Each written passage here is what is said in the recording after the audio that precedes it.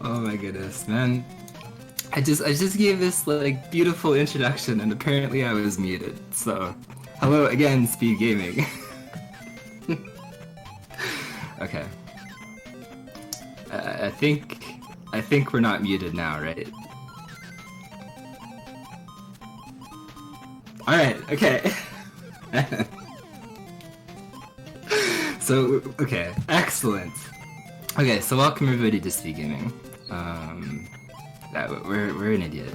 So my name is Junkyard Dave. We set up this tournament with Feasel and SpeedGaming, so welcome first of all. It just gave like this little 5-minute introduction and apparently we were muted. So we set up this tournament for anybody that's like completely unaware. It's basically an RNG tournament. So how Chip and Dale works is there's a demo mode that if you reset and it goes to the beginning of the screen or whatever, there's like this 60-minute wait or 16-second wait, and it enters the demo mode, and then after the demo mode is cancelled, it actually locks the RNG for all the bosses in the entire game. So this run has no RNG in it, and it's actually pretty cool. And it becomes very much like an execution show fast or a display of consistency. So we set up a tournament based around that. And I really like that idea because before this game used to have a crazy amount of RNG. There was all kinds of bosses and everything in it.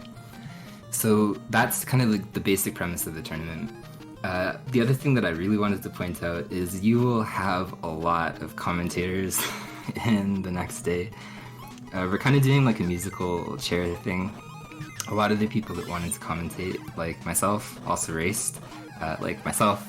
So we're probably going to go through like 8 different pairs of, well, not 8 different pairs, but like 8 different commentators jumping back and forth. So I just wanted to explain there's kind of like a musical aspect when it comes to commentary. But speaking of that, I literally randomized the seeds and I am the first match, so I have to go now. And we're going to pass off commentary to Endy. Adele is banned in this tournament, by the way. But we're going to pass off commentary to Endy and Lauranium. So they will immediately jump on, and I need to go immediately because I just so happened to play the first game in the thing that I helped organize. So, cool. But thank you guys for watching, and I'm glad that I'm not muted again. So, yeah, hope you guys enjoy. It should be fun.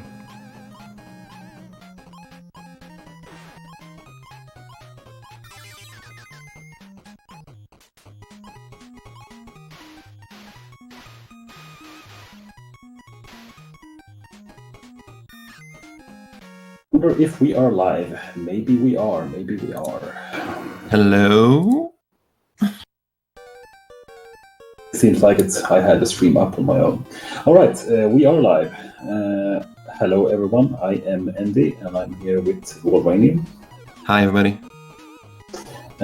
We got the honor of commentating the first match of this Chippendale tournament. So, what can we say about these runners? We have Junkyard Dave, who is basically, he's the creator of the tournament. He's been running the game for not too long. I guess he's mostly known for his endeavors in NES Batman, I would say, a game which he has been playing for roughly. So he quite recently got his first sub 10 in that game, and that is an amazing time. So if anyone likes Batman, you should probably go and follow Dave. He also plays a bunch of other games like co-op, and he's playing a different co-op games with Kat Kenichi, and he's also playing Bucky O'Hare and some Mega Man X2 and some other stuff. So, do you have any info on Bubulup and Wolverine? I know very little about Bubulup, but that is such a fun name to say. Now that I know how to say it. I thought it was like BBLBLP, but then I got told that it's actually Bubulup. So I guess we'll go with that, right? Yeah. I know Bubulup has a 1139 PB, so a little. I think he's relatively new to this run, so... I think so too. I think he's been improving a bit lately. I took a look at his Twitch page. I'm sad to say I don't know him personally, but he seems to be running a few of these Capcom Disney games. He also played Little Mermaid. He's played other NES games like Metal Storm, Kabuki Quantum Fighter, Darkwing Duck. He doesn't have any top times in any game he runs, but it seems like... I mean, he's played a lot of different NES games, so we'll see how this goes, I guess. Yeah, definitely say Dave is the favorite, but with such a short run here, 1 death's all it takes. Yeah, Dave is definitely the favorite. As Dave was talking, it looks like they're getting ready to go here, by the way. I'm not sure who's counting them down, but I don't think we should worry about that. Anyway, Dave is the favorite, and I would say that especially since this game doesn't have any RNG anymore, since the RNG manipulation was found, maybe we should mention something about that. This game was notoriously known for RNG bosses prior, but then we discovered, well, there was a joint effort, but I guess the most credit goes to, I think it was Mollyman, right? We discovered that if you just wait on the title screen for the demo to start, the game kind of locks the RNG, and we think it's because if you wait and let the demo play, the different demos play, they actually include quite a few boss fights, and I guess that they needed to have the same, like, I don't know if they programmed the same to have no RNG because so the fight will look the same each demo, I don't know. So they basically forgot to reset it when you reset.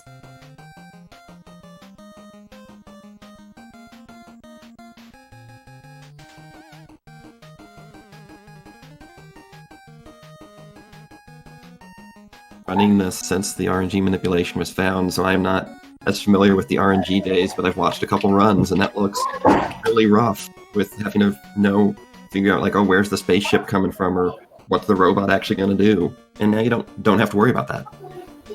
Exactly.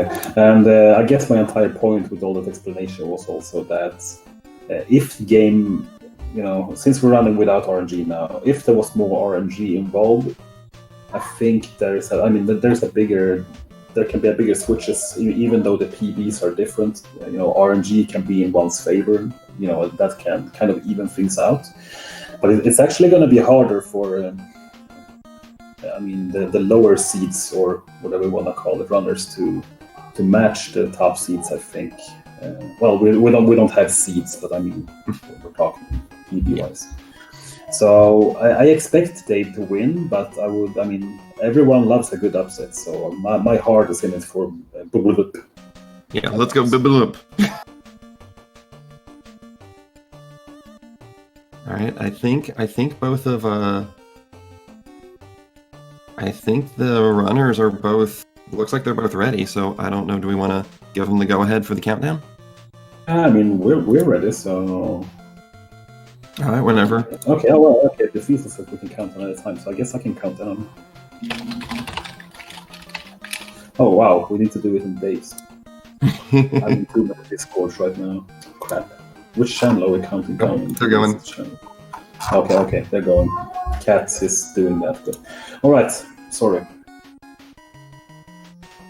Be going momentarily at least, or it's fine.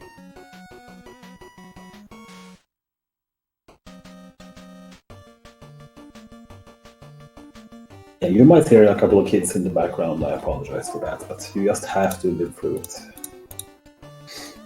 Because I have to live through it every day.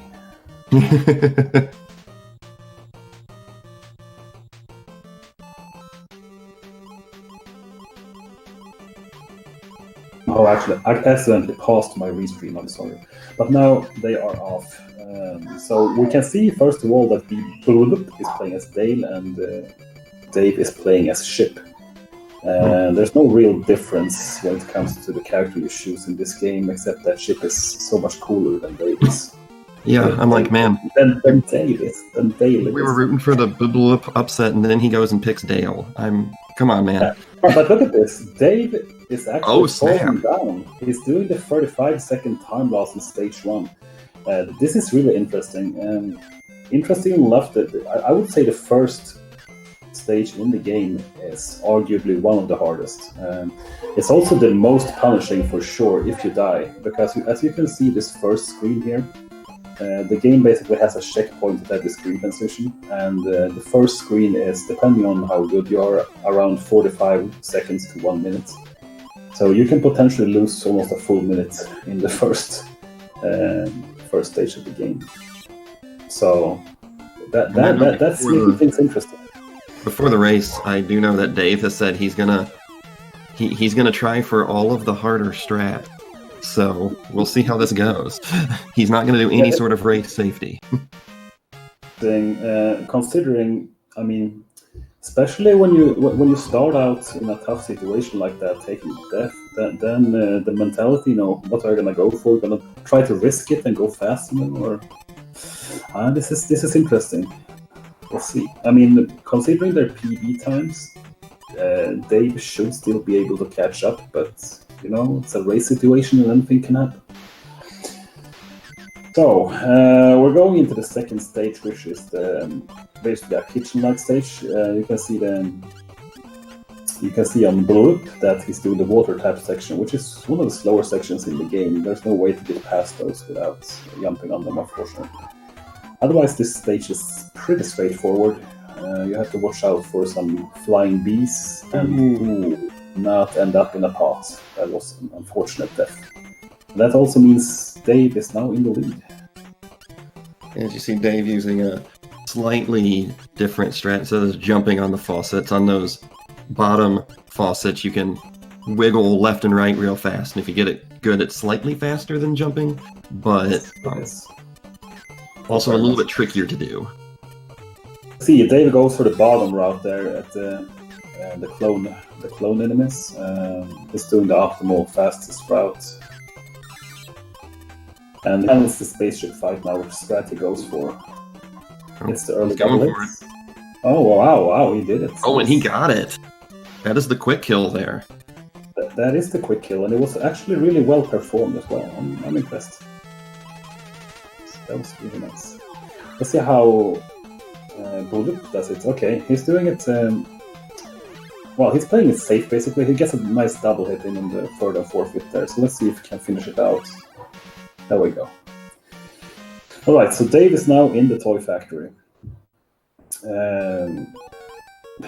This stage is probably one of the tougher, I would say. The first screen is actually really dangerous with the clowns, depending on how you tackle them. And the next section, it's got those metal balls, which has huge hitboxes. So their hitboxes are deceptively large. Yes, they are. They look round and cozy, but the hitbox is actually square, like big square. And so even if it doesn't look like you hit them, you will hit them. It's annoying. So we have a robot fight coming up here. Well, it also has the same RNG every time, of course. So let's see if they can. Basically, you can just jump up and down and grab and throw the ball. Let's see if they can do it properly. And he goes for... Oh, okay. He goes for the final double hit there. Nice. The double KO.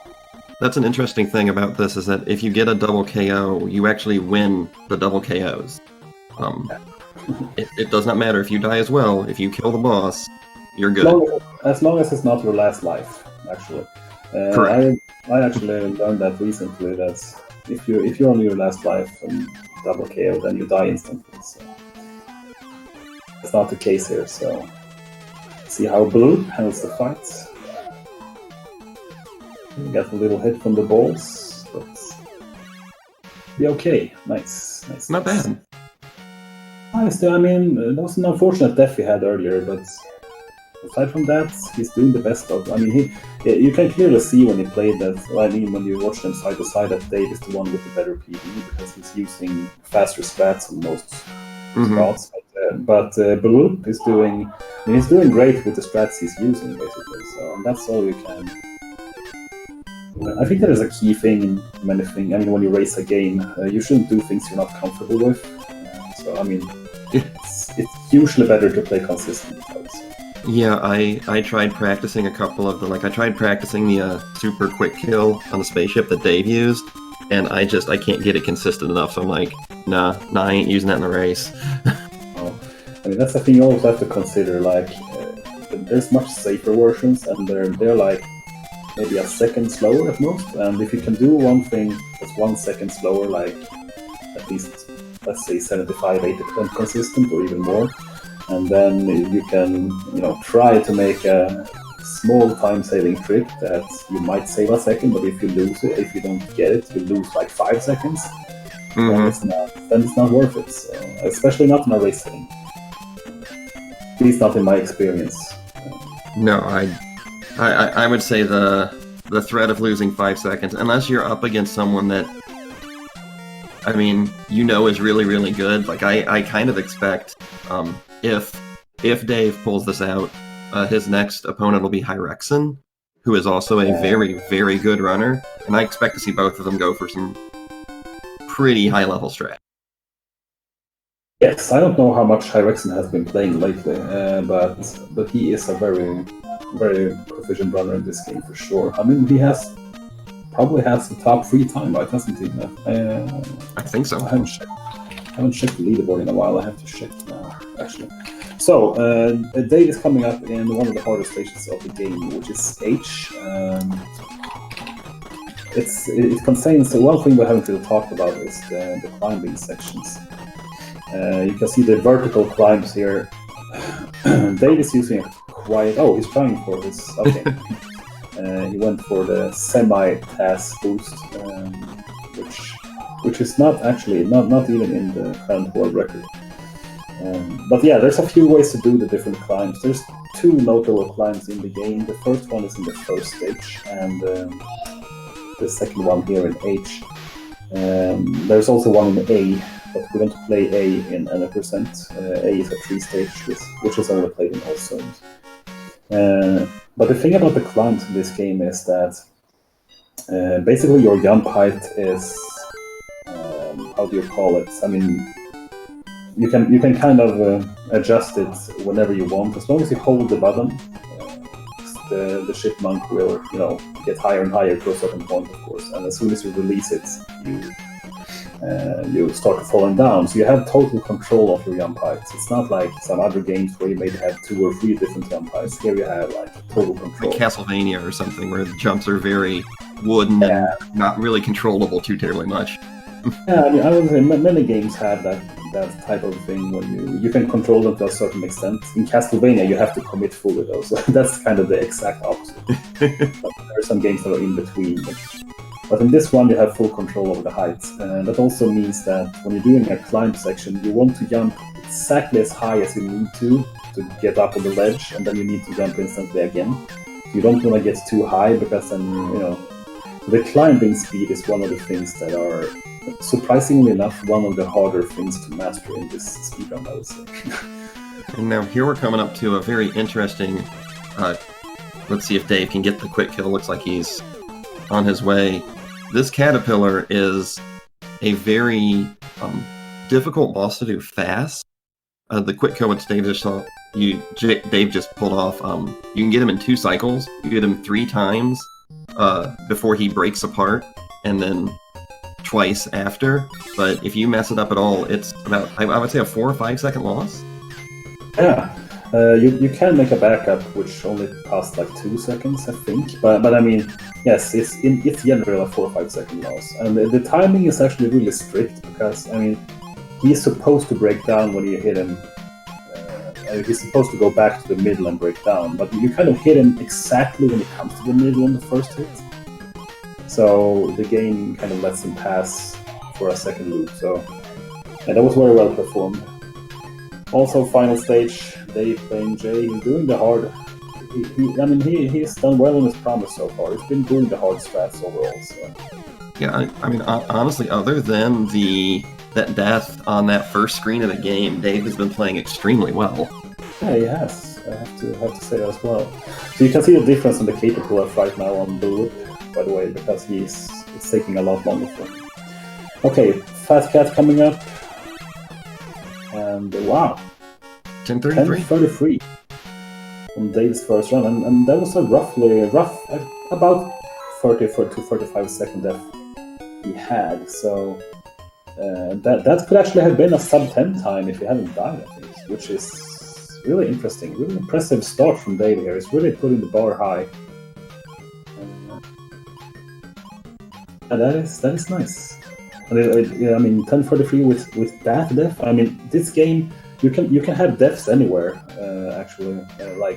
But most deaths aren't as punishing. They are usually around, I don't know. I mean, you usually die at the boss or something, so it's boss death. Maybe 5-10 seconds. Or yeah, boss death. The climb on F, you can fall, but that's again only maybe a 5 to 10 second. The 2 most punishing are, like you said earlier, that first screen. And then if you die at the very end of the screen that blips on in J, that's a good 40-second time loss, like 30, 40. Along with the first stage of the game, this is the longest, yes. This screen is notorious. I mean, for every casual player, this is the screen that kills most people's dreams. I mean, well, it's not a hard game, but it's the stage that you're gonna have trouble if you play this casually. Let's see if Blue can finish it out here. I'm confident he can. He also got a frame perfect kill on that weasel there. Yes, I saw that. That was very, very nice. The weasels normally take 2 boxes to kill, but if you hit them perfectly, and I think it is frame perfect, is it not? It is. That you can kill them in 1 hit, and he actually managed to get that in a 12:06, which not really too bad for some. His PB's only on 11:39, so that's actually very, very close. He also had a quite bad death himself. He had a death late after the water taps in the final pot, I think, in the second stage, in the cooking pot. Yes, I believe he did. So that's kind of an equal death that Dave had. So I mean, that could actually have been a PB almost, I think, if he haven't died there. So yeah, that's good work from both players, I would say.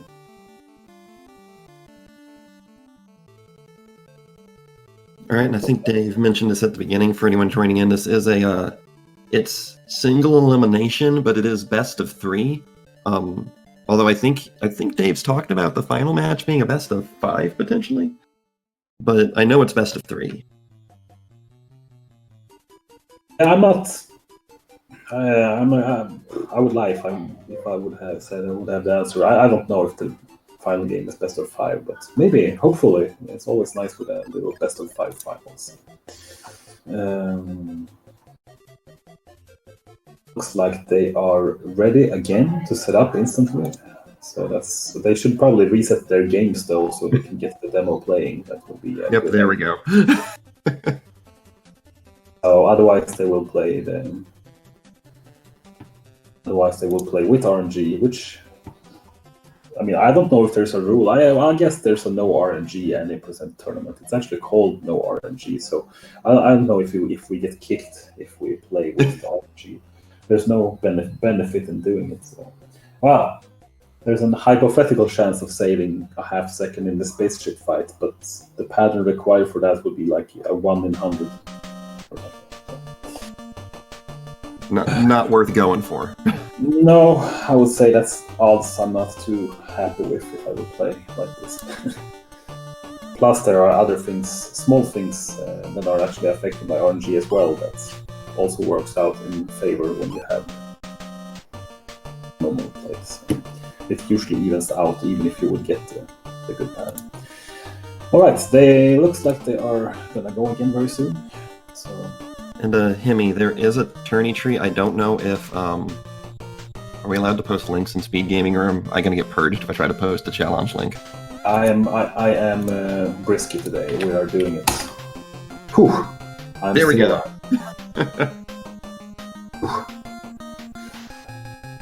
The risk paid off there. Let's see if it pays off for you later in the run.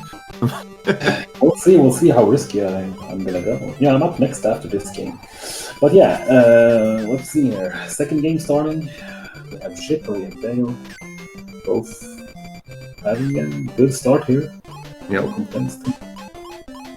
So here you can see the climb section. You can see they were basically neck to neck before the climb, but after the climb you can see Dave is, I would estimate, about 2 seconds ahead. So there you can see how it works. It's deceptively difficult how, because you have full control over the jumps, but none of the jumps in any of the climbs are like a full jump, and so it's deceptively difficult how to do those climbs.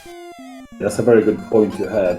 No jump, yeah, exactly. There's no full jumps. Then it would be fairly simple, I guess. But now there's a very distinct timing to the presses. Dave is also using an unconventional boo. I think he's the only one, except an OG runner, Crazy Rasmus, uses that boost as well to get over that wall. Then you can see Buruk was stacking some concrete blocks to get over, but Dave used the damage boost on the rats, which is actually slightly faster, but that also means he needs to not take a damage boost in the previous screen, so it kind of evens out. Yeah, I've always wondered overall how much time that actually saves through that boost, because I know you're right, Dave's the only person that I see currently running this that uses that boost. It looks pretty cool. So, I mean, if I remember correctly, there was someone passed it earlier, and I think it's actually not faster, but it does look cool, so I guess it's worth doing because of that sometimes. But I should look into it, I guess, I mean, if I ever feel the need to optimize this one further. Alright, water tap section, let's see if Blip can survive the pots this time. That's another thing to note though, when playing with the no RNG, the bee spawns are the same all the time, so as long as you do this section correctly, you will never get abused by the bees. Back in the day when we run with RNG, you could have some trolley bees that were annoying. And that can lose a lot of time, because if they hit you, you're probably falling straight into the pot. Yes. There were ways to avoid them as well. Also, Dave doing the nice quick kill again. Yeah. What has he eaten for breakfast today? I don't know. Whatever he ate for breakfast, I apparently need to run out and get some real quick before my race. Yeah, I'm getting worried here. I don't know. I haven't. Also doing I see Dave has adapted my strats at the beginning of the clowns. He's picking up a box and throwing it upwards. Then you don't have to take. It's not faster than taking 2 damage boosts to the clowns, but you actually conserve one health, which is really nice, especially in a race setting. You can see Barup killing all the clowns in this past. It's not a bad idea if you're insecure in that section in a race setting. It's a big death to take. So. Yeah, and going for the damage boost and missing it it can be very, very punishing. Yes, that is also very annoying because you don't have a second try at the damage boost basically, so you just have to go back and kill the. It takes some time. Oh, another robot fight for Dave. Let's see if he can do it as well as last time. Yes, he could. Got it. Another double KO. Dave's boss fights today have been very, very strong. Yeah, they have. I agree. There's been no mistakes in the boss fight so far, I think. The spaceship fight is arguably, that's the hardest boss fight for sure. He's managed to nail that 2 times in a row, which is really good. Robot fight is, in my opinion, a lot easier, but it's not that easy, so... Most of the other fights are just basically throwing the ball up and down, but... Yeah. You can see here that Rup has problems. He doesn't catch. He has troubles catching the ball. My guess is that he is not aware, because this is a thing that many runners. I was actually talking to quite a runner yesterday called Tech. That I was watching him play a bit, and he also had trouble catching the ball. Many people don't know that you can hold down the B button to re-grab the ball when it bounces off the wall. You don't have to time your B press. So, but I assume you knew that, right? Yes, I did know that. I learned it while learning the run for the tournament. I learned it very quickly. I don't know why, but I personally struggle with the holding the B on horizontal throws, like are needed for that robot fight. I can do it fine for vertical ones, like for the caterpillar, for Fat Cat and whatnot, but the horizontal ones against the robot, I have trouble for some reason with the timing on it. The most common mistake is that you kind of try to press to throw it again too fast, I guess. You have to be chill. Yeah. to actually visually see him grabbing the ball before you try to throw it again. But I know, it's when you want to do things often and fast, it's easy to be too fast sometimes. And I'm really glad I ate before this with all the food talk here in chat. All the cereals and waffles and whatnot. I am really glad I ate beforehand. Chat in my separate window here.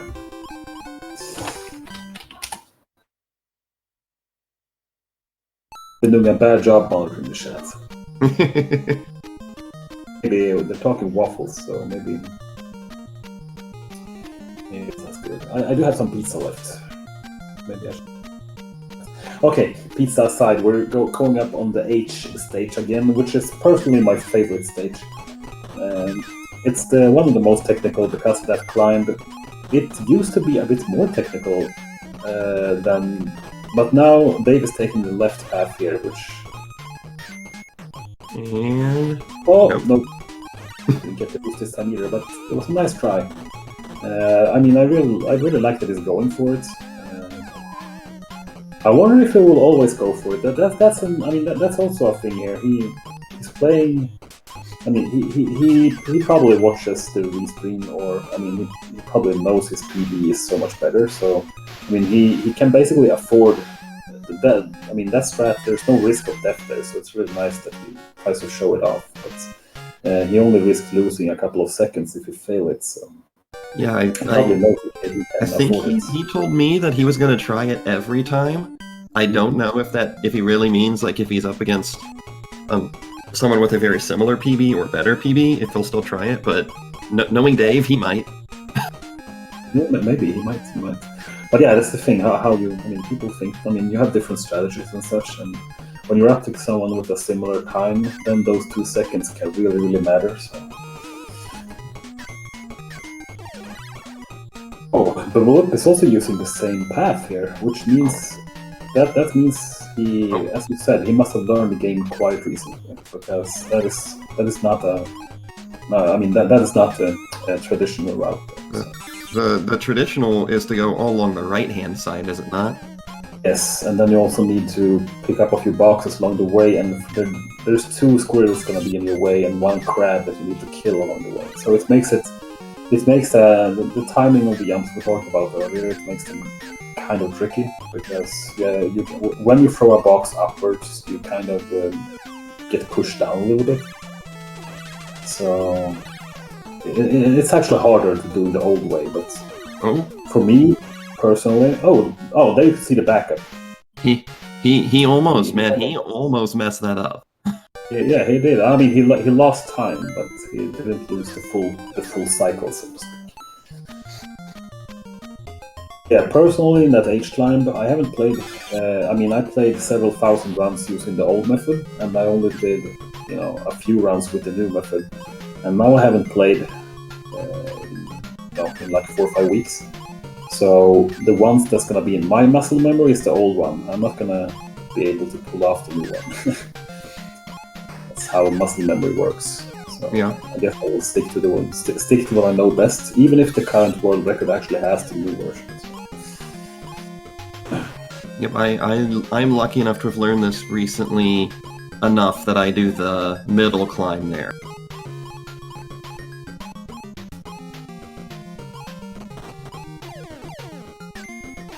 But Dave is cruising through the final stage again. It's going to be a good time here once again. I mean, he didn't have a death this time, so it's probably going to be a low 10-minute time. I would estimate around 10:03, I would say. Let's see what happens. Oh, look at that, a 10:03. Exactly. Oh, that's a really impressive race time. Having consistent 10:03s is, yeah. That also means, unfortunately for Burdup, that he is out of the tournament because there's no second chances here.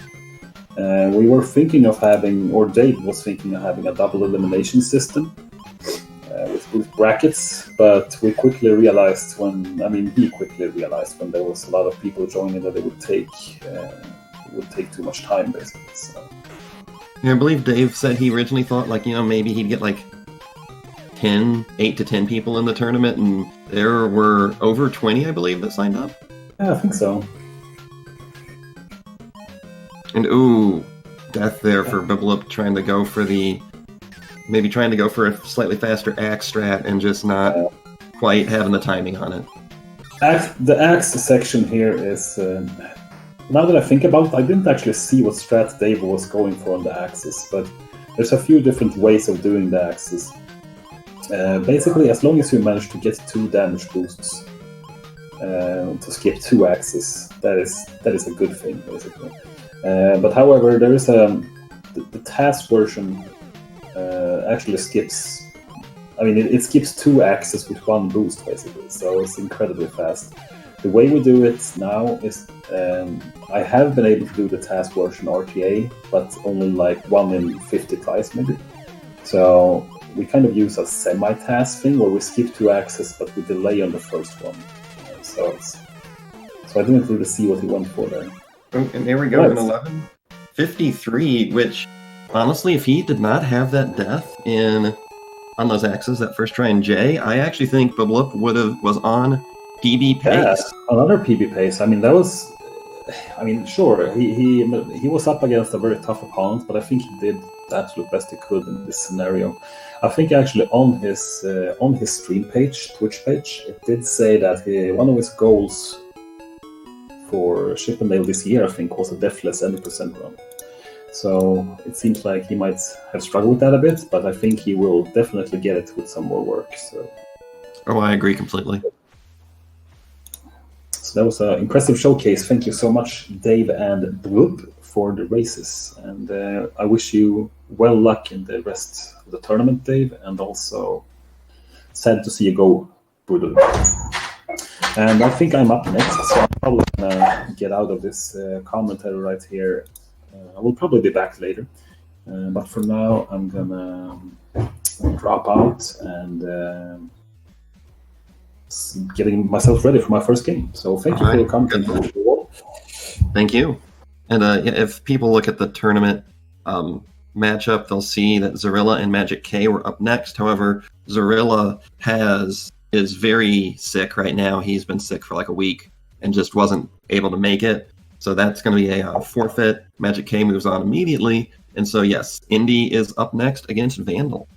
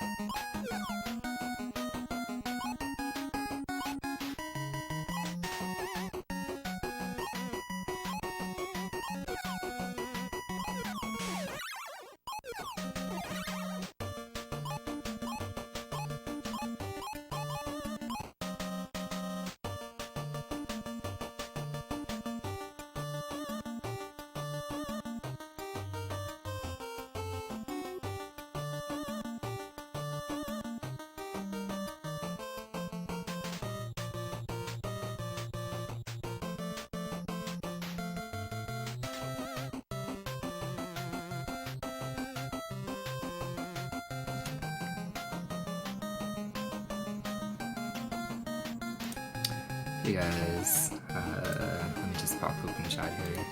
But welcome back. That was quite. I didn't mean to die on the first stage there, but those were good games. And Yeah, how dare you? Yeah, I know. Like, literally fell right through the pipe. It was amazing. But Bubulup, I guess how we pronounce his name. I definitely appreciate those matches, and you did really well. Like, that was kind of a rough pairing. The brackets are pretty fair in this, but I do want to draw attention to the next match that we have, Vandal. We randomized these brackets a lot, and he has seeds, so really give this guy support. If it's okay, I want to throw his name into chat and really support him because he took the Endy bullet for everybody. As most people probably know, Endy has the record in this game, so definitely give Vandal a follow and really make sure we support him because he took the bullet for everybody. But in general, my name is Junkyard Dave. And you are Capcom. So we'll be your commentators for the next two matches. As we were saying, there's kind of like a musical chair thing going on here. And we will see how Endy and Vandal, if they're ready to go. Okay, looks like they're ready to go. Yeah, they should be. Defeat Endy. Unjust banana. See? Yes. And Endy's gonna wreak havoc. The sooner he's out, the quicker I can win, so... But, alright, I think these guys are ready, so we can count them down. And just, I'll mute it out for a second here, and we can do that.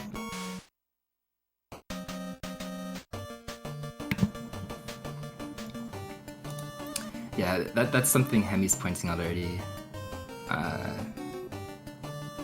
Endy's climbs are insane. Like, absolutely insane in this. Yeah, my name is Junkyard Dave, apparently. Hey, Stormcrow. So, you have anything you want to say, Kat, or? Well, not really. I will just wait for the rounds to be ready. Alright, so... Set them up. Okay. Just to make Are sure you counting them down? Or? Yeah, I can do that. Just want to make sure Vandal is good and paying attention to that spot. Sure. And then we will... Okay. Alright. They are good to go. So, what is there to say about Endy? Endy has made this game almost impossible. Literally almost impossible. I have a PB right now of 9:54. I think theoretically best run that I could probably do is 9:52, and Endy has a 9:48. Like, he's just on another like I don't know where the time comes that I can save that time anymore. But Vandal, I think, what was his seed? He was like 11 something. I'm not sure actually because like I don't have the original seeds open right now. Okay. Well, we can quickly check here. But I know Vandal has like an 11 something, so I'm curious to see what strats that he would go for in general. I haven't really seen him stream, I think, at all. I've been checking out like a lot of the random runners and stuff like that, and I don't think I've seen him stream yet. So he's quietly kind of checking stuff. Yeah, climbing, as Fiesel said, like, I have timed my individual climbs against Endy, and within the first stage, I lose like 0.5 or a second completely. And in H, I'm about 0.1 behind, so I'm almost beating his H, but I come nowhere close on the intro stages. Like, I lose so much time. So, the intro stage is pretty easy. I guess it's zone 0, technically. There's really, it's a weird combination because, like, the first part of the stage is kind of, like, the scariest because if you die, like, some people, like I just did, it's a huge time loss. It's, like, 30 seconds or more. But in general, the second part of the stage is usually pretty easy, so I guess one thing to point out too is the boss. The bosses all take 5 hits, but there's actually a pretty decent rhythm that you have to kind of maintain. You want to talk about that rhythm, Kat? Not really, because I'm not exactly the best at explaining the rhythm, because I never was able to comprehend it in the first place. Yeah. So for me personally, it's still a mystery, apparently. But yeah, for sure, it requires a little bit of coordination and rhythm in that case. And yeah, you kind of want to hit them like in between the invincibility frames and time it so just as the frames are ending, you're hitting them again, so you're not wasting time. yeah, and also minding the balls that he's throwing at you. So, and that's the tricky part for me personally. But like coordinating both jumps and the rhythm with which you have to throw the ball and avoiding balls is not exactly that free. I mean, it's not exactly as easy as they make it look, for sure. No, there's a lot of seamlessness. Vandal becoming Chipmunk Soup there. It's worth noting those flies, they can be manipulated, all of them. They're really annoying if you kind of fall out of that pattern. And Endy missing the Endy kill, that's kind of ironic. I'm going to throw that out there, Endy. Him and Stuck in a Plate, they made this very tricky kind of spaceship kills. Arguably one of the hardest strats in the entire game. Next to the axe boosts in J. Definitely, it's a harder one. Who is faster, Chip or Dale? Chip aesthetically is better, in my opinion. That's questionable. Yeah, I'm not a fan of the Hawaiian shirt and cloud nose of Dale, but in terms of like mechanic thing, they're identical. They seem to be like there's no difference or anything like that. So it's actually worth noting too. Ironically, Endy and Stuck in a Plate skill on the spaceship is again one of the hardest strats in the entire game. But ironically, the backup kill for the spaceship is one of the easiest. And if you go for the backup kill, you lose. Ooh, he has not done the RNG lock. That's kind of interesting. That's weird. Yeah, we got a really random spaceship pattern. Yeah, I mean, it's gonna be interesting to see whatever happens next. Yeah, I'm not sure if Vandal's aware of. Oh, and Endy died on the robot. That's interesting too. You know, the last hit on that robot is kind of scary. Whoa, Endy. Alright, he clutched it up. Yeah, so Vandal is playing against RNG bosses, which the biggest one is actually the spaceship. Whoa, Endy took another death there too. I wonder what's going on with Endy. I mean, he pointed out that it's quite rusty because the last time that he played Chip and Dale was probably for the Pennsylvania's marathon or something like that. So there's a little bit of rust probably going on right now, but yeah, literally he wrote that in my Discord earlier. And he's typing in chat, so like that's multitasking. And I don't know about that. There's a great irony there in dying on the first screen of F, but then nailing the Joker boost, which is a 2-frame window. Yeah, that's great. That's coherence right there. Yeah, so yeah, better to get the rest out of the way for sure. But you know, there's something to be said there too, because death in this game is actually pretty punishing. There's not a lot of screens that you can kind of die on that are convenient, that you're only going to lose a little bit of time because there's no checkpoint in this game at all. Yeah. You can get to the very end of the screen and that's it. You just get sent right back to the beginning. So Vandal again having a radically different robot pattern, and I've never seen that robot shoot multicolored like ball things before. Same, honestly. I thought they were always red, but I guess you know the RNG or no RNG demo mode stuff spoils you. Yeah, like we've missed out on like such a plethora of colors. But so if Endy kills that third guy, which he just did, for some reason one of the bombs at the end of this screen despawn. Why? We don't know. Logic? Yeah, it's just one of the cool things about Chip and Dale. So you'll see runners, if they're aware of that, definitely kill that there. I don't even know what he is. It's like an antlion or something. I'm not sure. Yeah, I'm not sure either. Some green. What is that, chat? That green dude that Endy just killed. What is that? I don't know. I'm sure there's a proper name for it. But Vandal, not too far behind, honestly. Yeah, the cutscene. Flying a rocket now. Sure. Yeah. I mean, it could be. See, no, okay, look, that cutscene is proof, like literal proof why Dale is better. Or wait, no, Chip, sorry. You Dale said it. never gives, no. First time is what counts. That's like a Chip. Freudian slip. How do they call it in English? I'm not even sure about that. But like, whatever he said first, it's what matters. He said it. Alright, well, I guess Dale's better. I'm sorry, everybody. Yep. Alright, so Endy's climb, you'll see the ridiculousness of it in H. He actually goes right side. I'm curious why he did that. The middle, as far as I know, is a little bit faster and more consistent. So maybe just Endy's more comfortable on the right side climb. I'm not sure. But I'm kind of surprised that he went for the right side. I mean, related to traditional strats, that's probably whatever he's more comfortable with. Because I mean, that's I'm not even sure how about the other strats in the specific climb, how new they are and how updated they are. The old specific.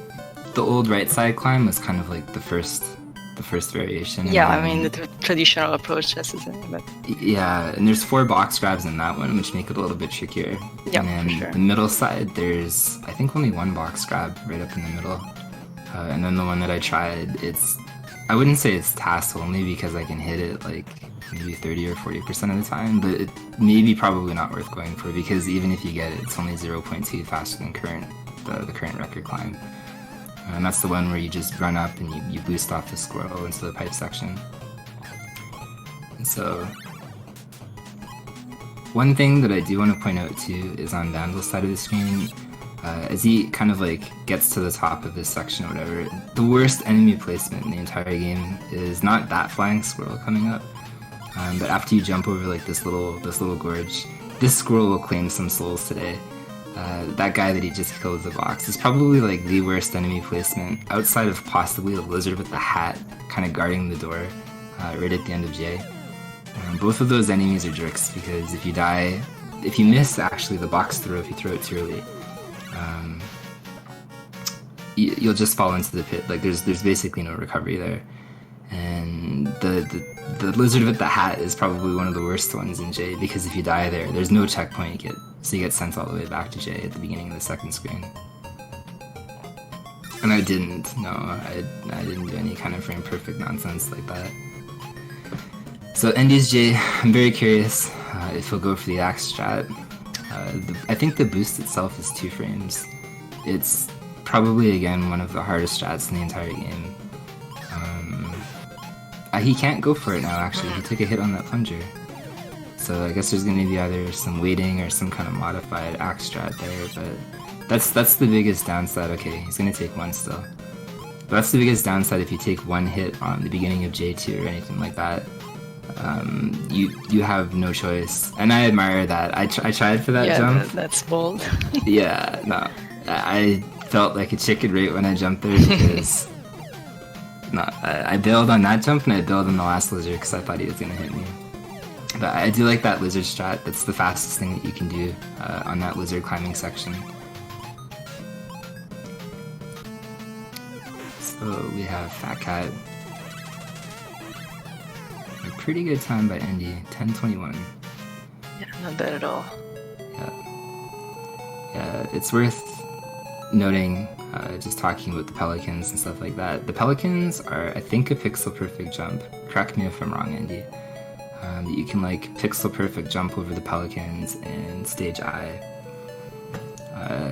Save you probably again frames, but it's one of the harder things to do for sure. Good job, Endy. 10:21. I'm kind of curious to see, like the median time that people are. Yeah, it would be interesting to check that actually. Yeah, because I honestly thought like 10:03 was okay compared to my PV, but I mean, you feel the mistakes I think even harder in a race setting, for sure, because you don't reset like you. Yeah, you just had to take whatever happens. Yeah. work with that. Normally, obviously, if I make a mistake in H or something, I just reset it, but... So, Vandal doing pretty good. Coming up on... Probably one of the safer ways to do that section is ironically run under all of the lizards like that. Yeah, for sure. All the other strats kind of involve nonsense. So, it'd be interesting to see... This is what I was just going to say. Does he know how to jump over that plunger? He does, great. That's like probably one of the most useful safe strats in the entire game. Because casually a lot of people get stuck in that section and they die on that conveyor belt with 1 health. And they don't know what to do anymore. And dying on Fat Cat, ironically, is probably one of the friendlier deaths that you can do. But he has RNG Fat Cat, so his ashes fly everywhere. Alright, 12-13. GG, Vandal. That was a great showing. I definitely admire Vandal going up against ND. Especially RNG at that too. He entered the no RNG tournament. Yeah, that definitely complicates things a little bit. Yeah. Alright, well, we'll let them regroup and reset, and we'll see how it goes after that. And make sure both of them play the demo, because that's probably advisable. Very. Yeah, I had some issues there.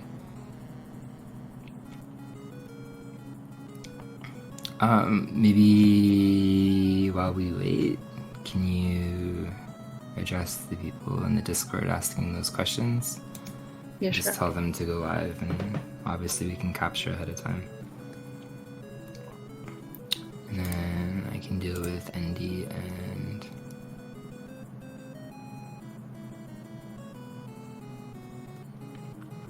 Okay, we'll get ND and Vandal to run again.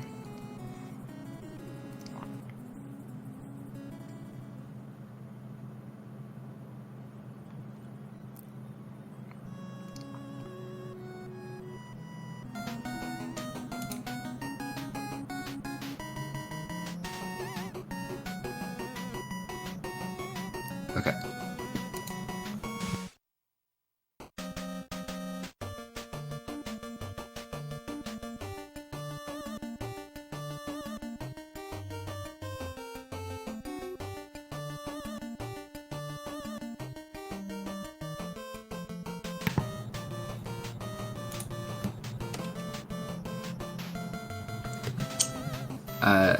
ND won that one, and we're just getting ready here to make them go again. Not make them go. We're not forcibly, whatever. You get the point, yeah. Yeah. Bad grammar. Okay. Okay. Yeah, ND won that match.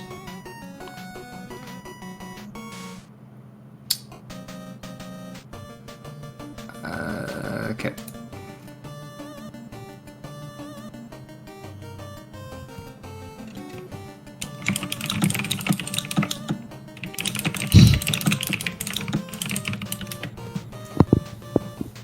Yeah, exactly.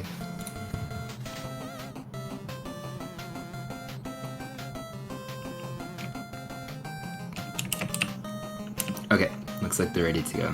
And T writing in chat like a secret agent. We know his secret agent number now. 009. Not as good as James Bond, apparently. But no 007. Yeah, a couple of degrees below that. Yeah. Alright, so they are ready to go, and they'll start pretty shortly here.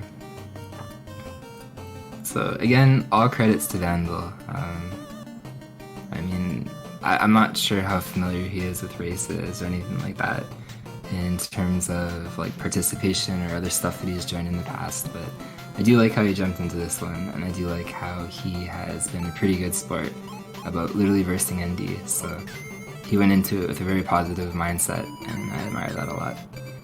No, yeah, for sure. I mean, sportsmanship was there for sure. even from the Andy. yeah.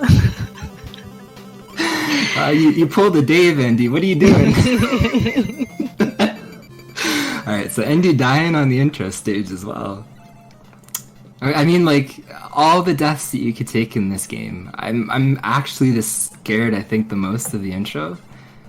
Because there's really not a good way to die on the first climb or the second climb and not lose like 20 to 30 seconds, so... Yeah, no, definitely. It's like a very long vertical stage, so there's literally no way that you can safely die and recover easily, so... No. That's unfortunate how you look at it. Yeah, no, it's pretty painful. So, Vandal in the lead, currently. And I mean, he actually went underneath, so I'm not sure if he knows how to do the damage boost or anything like that.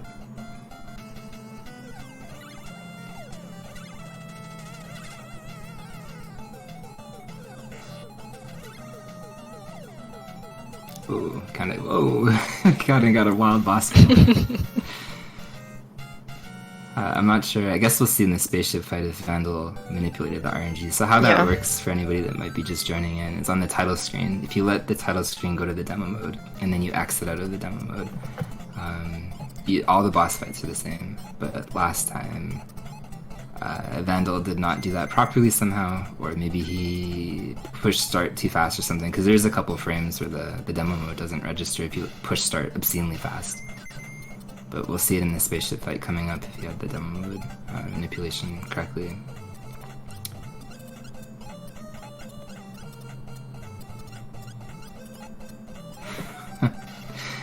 It's actually worth pointing out too, these taps, they suck. They're actually one of the weirdest, I think, like optimized areas where you can lose a lot of time running on them slowly. And they're the weirdest input because all you do is you push left and right, but there's no other point in the game where you push left and right. And, well, I mean left and right in like sequential order like that. You just go back and forth. Yeah, it's actually a weird dynamic because it doesn't show in any other place of the game specifically. No. And it's not even the most comfortable dynamic for sure. Or even just continuously jumping on them. But it's kind of weird. Pretty singular for sure. It is, yeah. Andy getting the Andy kill. Good job, Andy. We're proud of you.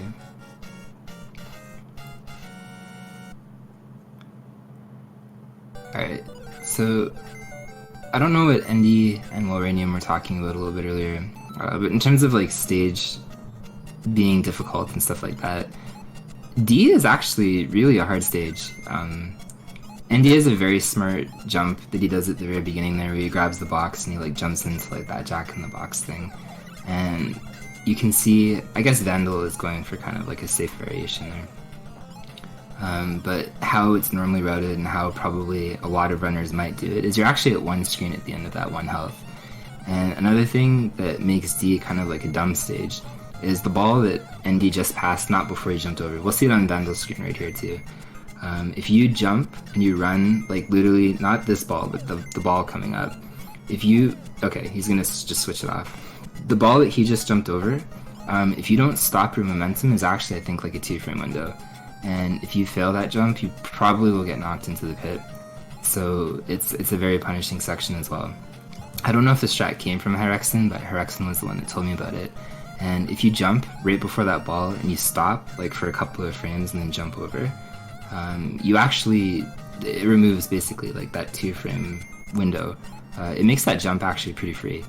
So if you're visually watching some of the runners later doing that jump, and if they stop for a couple of frames and they jump over the ball afterwards, then that's kind of like the safe variation there. And Andy getting the first Joker boost of the tournament. So I think that saves about 0.6. Again, that's a 2-frame window, so it's a pretty tight trick when it comes to F. But that's a good one.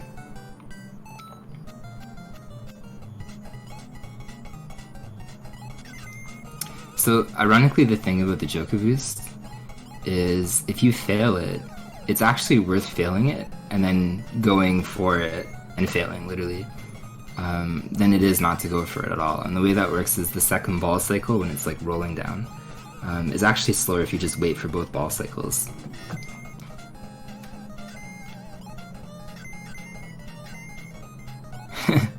even more chip. The runners made the right choices.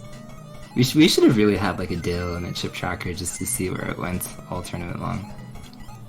Yeah, just divide people into two different teams. Well, no, then we could like conclusively decide, okay, well, who is better, Dale or Chip, by everybody's participation in this tournament. So ND opting to go with that fly boost. I was doing like that weird frame perfect box grab or whatever before. I think it only saves like literally 0.1, so it's probably not worth going for. You lose 0.1 on that fly boost, but it's very consistent, so... But ND making really good pace, but Vandal is still really kind of following behind a pretty decent pace. He's having a pretty good run himself so far. Maybe because he's on the demo mode now, not so random. Yeah, that probably helped a little bit. Yeah. Yeah, he doesn't have like some kind of like rainbow chucking whatever robot that he had before. Whatever that was, I've never seen it before. And that was the smallest problem on the whole RNG seed that he got, actually. Yeah, not even 0.1. I was told. We were told. Alright, yeah. Yeah, no, like you really have to like grab it frame perfectly, because realistically, if you bump even at all, you're probably wasting time. So, but that's not a good death by Vandal. No, ironically, yeah. Ironically, that's like a death you'll probably see fairly often. Like, it's not hard to make that jump at the same time. That's a really weird common death point in this game. Like it's a jump like any other jump, but for some reason it just happens sometimes. So.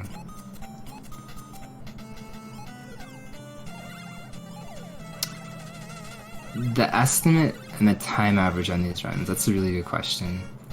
I think the lowest seed is 11:20 something, and some of the higher seeds are just under about 10 minutes, so like 9, ND has a 9:48, and then Hyrexen has a 9:53, and I have like a 9:54, and some other people, like Steel Thunder in chat has a 9:59.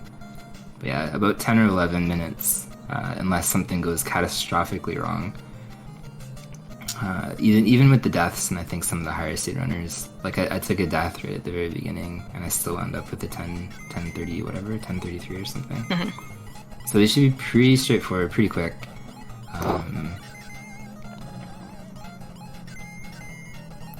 So another thing too is the Caterpillar coming up. I'm not sure what was said in the previous commentary about the Caterpillar. But the Caterpillar casually is probably one of the bigger time saves, because I don't know if a lot of people know casually, because they just kind of wait for him. But as soon as he walks on the right side of the screen and you hit him, when he gets back to the middle part of the screen, he'll just break apart completely. And then you have to wait over and over and over. So you can see ND approaching, not this screen, but the next screen when he gets to the Caterpillar fight. A lot of runners use an audio cue, and you can basically kill him in, I guess you would call it 2 cycles or whatever. So the very first cycle, he'll hit him 3 times if he does it properly. And then the second cycle, he'll hit him 2 more times, and he'll kill him before he touches the wall. So if he does it properly, this will be 3 hits, which he did. And then he'll hit him 1 more time here, and then before he touches the wall. That's pretty much like as perfect as you can get. But that's what your ideal Caterpillar kill would look like. But every cycle that you don't do or you let him have, I think you waste about 4 seconds, so it's quite a considerable time loss.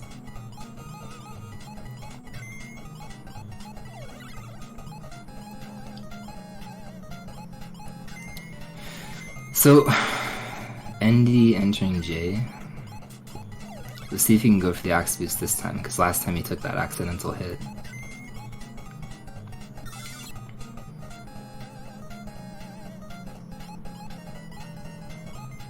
He got knocked backwards.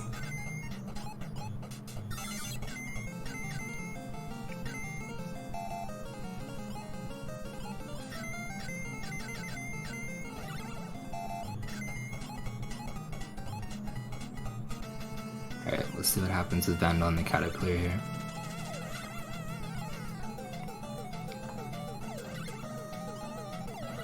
Yeah, I just saw it and you wrote in the Discord there. It's like that didn't make sense. Alright, so ND coming up on Fat Cat. saved a health somewhere along the line and finishes at the 10-17, which is quite strong. So I think his first one was 10-13 and then 10-17, which is pretty good. And Vandal, I mean, you gotta give him credit. Only still about a screen behind Wendy, but he's hanging in there for sure. So let's see what Vandal does on the axes. I probably would imagine maybe skip them. Or some kind of safe variation for sure. He's just gonna skip them entirely. Probably a smart idea. If you're kind of learning this game, the next couple of sections, like the lizards and all their hat throwing, is kind of an easy way to die. Whatever comes after, yeah. Yeah. But definitely go Vandal. Finish it up, you're doing good. And if you don't want to bother with the box grab right in that section, which seems to be pretty tricky to gain health back.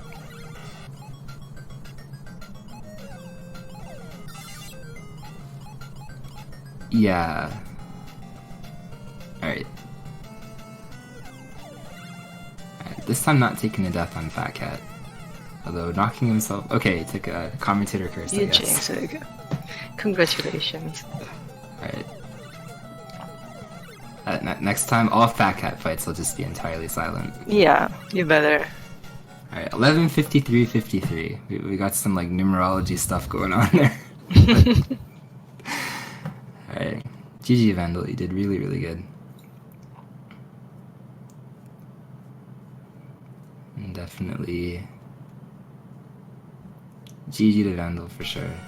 It's tough going up against Andy, no matter your skill level. But, for sure. Yeah. You know, factor in nerves of maybe like a first tournament or a first race or something, or maybe being a runner that picked up the game for the first time or something like that. He definitely did an excellent job. So, great job, Vandal, and great job as well, Andy. You can stay rusty, Andy. I'm okay with that. I mean, technically my 10:03 was a little bit faster than your 10:17, so if you want to keep this level of rust for the rest of the tournaments, I'll be happy. But something tells me that'll wear off pretty soon. So, I think the next two are probably set up, right? Yeah, I think so. The strings are good. They're ready to go, probably. Alright, maybe if you I'll tag them in the, Okay, just give me like 1 second here and I'll be right back. Sure. And we can set up the next one.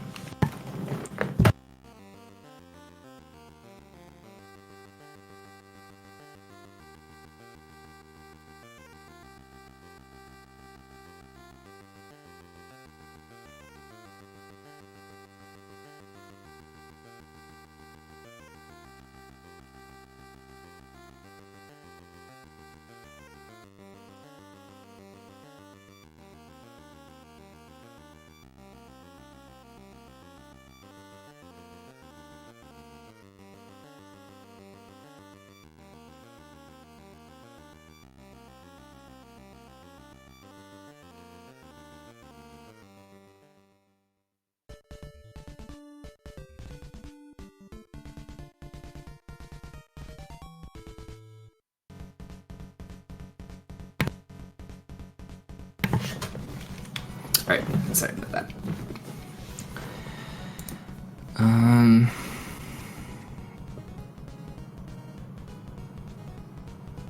Okay, seems like you're handling that, so thank you. I was actually having issues with Discord not sending messages or something like that. Yeah, like ironically the day of the tournament or something, I sent a message too and then it actually failed earlier. So maybe Discord is just being kind of weird and sending stuff. But up next we have Uranium. I actually want to load those seeds because these guys are kind of close, but at the same time I'm not sure. Because Uranium for sure has a 10-10. And the Mage Pie has practiced many sections, but I think his PV is like 11 something, but he hasn't really done full runs, so it'll be kind of interesting. But he's been practicing a lot. Yeah, a service named Discord acting chaotic. It is acting up. Okay, it's good to know that it's not just us or anything like that.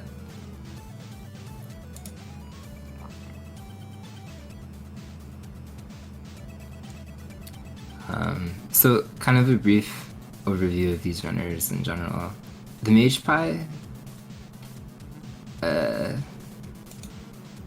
he is brand new, almost to Twitch.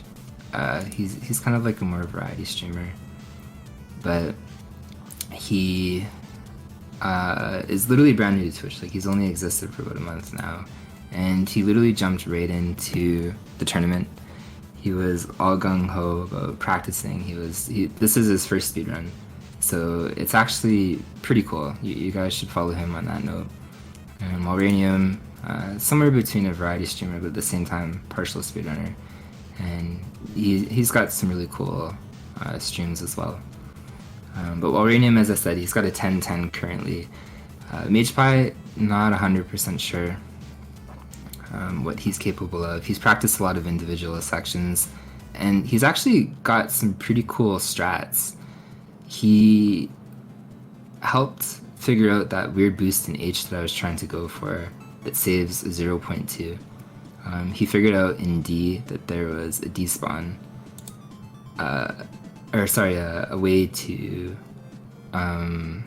get rid of the, what do you call it? Yeah, sorry, those are the brackets there. To get rid of like the jumping box at the end of D.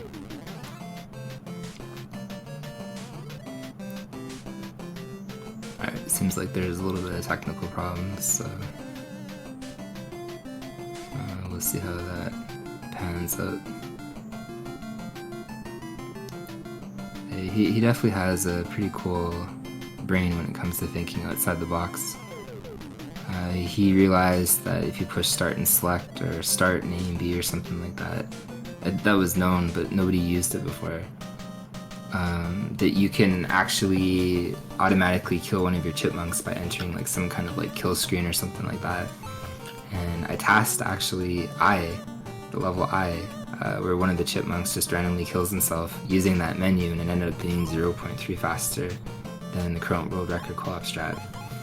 So he's definitely thought of some decent stuff.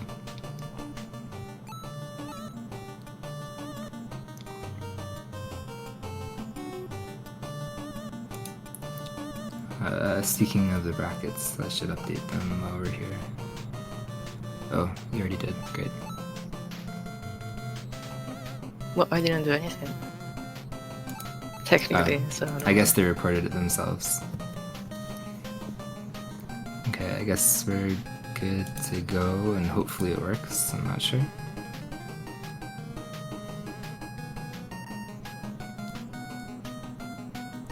Looks like Mage Pie is having a little bit of issues from the technical side of things, but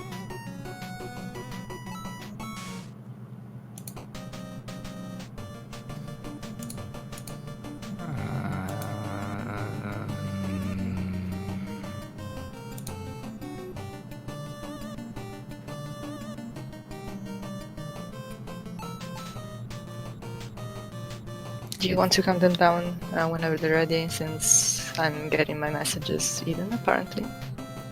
sure. Okay. Thanks, Mollusk.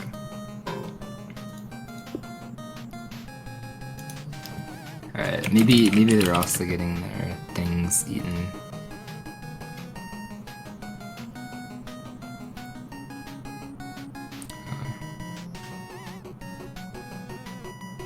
Alright, so I guess they're ready. Hopefully Mage Pie doesn't have problems. Ironically, there might be like some kind of karma in the universe right now, I'm not sure. While Radium had controller problems yesterday, Mage Pie out of nowhere has technical problems today, so I'm not sure how that happens, but of course, race day, you know, anything can happen, and it did. Alright.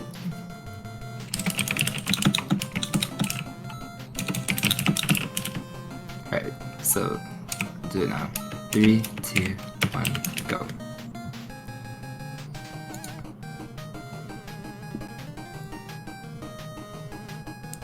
Oh, you can see it. The Discord is being weird. Hopefully that resolves itself as we keep going forward. Yeah, that's what I meant. It still went through. It's like 3, 2, 1, go, but like Yeah, you can see it sending. Yeah, that's correct. It's like that's exactly what I meant. Like I'm writing 3, 2, 1. Then maybe the 2 gets hidden, and they see 1 directly, and they maybe don't see go. And Yeah. Well, Thank you. hopefully we'll figure that out, or maybe we can use SRL after. But... Okay, so at some point they will go. We did count them down. But yeah, it's worth noting that MagePie was apparently experiencing some kind of technical difficulties.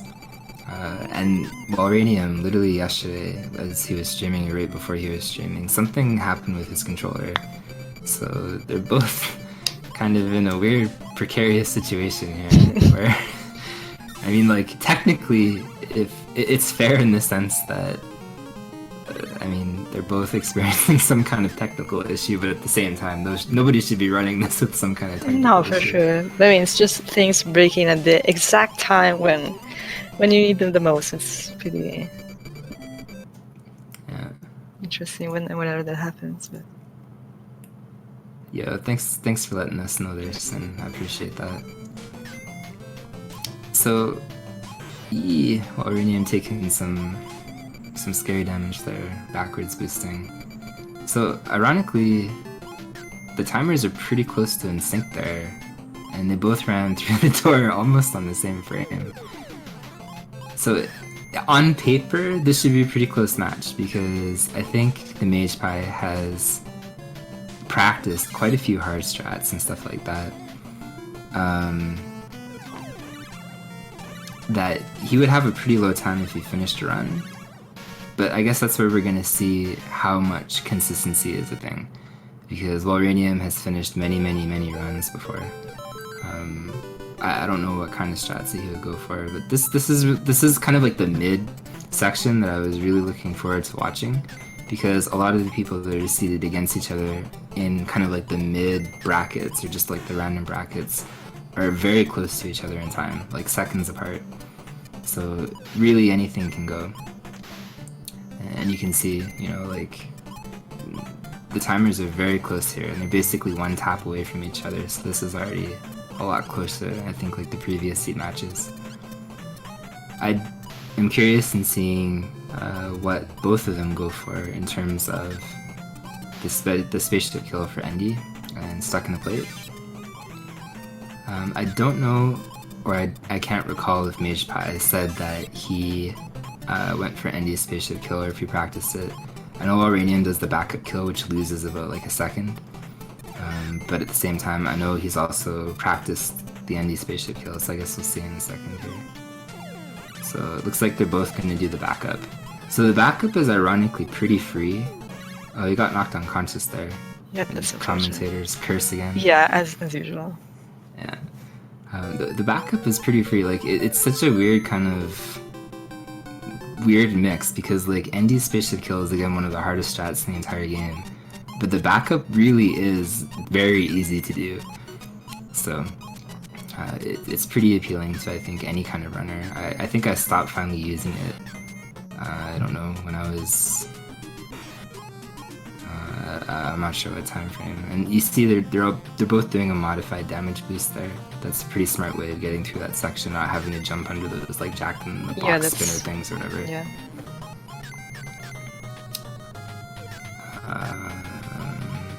So yeah, we'll see. You see that pause there by Walranium, and MagePie just opting to like get rid of that box. So I mean, they're still pretty close. You can see MagePie going for a couple safer strats. This is a very cool strat by MagePie. He figured that out not even a couple days ago. So that's exclusive to his own brain. And what he did was he jumped and he threw that box into that spinner. Then he jumped off the platform of the spinner, just enough to raise the screen vertically a few pixels, because then it automatically despawns the box jumping. Yeah, we timed it too. Like, he had a very unique idea there, because the box, that one box that he just despawned, is actually really annoying. Endy, I don't know if it was your strat, so again, feel free to correct me. But ND has a strat where you pick up the box from the previous screen and you throw it up into the box. So it's like boxception going on. But it gets rid of kind of like the fluctuation, because if you don't do something with that box, sometimes it can take like half a second and waste it because it's in a weird jumping cycle. And then other times you can like sneak right under the box because it's immediate. Moranium probably taking the best death in the game, like if you have to die somewhere. Less costly for sure. Yeah. That one, not as much. Yeah, not really.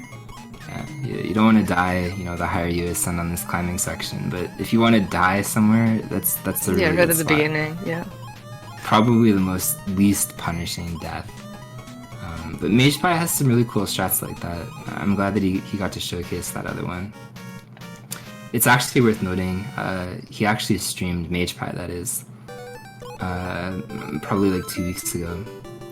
He had 3 different climbs on H, which were all somewhere about 0.3 slower than ND's current record climb. But they were slower, but the fact they were only 0.3 slower of one of the fastest climbers in like the entire game, that's where I used as a base like that H climb that I was trying to go for that ended up being 0.2 faster. So we'll knock on wood, like really loudly. G is the easiest stage arguably in the entire game. There's really not a lot going on in this stage in terms of like hard execution or anything. There's almost nothing, honestly. The boss is easy, the stage layout, the level design and stuff like that is easy. So shouldn't give anybody, for the most part, a lot of trouble. So this is usually a pretty quiet stage. As long as you don't short jump like that one jump at the very end.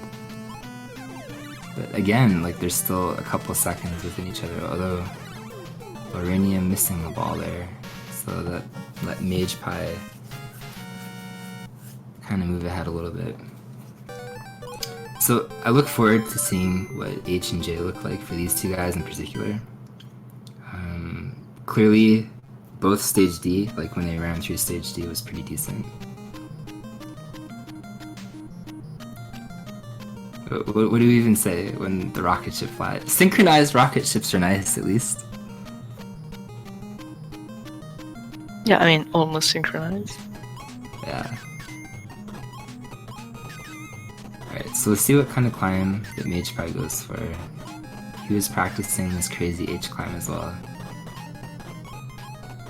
See, he went for the boost, I admire that. Yeah. Boosting off that scroll, I didn't check in tasks yet or anything like that, is pretty tricky. I wouldn't say it's maybe like a 1, I'm sure it's not a 1 frame window, but it's pretty tight.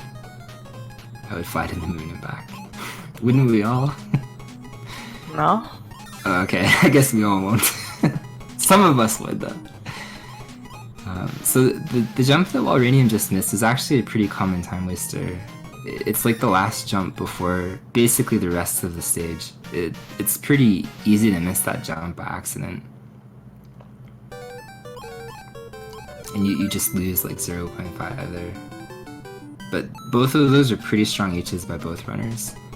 And that's actually kind of an interesting strat that MagePie just did there, ducking between the little box thing there. Technically that would waste time, but that's a very, again, probably kind of like his brain strat that he came up with, because I don't think I've seen another runner do that.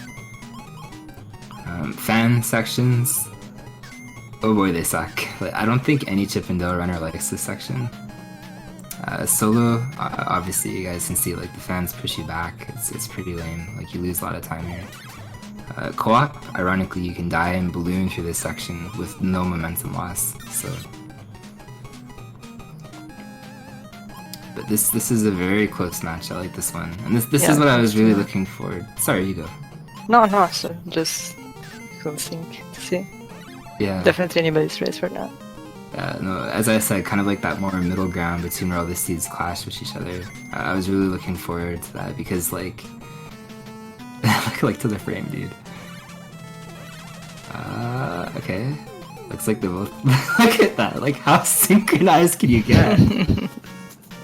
Like, wow. Almost to the frame. Alright, so literally comes down, as Magic just said. Literally comes down to J. Like, hardest stages in the game. We'll see what they go for in terms of strats. Axe Boost will make a difference here, if they go for it. Mage Pie really putting it together. As far as I know, he hasn't really done more than I think like one complete run. So he's got a really good showing going so far. Right, so frame perfect on the Weasel. Took a damage there though, and grabbed the 1-up. Why not? I mean, it was there. Yeah. Alright, so willing to take at least one axe boost. I can admire that again.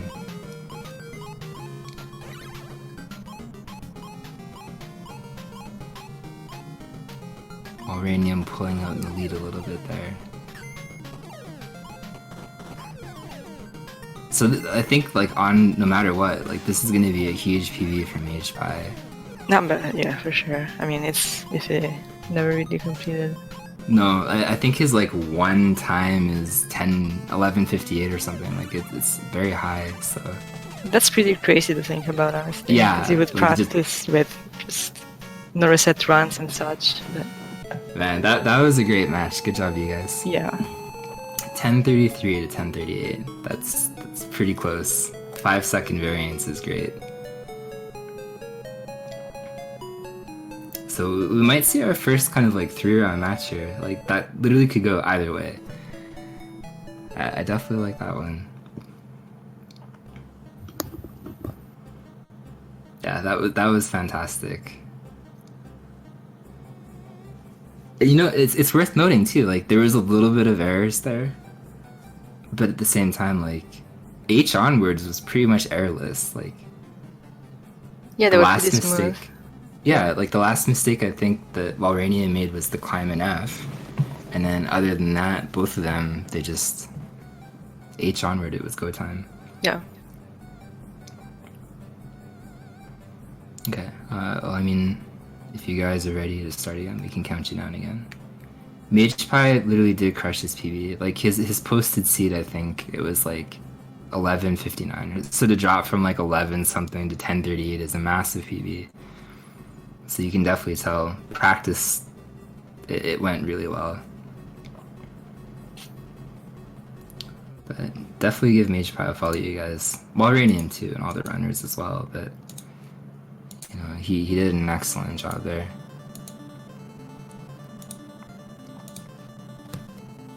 PB for sure.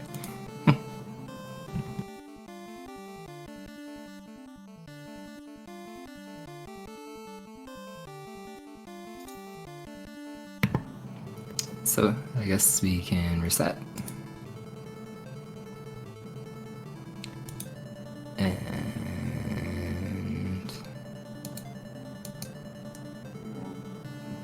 sure, stomach.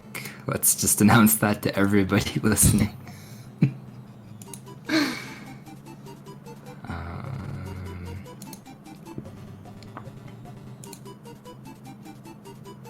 Yeah, they're saying they're a little bit tense from that run. Yeah, I mean, I bet. Yeah, I believe That's them. pretty close. Okay, I think they're ready again.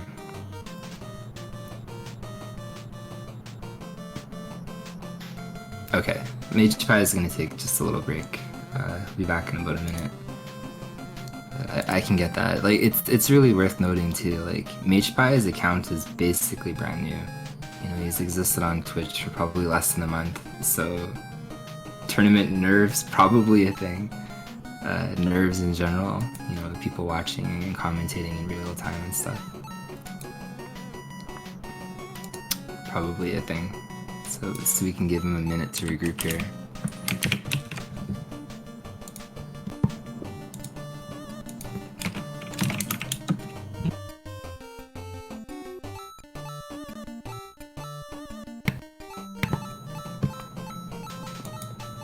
Go Dale.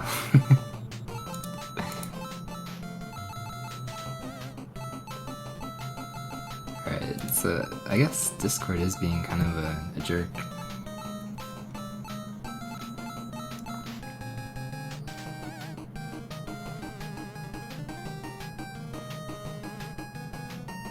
course, like the one day, like when's the last time Discord had any kind of issues? Every day. Okay, maybe. Honestly, I mean, not chatting issues, but like in general, it's not exactly the smoothest individual out there.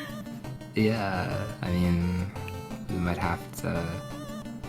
I mean, I never had messages either, for sure, but No, like I. this is a literally new just, one. Yeah, I Yeah, literally it's a just dumpster tried. fire, indeed. I'm glad it's universal, apparently, because I thought it was just me, or like my connection and stuff. Yeah, no, it's definitely a dumpster fire. That's for sure. Yeah, bring back what was it called? Yeah. ICQ or something? No, Yeah. dude, even older ICQ. Ah, yeah, like, sure. Cause that little green flower. Oh, We gotta man. bring that one back. I never experienced that, and we weren't technologically advanced yet back then, so never had those. Miranda, Merc. Alright, so how is it here? Does it work in this channel?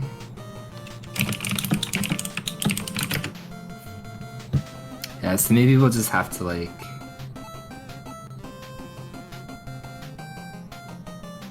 maybe what would the best way to be able to do that?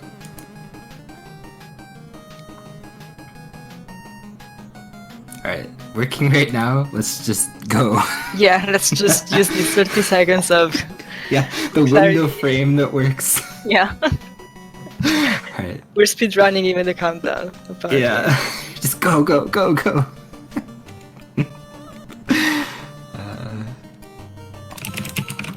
Okay, so yeah, it seems there's a delay, but apparently it's working at least right now. So the messages go through every like 4 seconds. It's pretty off. Okay, now it doesn't work anymore. So maybe what we can do, so we're not kind of stuck in this weird limbo, is we can just ask the runners in like the Twitch chat if they're ready, and then we can count down, say 3, 2, 1, go or something, and then they can just start and we can continue it that way. Because Discord is being weird right now. Honestly, I had already set up SRL, maybe. I'm not sure if. Yeah, for the next one, it's probably worth setting up, if you can do that maybe for SRL. The next one being which one? Cartina and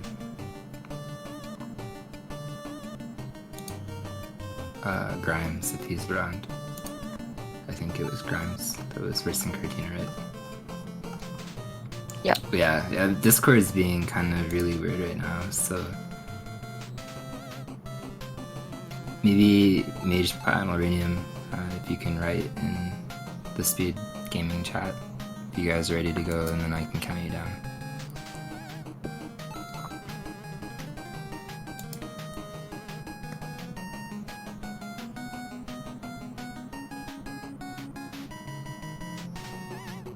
Hacking conference, probably.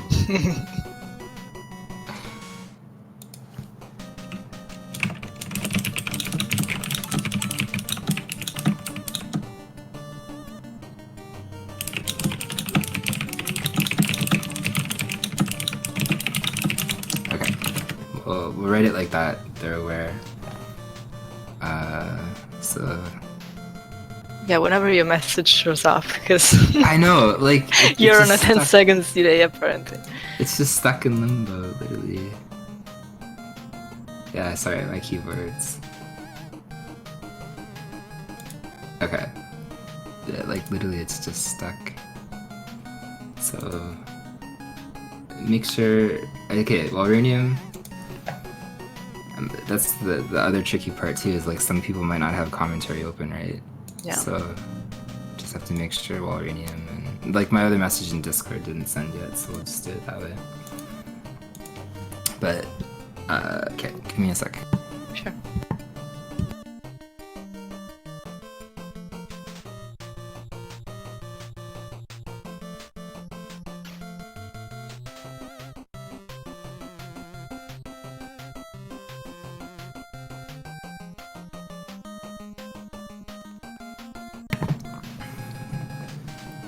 Alright, ready. 3, 2, 1, go. Really? Yeah, this Discord is, I guess, like haywire for everybody, so we'll just do it through the chat.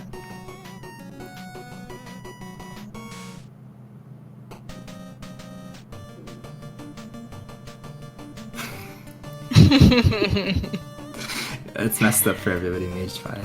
It's not just you. Yeah, if you're ready, we can go. And I guess I should write, just in case he doesn't have chat open.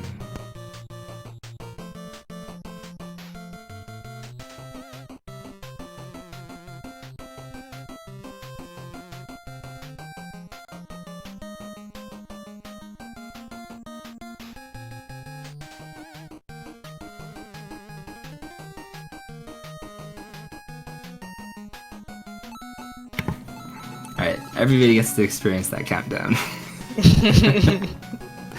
So Just maybe increase the participation of chat and viewers, Yeah. runners, like just so we get everybody involved. Exactly. First one. Yeah. Alright, technical issues aside, we have a round 2 finally.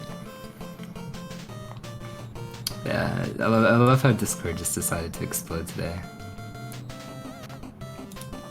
So, in terms of Cortina and Grimes, if he's around. Yeah, I actually haven't heard from him in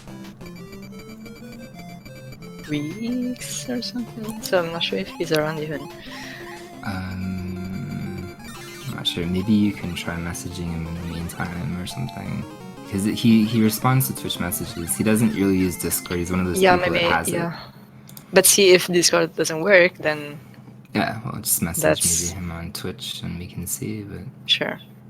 I'm not sure. If he has whispers enabled, because that's another variant which we Yeah. could just explore right now. Yeah, no, he does. Yeah, I try to contact him somehow. Alright, cool. Yo, welcome, Jupiter. Alright, so we have a match again. We're experiencing some technical difficulties there with Discord literally exploding apparently for everybody. I guess it's a good thing that voice still works. Probably shouldn't jinx it very much, but Yeah, let's not talk about that. Maybe Discord has ears and yeah. we don't want that to happen. Yeah. So for anybody kind of coming right in, we just had a match before, I guess, like all the technical difficulties. Walranium finished with a 10:33, I think, and MagePie with a 10:38 or so. Walranium taking a death from the first boss. So already there's kind of a deciding time difference, but these guys were very close in the previous match. So hopefully that follows today on. Hey, look. Chip was doing his Dale impression with that giant red ball on his face. Yeah. India's candy, so I guess we're set up for everything now. Yeah, but I mean, candy over chips. I would go out and buy chips at that point. Yeah, me too. Terrific Tracy has not played yet. He's coming up and he's Yeah, one of round the 2. seeds. Yeah. Definitely look forward to that match. So, MagePie, error-free so far. I'm kind of taking more of a commanding lead.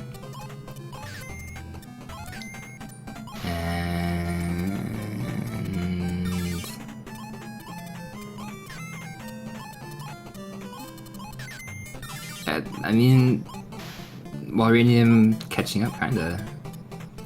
So overall, alright, sorry. I'm very curious. So okay, spaceship fight was a little bit missed there. So Walranium still going for the backup kill. He's gonna get the backup kill. He's gonna save a little bit of time on the MagePie. So they're gonna cut. See, I was gonna say that's what I was kind of watching, because MagePie missed the cycle, so he kind of had to wait there. So even though Walranium took a death, he's kind of catching up. But again, for anybody just joining us, this is a Chip and Dale tournament. It's technically no RNG, so you can manipulate the boss fights. All the boss fights are the same, where normally this run was insane before with crazy amounts of RNG. And then magic happened. Yeah, there is somebody that figured out the demo mode. And these guys are kind of hard not to watch and then commentate. This is a very close match. Yeah, so I guess going back to all the levels and stuff like that, like these guys are like literally almost frames apart again. Like it's a ridiculous amount of how close they are. Even though they took a death, like they keep balancing each other out. And again, Mage Pie displaying that strat. Although Walranium taking a very rough death there. That's actually a weird one, because he literally Yeah. crashed under the box, so I wonder what happened. Yeah, maybe I wasn't. Yeah, like that's gonna be kind of a harder one to recover from, because if there was like a 5-second variance before, although ironically, Mage Pie botching the robot kill. So yeah, they both botched the robot kill. I mean, like it's very back and forth between their errors, but any mistake from I think the Mage Pie, Uranium's gonna catch it up. So that's actually we'll see if he's gonna go for the Joker booster. Alright, he tried. Yeah, I tried. Uranium has made the Joker boost quite a few times. I watched him randomly stream. Okay. No Joker boost for any of these two right now.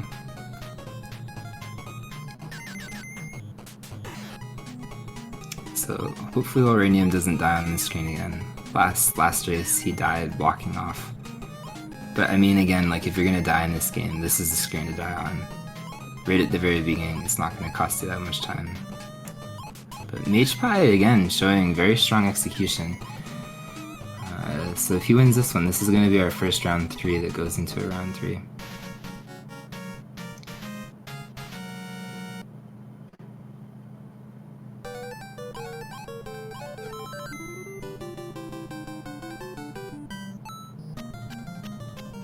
Alright, sounds good. Sounds good, Chrissy. I see that message. Sorry, just trying to coordinate everything with like a Discord that's exploded. So in terms of G, again, G is probably one of the easiest stages in the entire game. Really not a lot happens here. That thing I was just gonna say that Mage Pie just went for, that's another strat and maybe is actually viable. He takes like a box and he jumps literally into the fly that's descending down, and then he up-Bs the box as he's falling to waste as little frames as possible. And then he jumps away from it. But it's a very fast way. I know you lose time on a damage boost from passing it. I don't know if you would save time technically on that fly boost, but that's another thing that he thought of a couple of days ago. So he's again contributed like another random strat that I don't think I've ever seen before. But Uranium catching back up. They're what? Fade was at 635 there. So 6 seconds apart, just like the last run.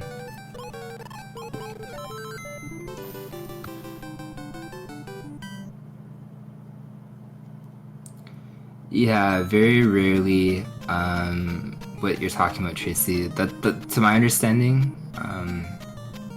if you cancel like super fast, you can. It rolls over and you get like a weird spaceship pattern, but you basically get like some completely different RNG pattern. So let's see what the Mage Pie does on the H climb. He again has kind of like a modified version of the one that I was going for, where he's taking all these boxes. He again tried to boost up there. I appreciate the attempt. Someone will get that later on.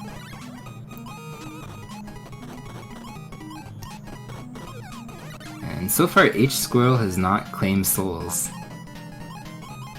I'm kind of surprised by that, but at the same time I'm not, because everybody is doing pretty good when it comes to this. Well, Radium won the first game, correct? So right now Mage Pie is slightly ahead, and he's doing really good. But this is single round elimination, best of 3. So depending who wins this much, we'll probably see our first round 3 game. But there's about 6 seconds spread or so. Actually a little bit lower. No, it's about 5 or 6 seconds apart. So I mean, like one mistake by the Mage Pie, Moranium is definitely right back in it. He's not that far behind at all.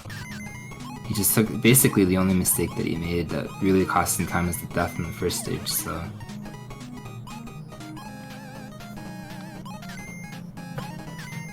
So one thing that we haven't seen yet is these pelicans, if you throw that box too high, they actually eat the box and they'll spit it back out at you. And it is not really a big problem like when you're playing this game casually, but during the speedrun it's actually kind of a huge problem because you kind of have limited boxes in those fan sections, and if you throw a box and the pelican eats it and spits it back at you, it's actually really a huge time loss because you have to run back, you have to get another box, then you have to like go against the fan momentum again.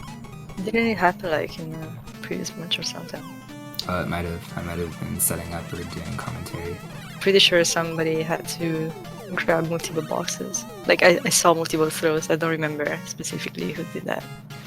Maybe. Probably. Yeah.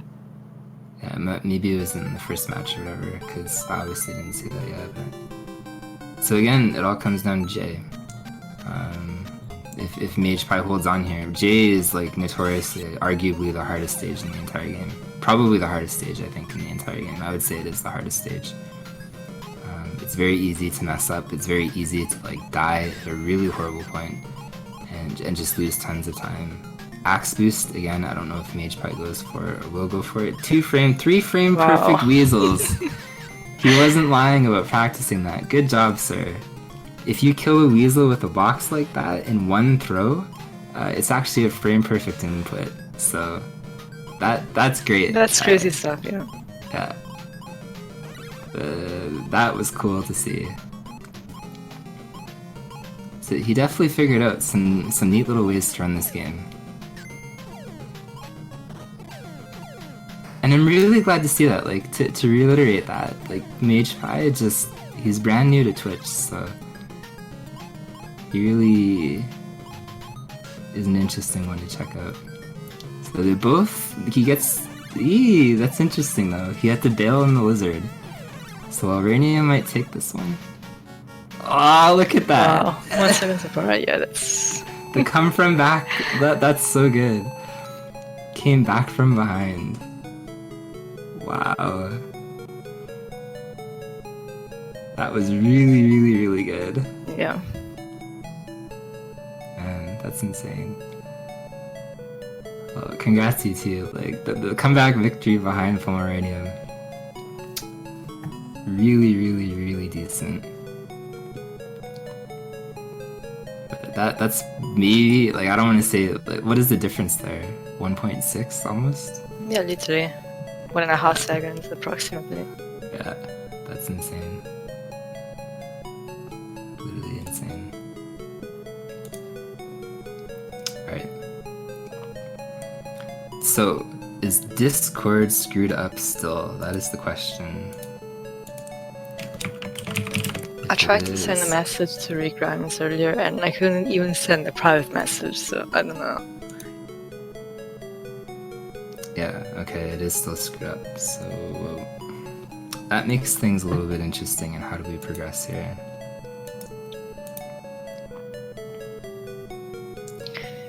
So Rick Grimes hasn't answered yet, so I would assume since it's been weeks of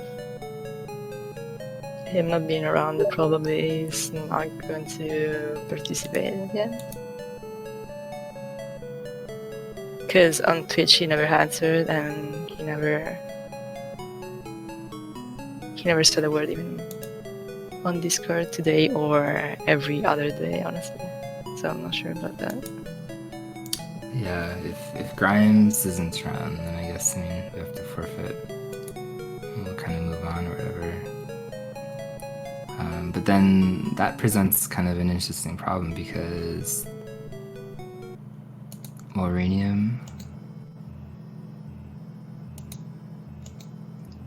Okay, well, Uranium won too, so he would move on. If Cartina gets a pass because Grimes is AWOL, then the next match would be me and Hyrexen. Do we? I mean, we have no choice. Like, I can't be on here. Well, I guess commentary-wise, I hope it works for who is scheduled to do commentary for? I'll check in a second. Because I think it was Walranium. Yeah, Walranium and the Mage Pie. They were going to do commentary for the next few matches. Yeah. So are you guys? Because I can't send messages on Discord. Are you guys okay to do commentary, Walranium and Mage Pie? Because I'll switch off and then go back on and start streaming myself. Because Hyrexen I would play, but we need to track down Hyrexen. I know he's around probably. Yeah, not sure if he's currently watching. Yeah, very, very good game, you guys. That was very close.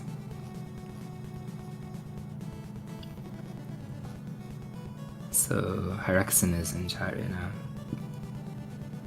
Alright. Yeah, hopefully by the next few matches, maybe Discord doesn't stop exploding. Another thing that we could do.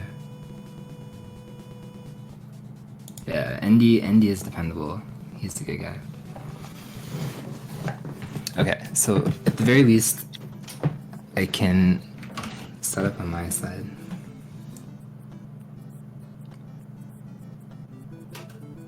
Yeah, so it would be a little bit early. Like, it's kind of weird coordinating through Twitch chat or whatever. But it would be a little bit early because I don't think Grimes is around. So Cartina, if you're here too. You'll just get passed to the next round. But we tried to contact Grimes, Kat did, and she is unsuccessful, so we'll probably move on because since Grimes entered, he hasn't responded and he doesn't seem to be around right now, so we might have to pass on that match, which would mean Hyrexen and me are next, so it's a little bit ahead of schedule, but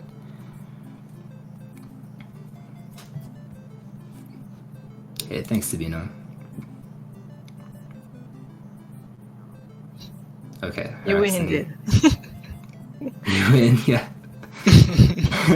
You know, actually, it's funny. Like, if you guys look at the brackets, which will the bottom half, like, literally got decimated, unfortunately.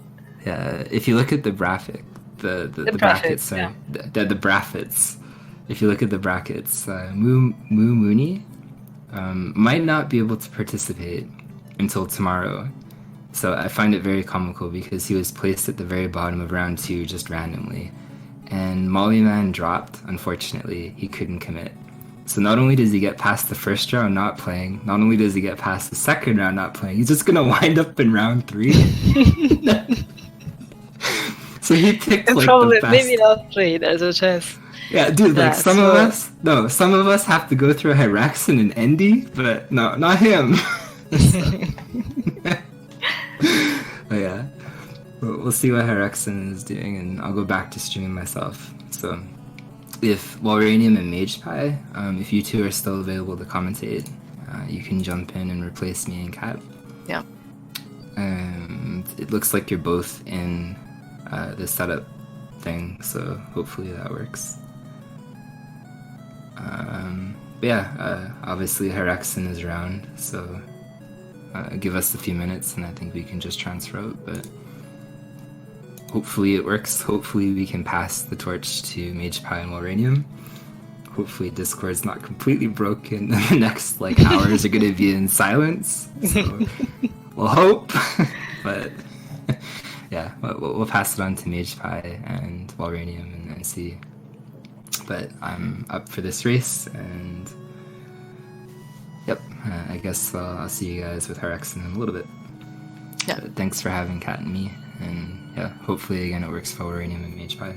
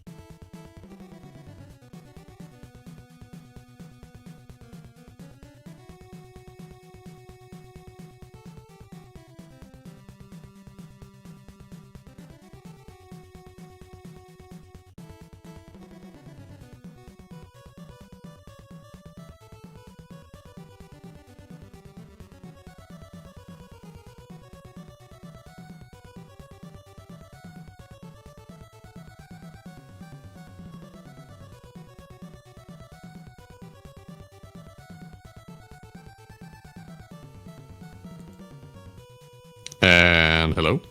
Hello, everyone. We are your intermission show here as we wait to make sure that everything is set up because, well, Discord won't let anyone send messages right now, apparently. Yeah, shit hasn't been working really good today. It's kind of weird, actually. Like, when technology goes down, you become, like, fucking lost instantly. Yep. Yeah. So, should we present ourselves? I'm the Mage Pie, who just played, and sadly lost. I know everyone was rooting for me, but... I am Waranium, and I just want to start out with a good game, Mage Pie. That was very, very close, and I hope at least everyone enjoyed the closeness of the races. So yeah, man, I didn't enjoy it. No, but that was really fun actually. But it's scary. It's fucking scary, like racing actually. But yeah, it's how much time did you have the last part? I timed in at 10:45:70. You timed in at like what? Like 10:44:18 or something like that. It was about a second and a half different. Yeah, so as soon as I killed Fat Cat, match of the as soon as I killed Fat Cat, I checked like the. I had the Twitch stream on my phone, and I looked down, and I saw us both like running into the Fat Cat room. I'm like, oh no, please no. But yeah, I had so many safety strats. I didn't like the first run was good, but the second run I was getting like kind of nervous. I had so many safety strats I didn't even plan on using. But it's right. I managed to die. Wait, is chat complaining? Chat, this language, keep it PG, profanity, let's go. Am I the profane one? Well, right now, yes. Okay, I'll try to be tidy. It's like I'm not really good at being tidy. It's like SpeedGaming. Is that like a PG channel? Is it all? Chip and Dale. I don't know if it's PG. I mean, I think it's normally around PG-13, maybe. Okay, well, I'll keep it on the carpet as much as I can, but I can't promise anything. Like, I specifically asked, like, is there any rules? And like, I think I heard someone say, like, just don't try to be like try to not be offensive. I'm like, yeah, I can try. I'm good at that. But, yeah. But man, that was really fun racing. That's crazy, actually. But you said you died in like, what was it? D? Did you mess up something? It's well, I don't want to. All right, I don't want to say it was my controller. I never want to blame things on my controller, but for some reason, you know how you're climbing up, you know that jumping box that you like despawning now?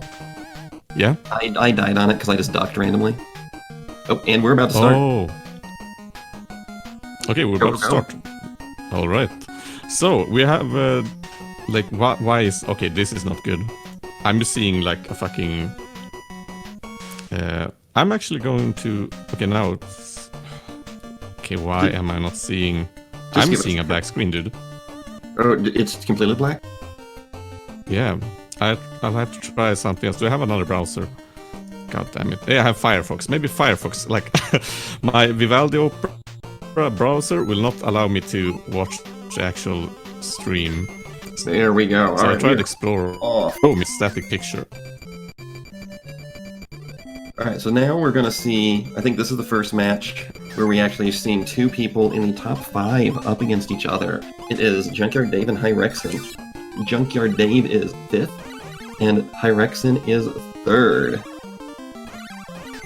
So yeah, you will have to take it for a while, because I have to get my stream. I can't see shit, so you do the talking for now, and I'll fix this. Will do. As fast as I can. We're gonna see, wow, the sync. Oh wow, they were completely in sync right there. Let's see, you'll see Hyrexen will go for the double boost here on the first screen, whereas Dave, as we mentioned earlier, goes for a strat that I've literally only seen him run, where he goes for the second boost here on the second screen.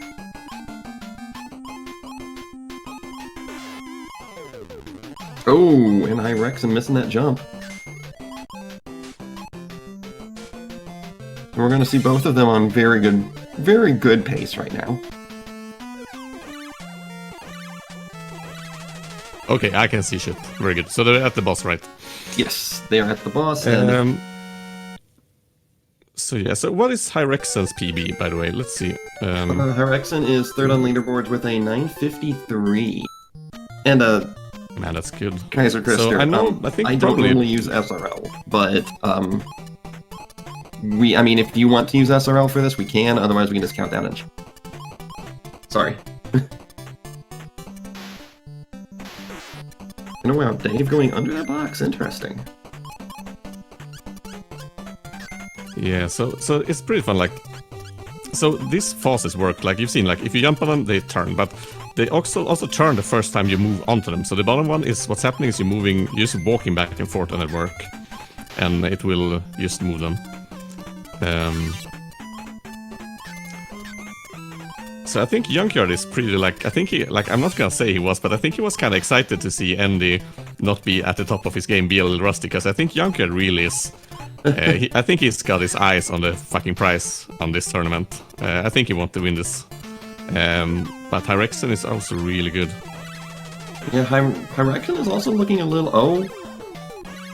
Oh, Dave having to go for our backup there. He missed the throw when the spaceship is off the screen to the left side, and that's something I don't know if anyone's talked about. That you can actually hit the spaceship when he's on the side of the screen because it's like his hitbox loads early for wherever he's going to end up. Yeah, exactly. So there's many different there's so many things in this game where you like. This is a pretty solid game, I would say. If you see games like, because this is made by Capcom also. Yeah, they made like 4 Disney games. They made this, Chip and Dale, or Piff and Puff in Swedish, I have to mention that. They made DuckTales, they made Tailspin and Darkwing Duck. And the weird thing is, if you compare those Capcom games to like Mega Man, this is a very solid game. So you won't see many like big glitches, but if you see people speedrun Mega Man, it's crazy. It's basically just breaking the game. Oh, Junkyard actually fails because that clown boost there in the beginning, you have to jump right and then you have to turn left because Chip and Dale will, when they take damage, they will fly backwards from the direction they're facing. So he jumps into him and turns around to fly through him. So what happens there was he didn't turn in time. Yeah, and so now it is extremely even coming into this boss. And so, Tiago, it's Chip and Chap where you're at? Because, hey, Mage Pie, why don't you let us know what are Chip and Dale's names actually in Swedish? Yeah, it's people. Are we delayed? Are audio delayed, I think? I don't think it's delayed. I have to write in chat. Oh. Brazil, yes. I was actually, I had looked up and now I can't find my list of what Chip and Dale's names are in other languages, but it's almost always some sort of alliteration, like a Chip and Chap or Chip and Chap. Yes, or if you want to tell us, Mage Pie, give us the Swedish name. Well, they're called Piff and Puff, and for me, I think that's a very tasteful, it's a very good name, and yeah. I it's believe... called Piff and Puff Räddningspatrullen. So let's see here. They both had a really good. Maybe we should focus a little on the climb because they're going kind of like Junkyard has kind of an advantage right now. He's playing pretty good, but I would like to say that none of them are like. Both of them had made some. I wouldn't say major mistakes, but they're not at like the top of their game, I would say. But this is how to show, like when you compare to like getting like just a speedrun record. I just like if you watch someone just trying to get a PB, they will go for usually like the hardest stuff all the time. I think there's a lot of difference to actually running it live in a race like this.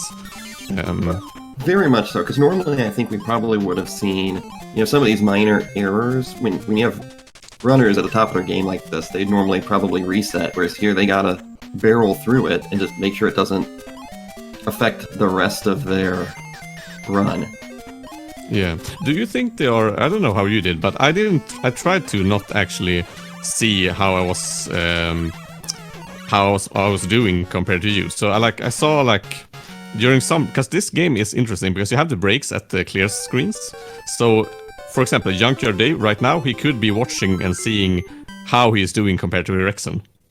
But I think that's like a double-edged sword. You might be like, okay, I can play it safe, or you might be stressed out if you're not if you're behind, for example. Yeah, I don't know. It's like sometimes I want to know, but at the same time, I don't want to, like, if I'm behind, I'm the kind of player who I might start pressing, and then I might start making more mistakes. So yeah. So I'm just gonna say one thing here. If you watch Hirexa now, this level has some interesting. I love this level. Let's see if Junkyard goes for the boost this time. But if you see Hirexa now, when he jumps in the pipes, he stops there for a moment, and where he didn't despawn the crab actually. But he doesn't lose too much time on that. Yep, he went. Did he nail it? Nope, he missed it. Oh, I'm so sad I didn't, because I would say I'm probably the one who has got that boost down, because I've done it so many fucking times. Just this climb I've done 1,000 times. Oh, Hirexa actually falls down. Oh no! Oh, how did that happen? That looked really weird. Squirrel that normally kills there. That's a huge. No, I have no idea what happened there. Is a good 30-40 second loss. It's bad. Yeah, that's real bad. I don't know. I would say it's probably over for him. I don't know what even happened. Yeah, I had looked away for just a second because I saw he got past the first squirrel. Here. So I'm like, oh, okay, he's good. And then next thing I know, he's in the pit. So yeah, so he died at the second squirrel there, and those two squirrels are actually more annoying than they look, especially the first one, because the first one is he dies again. I don't know what's going on. Is it like? I think he might be shorting his jumps a little bit. I don't know if his jump timing seems to be just a little bit off. No, he's having problem actually like grabbing onto things, it looks. I think his timing for the jump and the grab, that might have been what happened at the second squirrel. He might be gone for like grabbing the block and didn't grab the block, because that slows you down when you grab it, and then you just continue down the pit instead. We'll have to ask him actually what happened. Here we go and Dave getting the quick kill on the caterpillar. Yeah. So these pelicans are kind of weird. You can't throw blocks at them. You can only throw them at their feet, or they spit the block back at you. So you have to throw it at their feet. Yes, when I used to play this casually, that part always I'm always really confused. Like, how am I supposed to kill them? You can't throw a block at them. Yeah. And then I realized you can throw really weird. There's a really weird mechanic in this game that you can. Do you know you can throw blocks like at the ground? Not at the ground, but you can throw boxes so they go down. How do you even say this? You can throw boxes so they go lower, I guess, if you press down and forward and throw. But it's only usable to like kill the pelicans if you want to. I actually did not know that. Yeah, but this game has some mechanics that I think they wanted to implement them, but they didn't do it. Like, for example, the boss ball, this ball Hirexa has now, if you throw it from the left to the right, catch it, and throw it left again, it does a weird, like, it becomes like a super ball. But it only, like, it hits a bigger area, but it doesn't do any more damage. So it's not really usable in any way. Yeah, I never quite understood the super ball. I think it's like they probably had something planned, but they had to finish the game, or it was just never implemented, and they just kept it anyway. Right, like some intern made something. GG's there to Dave with a 10:05. That is a very, very respectable time. Yeah, I should ask Hirexa actually what happened there. Because it's really weird that he died there. Because it's not the hard part. I don't really like. The only thing I can see is if his like grab, if he didn't grab the block. That's the only thing I can think of. But so yeah. So Junkyard coming in at a time of 10:05. That's a really good time actually, for a race especially. And I mean, he didn't do like he tried to do the age boost. The age boost. I think he actually didn't get the quick kill on the spaceship. So there were a couple of... Yeah. Didn't he, like... Am I imagining, or did the robot not go perfect either? No, I think he nailed the robot, right? I don't remember any major mistakes on the robot. No, okay. So yeah, but this is interesting. But I think, like, they're both in the game. Like, Hirexa might as well win the next one. I did not notice exactly what the time was, because Hirexa just automatically killed the time. someone could clip it, I guess, and we can just see what time he had when he finished. I think all of the time difference though were those deaths on H. Like they were very close up until then. Yeah, it's actually a shame that happened, but because it would have been really interesting to see the rest. But they still have games to go. But the thing is, stuff like that happens. But I think I don't think he expected for something to happen at that spot actually, because that's not really I don't think like it's not really a like game-killing spot, to be honest, usually. Especially for players who are as good as these two are. An 11-10. Thank you. So a 1 minute difference, which, considering he had... Yeah, but he remember he kept dying at that spot in the... he had another spot where he died like 2 times also. What place was it? Was when he was gonna grab those boxes and he fell down in the pit 2 times also. So, I mean... But GG's to both runners there. We got another one coming up. We got...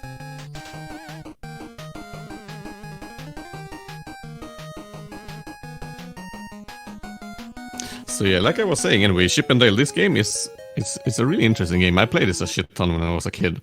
It was one of the few games I actually, because I gave up on many games. They were like, I'm like, I can't be bothered to play this, but this was one of the few games I did beat. It's a very good game, I think. It's interesting, like, compared to the 4 Capcom Disney games. We have, like I said, we have Chip and Dale, we have DuckTales, we have Tailspin, and then we have Darkwing Duck, and they're very different in how difficult they are. They have kind of like the same style and sounds. Some of them you can recognize, but for example, Darkwing Duck is a way harder game. Darkwing Duck is pretty damn hard, I would say. DuckTales is... I wouldn't say like DuckTales kids could beat. But Chip and Dale is probably the easiest one of them. Tailspin is also kind of hard in its own way.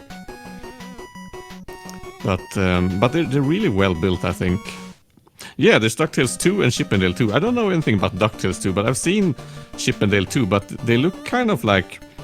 especially like I've seen Chip and Dale 2, but I know there's a very good speedrunning community for Chip and Dale 2 also.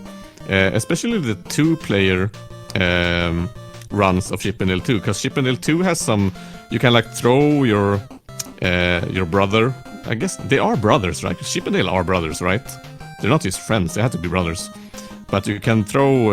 yeah, the graphics were updated also. And there's some fun glitches in that game, I know. Especially like, there's a big glitch at like the last boss. There's a huge bomb and something. We don't talk about Tailspin.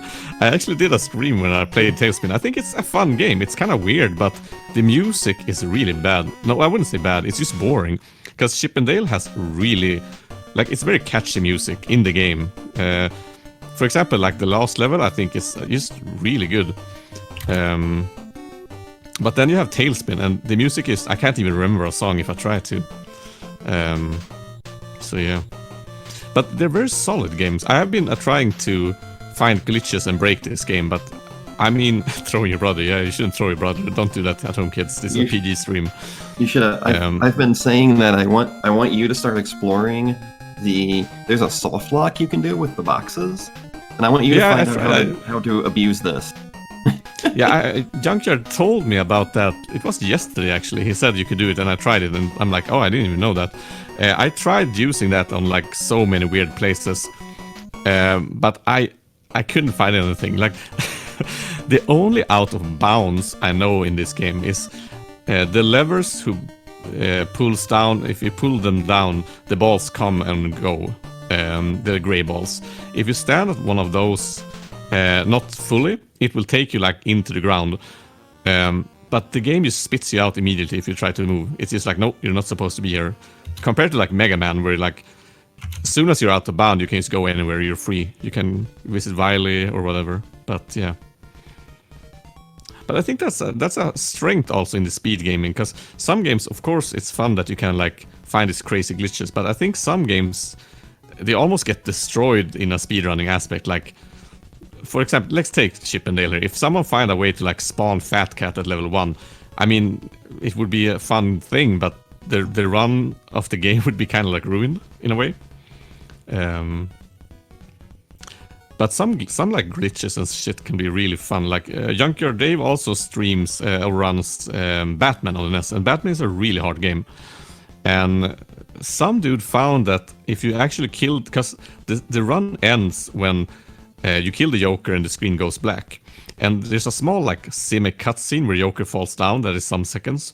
And some dude found that if you kill Joker on the exact right screen, you actually skip that fall and you get the black screen immediately. And that is fun because it's a really hard glitch apparently. And it's the very last thing you do on the run. So many runs have died just because you had like world record pace or whatever, and you don't get the glitch and it's over. Do you lose game audio? Yeah, I can't hear it. I can hear something. Wait, no, that's my own game. Why am I listening to that? Come on. Chip and Dale, no. Pause. Thank you.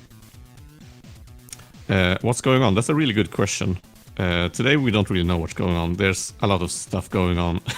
Like Discord is down. Or not down, but it's not really being friendly or cooperative, I would say. But let's see, can we see what is going on here? Okay, so this is working, at least. Yeah, I'm not getting any game audio. Are we doing this without game audio? Okay. Yeah, I don't know. I can't hear anything. All right, So, we're doing this. Silence. We're doing this ASMR style. All right, I'm ready. Let's do I this. like that. Welcome to the Chip and Dale audio stream. Oh, Do there not we go. touch your chipmunk. Oh, here we go. So let's see. This is interesting though. So Hyrexen had some mistakes last time that lost him the actual match. How do you think that affects him? Will he play? Because now he has to win or lose. Will he play more daring, or is he afraid to like fuck up again? What do you think? Like, how does this affect him? Do you think? You have to be. I study psychology, but you have to be the psychologist now. I think he's going to play about the same. The mistakes he made weren't because he was going for anything like super difficult necessarily. It was just jumps weren't working for him. So I think he's gonna. Yeah. I think his game plan is going to be the same. His game plan was good. He just had a couple of unfortunate mistakes. So I don't think he's going to change. Yeah. Yeah, I hope also. Oh, Ooh. he's speaking He of the was level. ahead. Now they're pretty even, like, and the timer is the same, so they're very even right now, and that's Hyrexen actually had a lead there. His climb was very good, but so they're pretty even. He's still in the lead actually. I think he actually took the lead. Interestingly, Hyrexen has the health to do the boost Dave does, and Dave does not. Yeah, that's interesting. I also like, speaking of like safety things, in my race I actually pick up, there's an acorn just before the boss that I pick up so I just can go haywire on this boss, because I was so scared just taking a hit, because how he does it, like, I think people have said it before, but if you let the intro, like the demo play in the beginning, you actually lock the RNG, so the bosses have the same pattern. But I'm pretty sure, like, does the first boss, does his lightning is not like RNG locked, or is it depending on where you are? Because I feel like he's always throwing lightning like all over the fucking place. The first boss, I believe he throws the lightning based on your position. So if you jump earlier, he'll throw the lightning higher. So it's based on where you are. So that's why you'll see some people like try to get it where they're jumping earlier so that the lightning is going more horizontal. Yeah, that's interesting. I'll check it out. Interestingly but it's enough, scary, in the co-op, I believe he only shoots based on where Chip is. So in the co-op, Chip sits in the corner, and Dale does the attacking because the boss will completely ignore Dale. Oh, that's interesting. Oh, If someone is watching this and is interested, you should check out if someone's like in chat wants to check out the co-op stream for Chip and Dale is very different. Because the thing is, like, when one of the chipmunks dies and the other one is still alive, he goes on a balloon and flies through the level. So as long as like one is dead and another one is alive, you can just zip through the level. So in the co-op run, they actually abuse that to. Okay, so Junkyard is in the lead here. Hyrexen had a couple of errant throws there on the boss that cost him probably a good. He came in a little ahead, so I'd say it probably cost him a good 4 or 5 seconds. Yeah. Oh, and Dave, we're not positive. Oh, Dave is doing my way. What happened there? He lost 2 lives. I think he forgot which boost he was going to do on the first one, and kind of changed it mid-air. I thought you were going to say he forgot he was speedrunning. He's still like, oh shit, I missed. He forgot he was playing the game. No, it's one of those things where I think he was either going to go for like you can go for the boost where you just jump like right underneath the jack-in-the-box, or you can go for a longer boost, and I think he got in the air and couldn't make up his mind which one he was going for. Yeah, he nails the clown boost this time though. And he is still. So this part is kind of that Junkyard is now. That box is an asshole. That box is just plain. It's horrible because the timing is speaking of the devil, right there. Like I said, that box it sucks. So when I play it, I actually pick up that box and throw it at the spinner and jump and you despawn it. But you lose some time on that. But that box is horrible. Oh, and Junkyard Dave actually dies at the robot. Oh, but no, but he killed it. Never mind. So, yeah, if you die and kill the robot at the same time, you win anyway, like in real life. Yes, like in real life, where if you and the other in real life die, you still win? Yeah, it's a moral victory. Ooh, and Dave gets the Yoka boost. That is named after another speedrunner named Yoka, where if you can boost through those 2 specific bowling balls, and it saves you about around a second, I believe. Yeah, the good thing is also, even if you fail the boost and you just walk into it and fly backwards, you spawn the next ball anyway, so you still save time even if you fail it. So it's a very comfortable boost to make, actually. And Hyrexen didn't go for either boost? No. Did he miss the boost? I was watching Dave. Yeah, I was actually watching Dave also. Chat, help us. Do the casting for us. What happened? So yeah, Hyrexen is pretty far behind now, actually. This will be hard unless Junkyard messes up. And I don't know, Hyrexen plays kind of like he's not super tight on some spots that I don't know if it's like, I think it might be getting to his head or something. So, well, I don't know, how many seconds ahead? I do not know if Hyrexen has been doing a lot of practice for this or not. Because I know, it was Andy who said... No, but I think Andy said also that Hyrexen hasn't been playing for a long time, I think also, if I remember correctly. So, yeah, but I think people who have played this a lot, I think if you just get into it again, you de-rust pretty fast. But if you don't play enough, I think the rust can settle pretty then. Like, I don't know, like Hyrexen, if he has like done a lot of practice runs or he just I don't know how to do. Like Andy said, he hadn't even played since like October, I think. So yeah, it didn't sound like Andy had prepared anything for this race actually. And I mean, Dave only did 1 or 2 streams of practice, so... Yeah.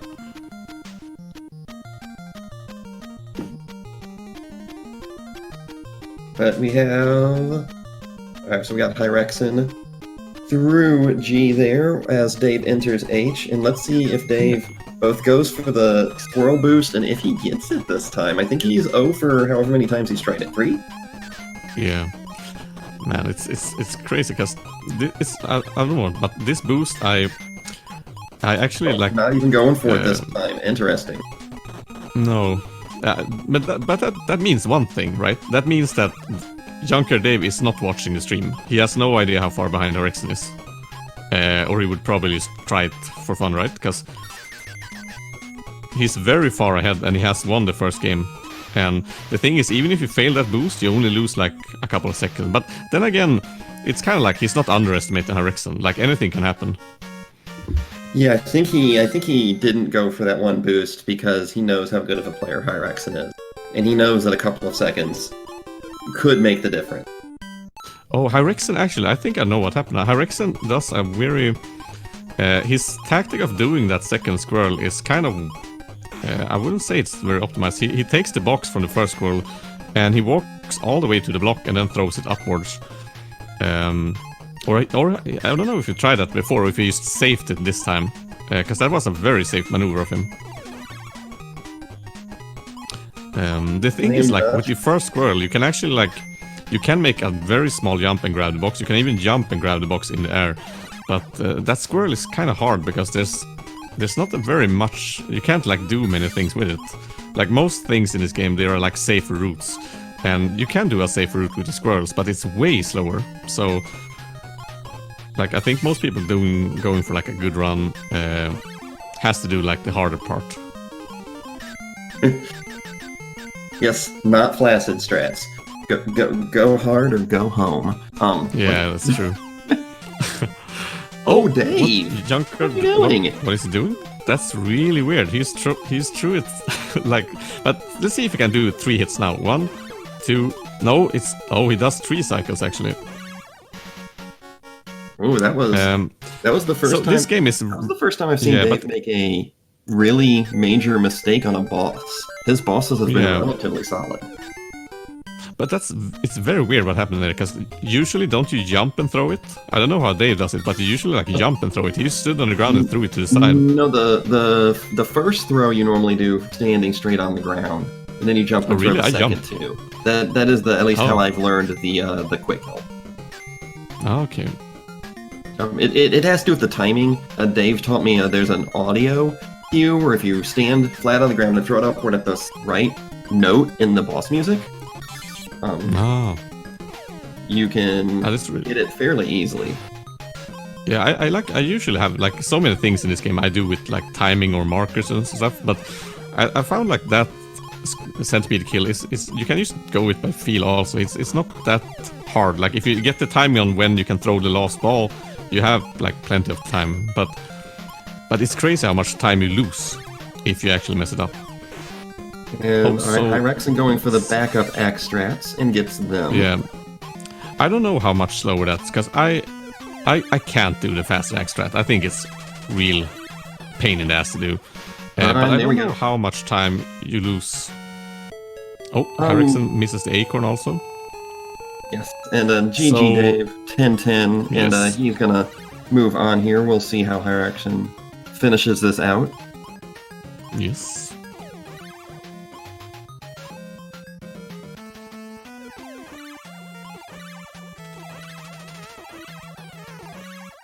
And a 10:36, respectable time. Really good time. Yeah. And they 10-10 still, that's also really good. Like both of these runners are really good. You have to keep that in mind. But Irexen made some mistakes, sadly. I think if you nulled those like mistakes, I think they would have been really, really tight. Because they're both running really tight.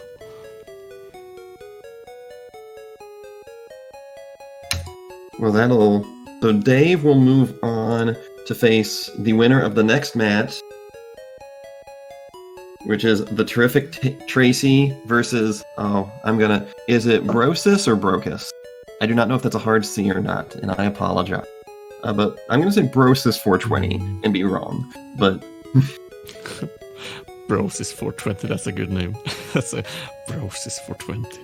And he's going with Terrific Tracy, and Terrific Tracy is kind of interesting. He started running this game not long ago, right? He started running it for this tournament. Like, you started running for this tournament also, right? Yes, I had not done a speed run before the tournament started, no. Yeah, and I'm the same. But Terrific Tracy has he has a really good time, actually, because let's see, what is his PB? Terrific Tracy. His PB is 957 compared to like Junker Davis 954, then Irexen 953, and Andy at 948. So Terrific Tracy has he's improved really fast, I would have to say.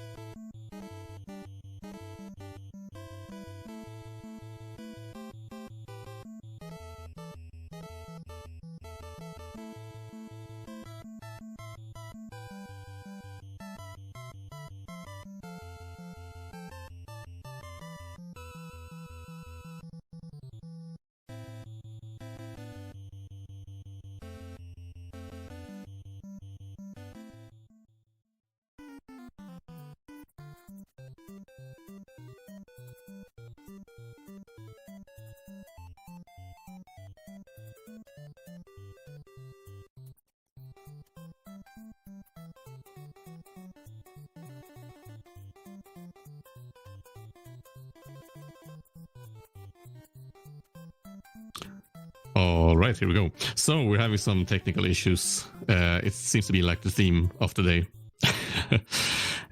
So we're waiting for the terrific Tracy. But yeah. So let's see. How many matches do we have left so far? Who has it been? We have now terrific Tracy versus Brokis 420. I don't know how to pronounce that. Then we have Bass Guy versus Magic. And this is round 2 starting.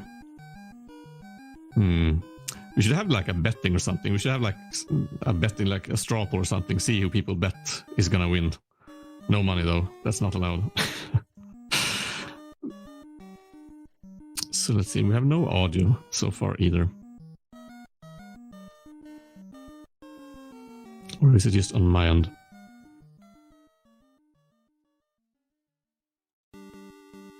So yeah, the main problem is that Discord is down, for some people at least. Yeah, Broke is here. That's good at least. So we're waiting for Terrific Tracy. I don't know if we can even get a hold of Terrific Tracy. I think his Discord is like a wasteland now. If you get thrown out, you can't get in again. So with you who like still hanging on, oh, here we have a feed there. All right.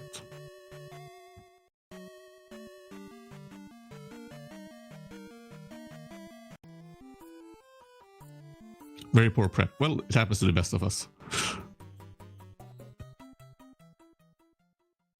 Discord seems to work now, but it's still slow. That's interesting. Can you get back in while running? Sinus says Discord is borked.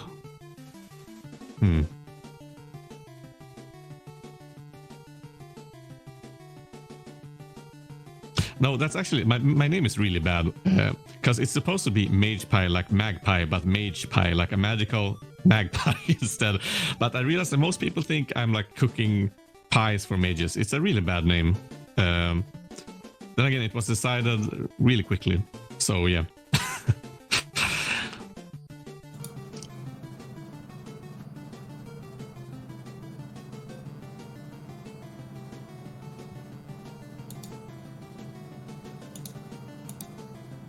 So let's see the PB of these people. We have the Terrific Tracy. Terrific Tracy's PB is 957.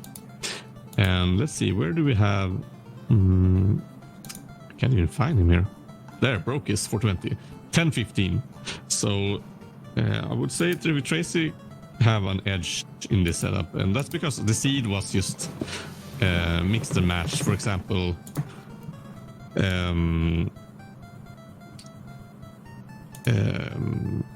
let's see, who faced Andy? Yeah, it was Vandal who faced Andy.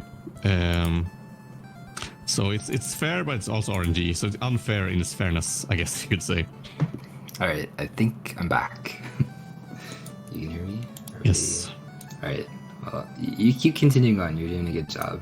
Commentary is up to us apparently because we didn't close. No, we didn't close Discord.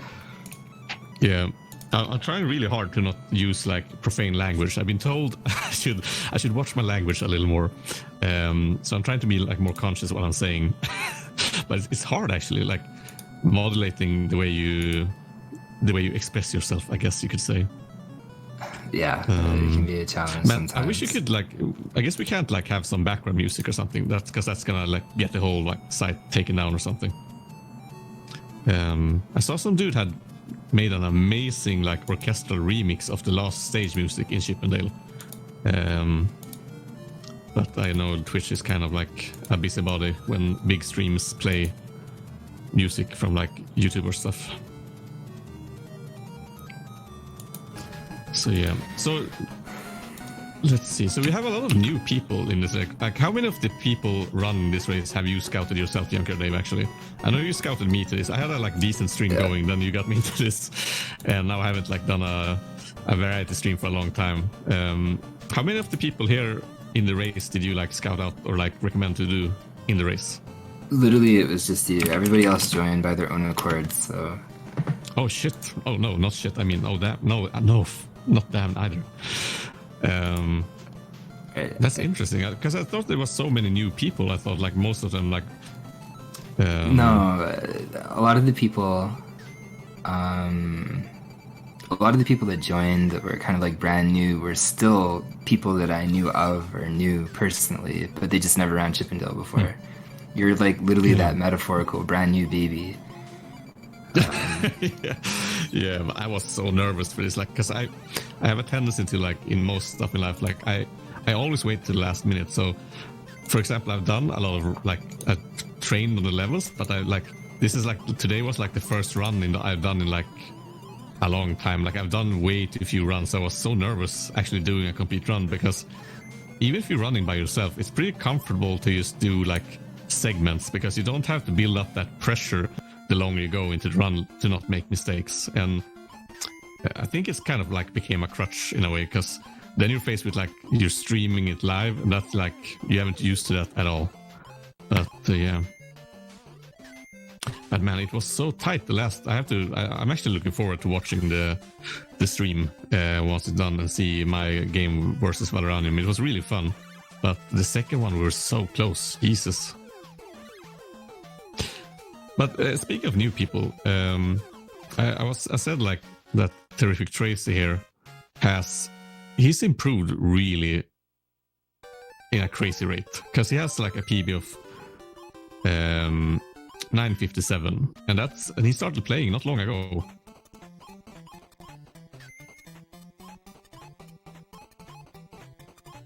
Let's see, where is it? It's there. Yeah, Tracy really has skyrocketed.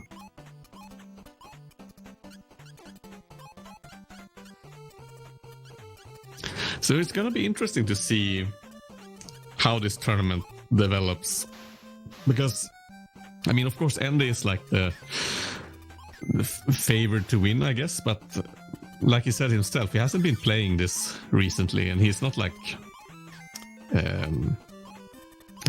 at his best. But we'll see how fast his rust, like, falls off, and how I think if he gets a little pressured, I think he might turn the gears on. So it'll be fun to see. But this is anyone's race. Well, it's not my race. I can't win anymore. But you have to win for me, Valoranium. I'm actually counting on you.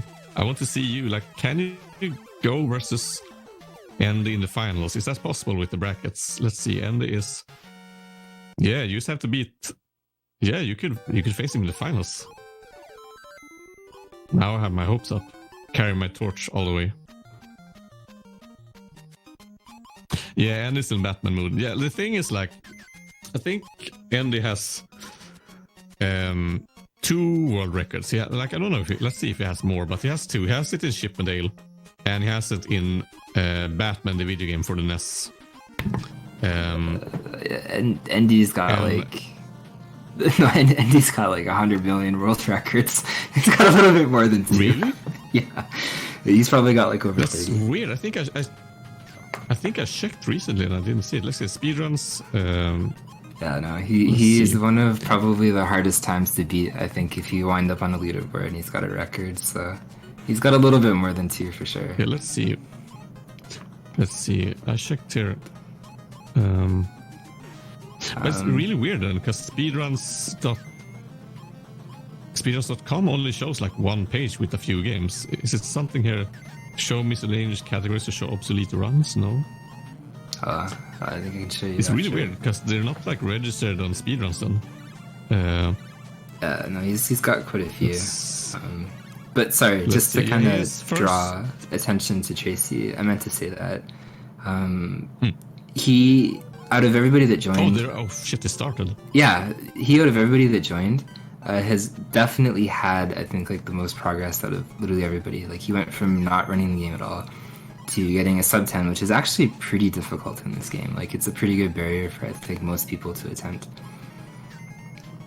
Yeah, because the thing is, the better time you get, the smaller are the small things you have to shave to actually get, like, I think sub 10 is, you have to start shaving like really small parts, like doing the climb is perfect, or like just the smallest things that add up.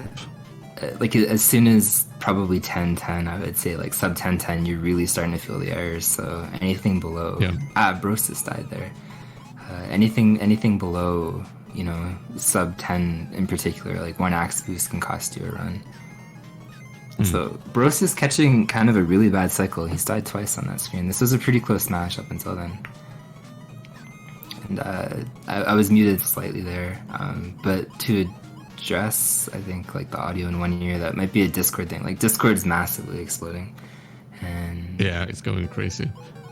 yeah, So see, but he's catching up pretty. Like I think it's still anyone's race. This is like, I think how many seconds is he behind? Like maybe 10, less? No, around. well, he died twice there, so he probably is pretty punished. You can tell by like the next screen. If you watch the he transition actually- and timing difference, so you'll be able to see it. And there you go. He And actually dies at the climb here. yeah, I don't know, like him. Is he? I think he's kind of like frustrated or something because he dies again, and yeah. yeah. It was no, really close those are up- two up until pretty then. unfortunate deaths there. Yeah. But I think that it definitely has an effect, like going live here, for example. He made some mistakes, he had to catch up, and maybe he tried to play tighter to catch up, and that made him make a mistake, and then he tries to, frustration is a real thing, I would say. But for now, like catching up now will be pretty hard, I would say. Yeah, no, without a doubt. So Andy wrote in the chat there he's got 11 world records. So there you go. A little bit more than one. Yeah, because if I check the pin, okay, he has that. Let's see. Yeah, he has a few. Oh, he's first in DuckTales also? Yeah, and DuckTales is impossible. Batman's impossible. Chippendale is impossible. Like he's made all these games like down to the frame. So, so Tracy, I'm curious to see what he's gonna do on the climb here. He's doing the middle route. Okay, he decided to go to the middle route. I wasn't sure if he was gonna do like a weird kind of RTA thing that I made RTA and tried a couple of times in the races so far. Yeah.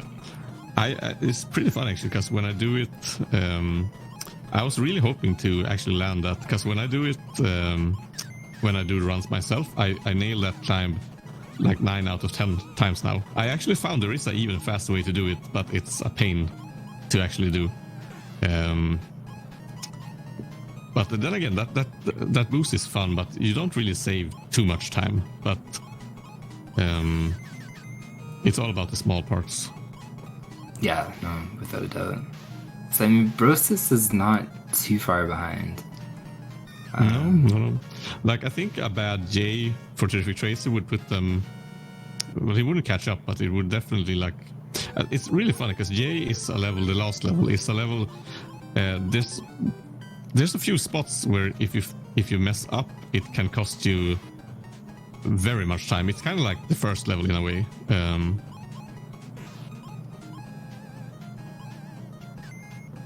Yeah, no, without a doubt, Jay. Like, I would actually put them back to back. Clearly, like the intro level maybe has the most punishing deaths, but right after that, it's Jay for sure. If not Jay, like dying at the last lizard right before, it's probably again like a 40-second or more loss or something. So, but even dying anywhere in Jay, because there's a couple kind of choke points that you could die pretty easily on. At least the second part of the stage, not necessarily the first part usually, but. Yeah. Speaking of, I saw Terrific Traces at the Centipede now. What happened in your race? I saw you threw the ball accidentally. Just to the right. Yeah, complete input error. It was like complete execution error. It was just dumb. And then I waited because I thought maybe it would catch the cycle again, but the cycle was reversed and I didn't know how to do that, so it was not very smart.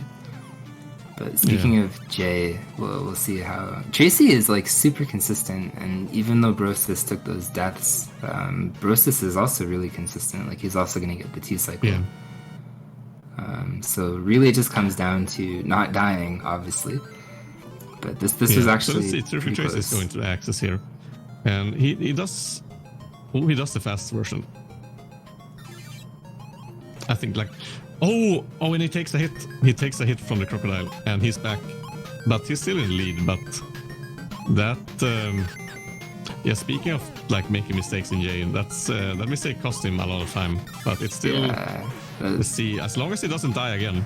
If he dies again, he's literally behind. Yeah, that was... Oh, he plays it safe.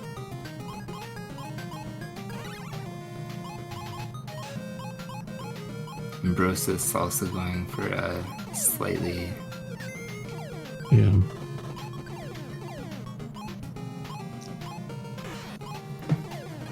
So the weasel coming up here, if you throw the box at a specific point, you can actually, because the weasels are kind of funny because they take 2 boxes to kill, but if you throw the box at certain frames, they get one-shotted. But those frames are literally frame perfect. So you have to either like throw it luckily or time the frame perfectly to kill them. Yeah. And they also kind of like, I think they're actually like 2 sprites in one or something. I think the weasels are like 2 sprited. That's why you can kill them. They take 2 hits. And that's why if you have 3 weasels on the screen at the same time, the game slows down and actually lags. So we have time here at, did you see what the Brokis came in at? 10:39 to 10:25 for Brosis and then Tracy. So those are pretty consistent times with the death. Both had deaths, actually. Yeah. So feel free to talk for a sec. I'll get them set back up. Yeah, sure. And I have to figure out something as well. Very good. So let's see. Yeah, let's see. So yeah, Andy has some other records I'm seeing now, but like Dave said, Dave also runs Batman the video game, and Batman the video game is kind of an interesting game, especially when it comes to speedrunning, because it's notoriously hard. I think many people had, like, did anyone in chat have Batman the video game on the NES as a kid? Because I think generally kids didn't beat Batman the video game. It's pretty damn punishing, I would say. And it's actually kind of the same in the speedrun, because the world record Andy has set at the moment is it's not perfect, but it's very close, and I think that's something generally for the games Andy run. For example, I can't pull up a graph and put on the stream because I don't control the stream itself, but let's see.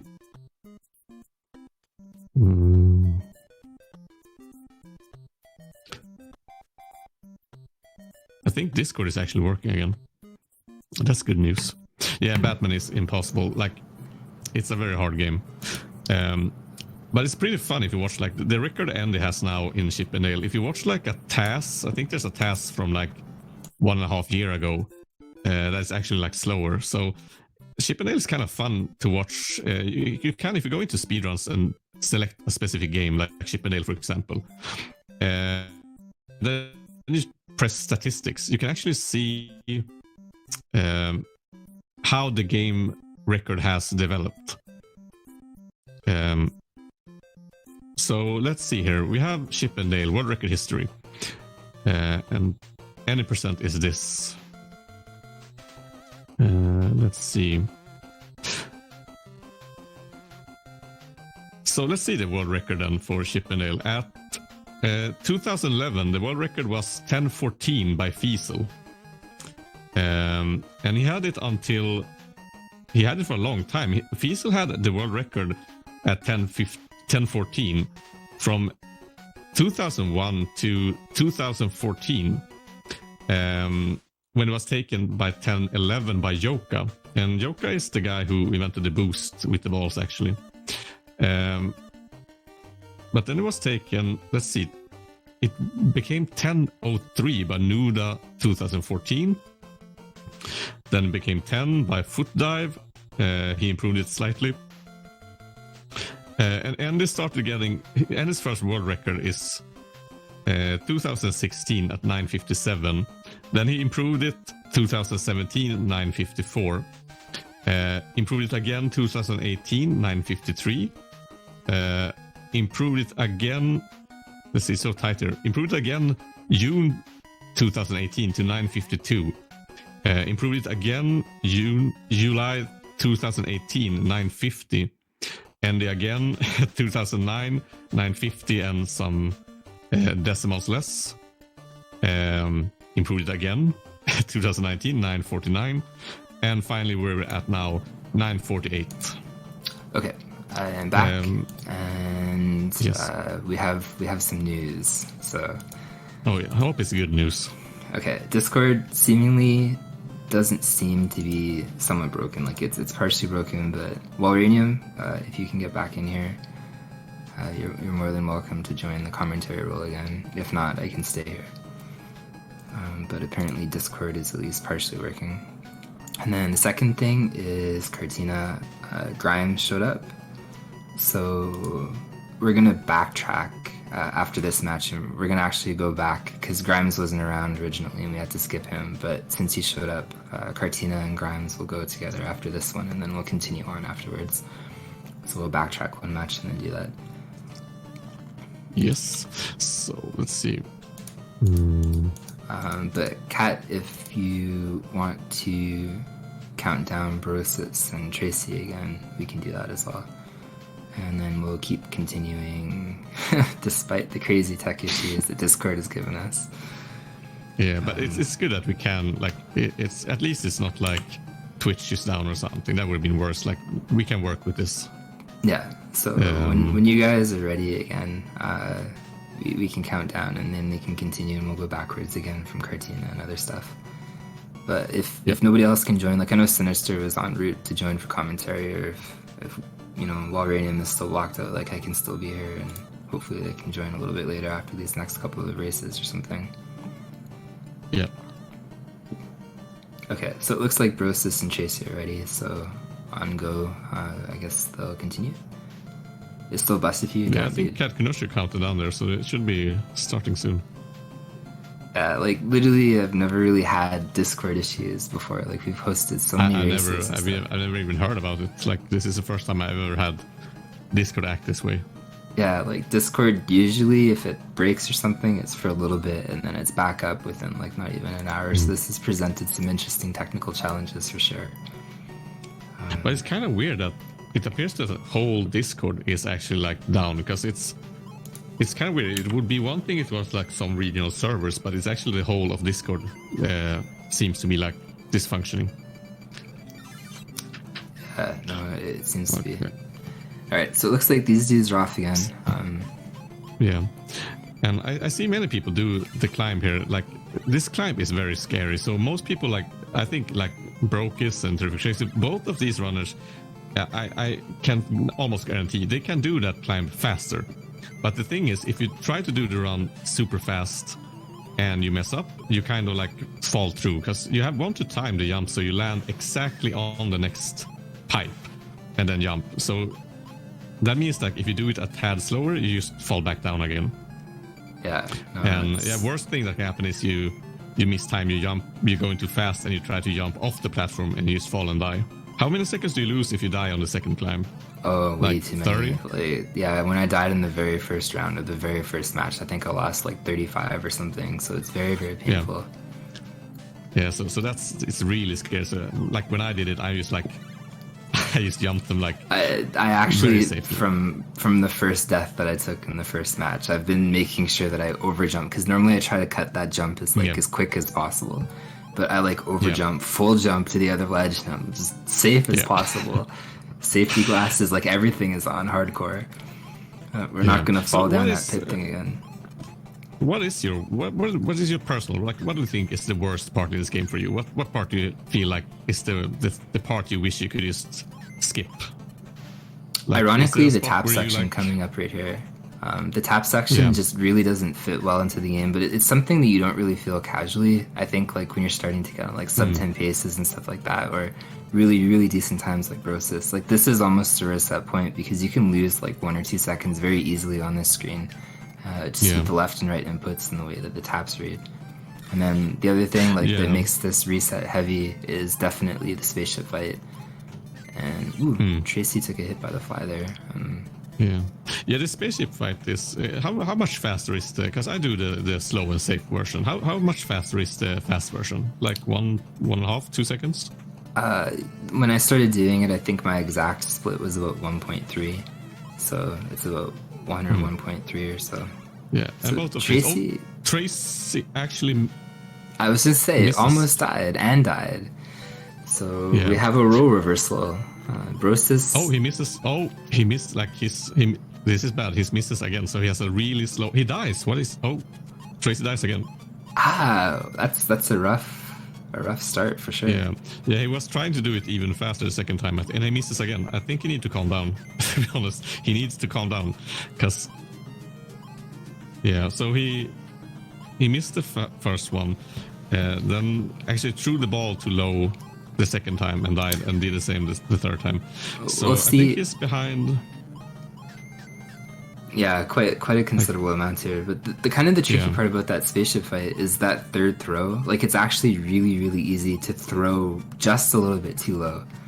And then you'll completely mess up the cycle. Although if you already hit 2 times, it actually backs up into the backup kill pretty easily. But yeah, that was a fairly big error. And we have literally a role reversal from the previous match. Like, Tracy was very solid and consistent, and Brosis died a couple times in F, and then now obviously Tracy died a couple times in B, but Brosis is being a little bit consistent. So I was saying that the other time. I was talking with where Brokis actually makes a mistake here as a robot, but I think it could be like an advantage or a disadvantage, like a double-edged sword, to actually watch the stream. Did you keep any tab on how you were doing when you were racing? No, I'm very curious afterwards, asking runners what they decided to do. I had commentary closed because I find that actually extremely distracting. I had like streams closed. I had the chat up just so I could understand like when to, like when the race is starting, because we were having those Discord issues and stuff. But because I think like the thing is, even if you're like, let's say if you're behind, that could make you like try to catch up and go faster, and that could open up the mistakes.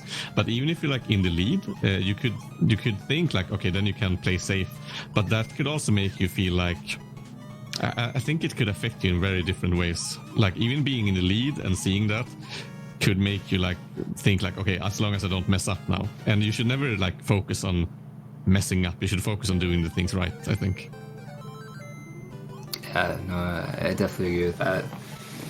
So, I mean, speaking on that note, Brosis still mistake-free. Like, he's going into G. I said earlier, and I can knock on wood, G is probably the easiest stage in this entire speedrun. Not a lot going on here in terms of like hard execution or anything like that. No, and the boss is very easy also. So it's easy from the beginning to the end, I would say. Yeah. Easiest boss fight in the game, I would probably say. Easiest stage, ironically, in the game. Let's see how Brokis solves the fly here. Oh, he does a boost there. He actually takes a hit there. So this is kind of interesting, because I did this also. If you take a hit here, you get kind of nervous, because you shouldn't, because like you said, this is an easy level. You shouldn't mess it up. And having 1 HP going in here, because you can mistime your jumps here and get hit by a Rhino or the fly. Oh yeah, no, it's not free in that sense. But... No. But just having going in here with 1 heart is a little scary. It is, because like this level is actually again pretty long, so if you take a hit to the Rhino or something really late, it's just again a tremendously decent time loss, because there's no checkpoints in this game for anybody that just might be joining. So if you die like literally towards like the very end of the screen, like you didn't pass some kind of like flag or anything like that, it says you get to start halfway through. You just literally get kicked right back to the beginning. Actually messes up a little with the fly. He has to stop for like a small second. I don't know, like I think even if Brokis like would say, let's say he dies on the axis, I think he's still ahead. Yeah, he's still ahead even if he does that. Yeah, this probably will go to around 3, I would think. Like, I mean, H Squirrel hasn't claimed any souls yet, which is kind of surprising. No, but I saw who was it who died to the second squirrel at H? Actually, it was.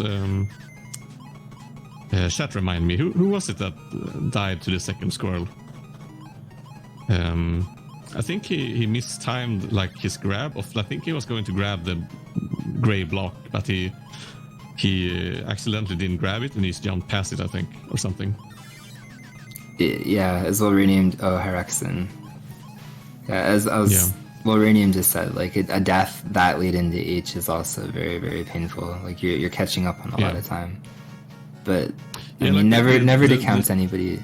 Sorry, never to count anybody out. But like I think like Tracy, I literally just spoke too soon. Fell right into the pit. So this is definitely a rough one for Tracy. Like I think the only way that Brosis could probably lose in this case is dying very late into J, but I mean, But we might probably means, see it round 3 here. Yeah, but this probably means we will see our first third game. We haven't been in the third game so far, right? No, actually, it's been pretty straightforward. I mean, everybody's gotten 2-0 for the most part. So yeah, so like you said, like there's different, like this game is kind of interesting in speedrunning because depending on what level you are, where you die, like for example, the climb at with the pipes that spawn from the walls that go out, if you would die there, it doesn't affect you that much. The same with dying on like a boss, like of course you will lose a lot of time, but compared to like dying at certain parts in a level, that means you spawn at the beginning of that room, you can lose so much time. Like for example, if Broke is like, I don't think you ever die on the centipede, but if he would die on the centipede, he would lose, I don't know how long it takes to kill it, 10 seconds maybe. Probably about that, yeah.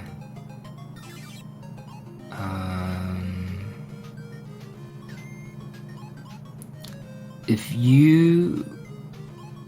Okay, well, we'll wait until the end of this match, but if you want to try joining back into chat after this match, Valranium, you can take over and then Kat and I continue to set up stuff. And that way we can kind of figure it out. Yeah, just see it. Yeah, poor Valranium, he's still trying, but it appears to be still down. Is anyone in chat... Can anyone in chat log into Discord? Is it working for anyone, or is it down for literally everyone who is not in Discord right now?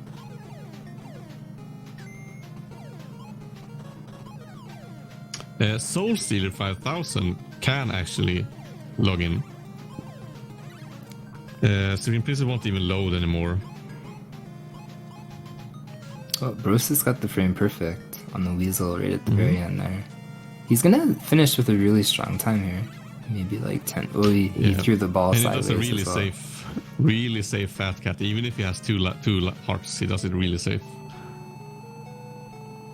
Let's see. Tracy doesn't go. Let's see. 10:18 is very commendable. That's a very strong time. I think Yes, his a PB really is good like time. 10:13, so within 5 seconds. I mean, that's a very strong showing. So GG Brosis, that's doing decent. Oh, Valranium is in text chat at least. Yeah, He might we'll be coming see. back in. We'll see. We'll see if he can join the commentary Discord after this, and we can continue. But it looks like we're gonna have a round 3 regardless, so it should be good. Because if these guys are both consistent and none of them take a death, then it should be pretty much down to the frame for the most part. Brosis and Tracy are both very consistent. So as Darkrai, VGC Pokemon, we love VGC Pokemon. I get your name, sir. I love Darkrai. But yeah, as you said, tiebreaker. We have our first tiebreaker. Yeah, I think this could be a really fun game match also because they're both really good players, and like if you take out the mistakes, they're pretty even. Like both run really good. Like Terrific Tracy has the better PB, but like Broke's run here was really solid, I think. So we're going up for round 3. Am I here? We'll see. Oh, you are here. There we go. Mercy, though, I'm going to need to turn the volume down on this. Everything super loud. Okay, we have some form of Discord not breaking anymore.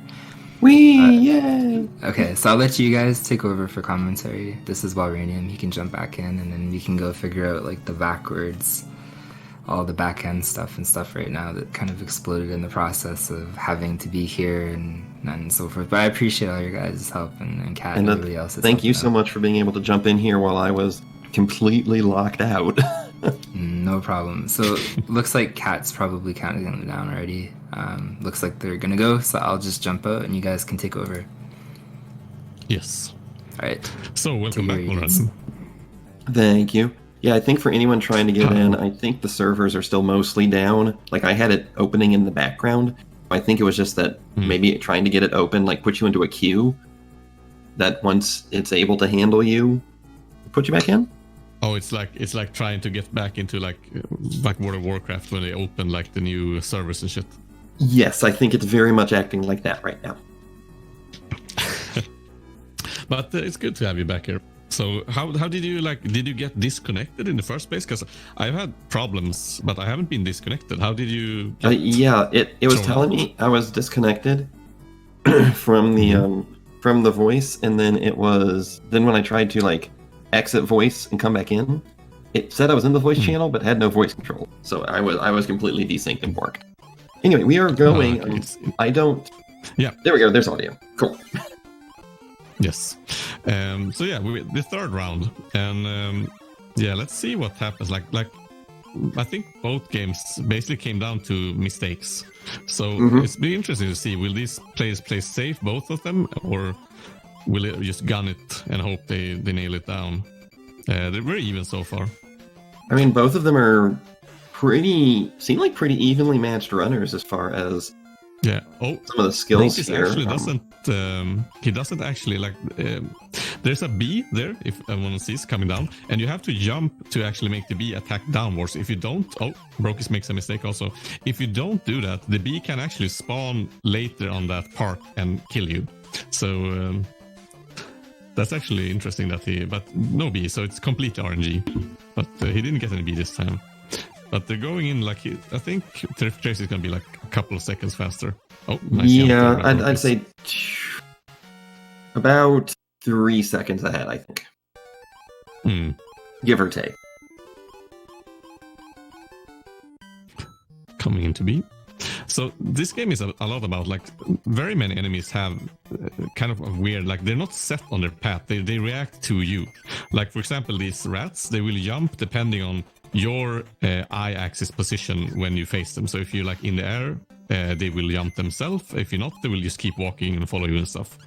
The same goes for like the bees or flies coming at this level. You will see people like jumping at different parts. That is to spawn the bee differently. So that bee that just came there, if you just jump, you can get it like in a really bad position. It's actually interesting. There are a couple of different strats here on this last screen. Some people do a large jump and go down kind of onto the pot and back up to trigger the bee and have it miss. You can also do a kind of a short jump and then a long jump, and the bee will just, it'll fly or a bee. The bug will fly just completely straight down off the screen. He'll just be like, hey, I don't see anybody. I'm just going to keep on going down here. Yeah, the funny thing, what happens there is actually, I think what's happening is, because Chip and Dale has the funny thing, like the top of the screen is also the bottom of the screen. So when you make a big jump and you disappear at the top of the screen, Chip's or Dale is actually located like on the bottom of the screen. So you don't actually exist on the screen. So the bee never locks onto you. And like you said, it just goes down. There are more enemies who behave in that way. So like the crocs, they will also jump depending on like when you get in front of them and stuff. And Burst is having a little trouble with that jump there, but not dying. Tracy, though, is playing so far extremely well this run. Like, really nailing just about every trick so far. Yeah, and he's going to make the boost. Oh, he doesn't do the boost. He goes safely and actually disables the button there. Like, I messed this up every time I did it winning my run. Broke I think also Tracy has at different times struggled with the robot. So, took a hit there, so actually good thing. From the box. Had the extra health, but normally is going to be taking that acorn in a race setting to have that extra health for the robot boss. And so now this is going to be a little, doesn't have that extra. Oh, he wants to do it so fast. Got it. He got it. I actually did it, like, you can do it really fast. You save a couple of seconds. Oh, broke is actually.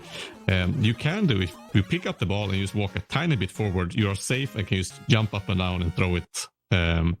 It's slower, obviously, but it's safer.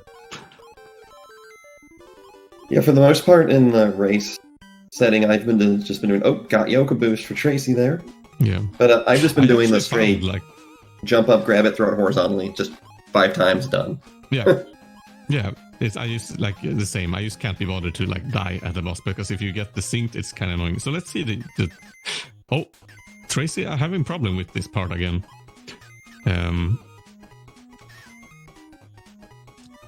Like this part, this part I'm pretty good at. Like I think some parts you can actually benefit in this game from timing. So I have used a certain kind of jumps I do, so I always time the first part perfectly. If you take the box instantly, jump to the right pipe and then do 2 jumps and throw the block up and jump back, you will spawn the pipes to the left perfectly every time.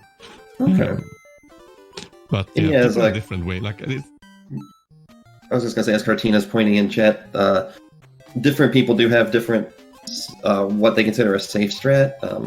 That's yes. A very good point. I know Tracy actually always struggled with the straight horizontal robot kill, so went for the double KO very, very early. And so that's just what he's comfortable with. Yeah, it's kind of interesting, like, because everyone here is doing basically the same thing, but people they have so different like strengths and weaknesses and things they find annoying or hard or stuff. And it's really interesting, actually. Some people can do stuff that others find are hard, and yeah. Well, yeah, it's like I know. What is it like? You have the commentator sound, but no game sound. Try refreshing the Twitch, maybe. Is anyone else having that problem, or? I don't have any, but sometimes I have both. Interesting. I do know earlier. Refreshing the Twitch. Yeah, earlier people were saying that they were hearing stuff only through like one ear, so it could be if it's for some reason that ear is not playing it correctly. You know, like if you're getting game sound through the right and commentary from the left, if the right's not working, I'm grasping at straws here. I'll ask Junkyard and say it. Let's see.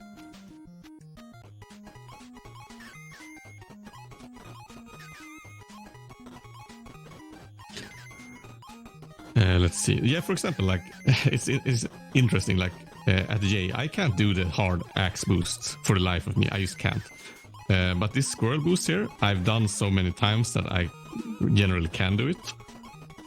So I think it's also like, I think it could be what the runner themselves find fun. Like, for example, like say Tracy, maybe he doesn't think it's very fun trying to learn the robot, so he haven't bothered to like do that many like tries and just grind the robot.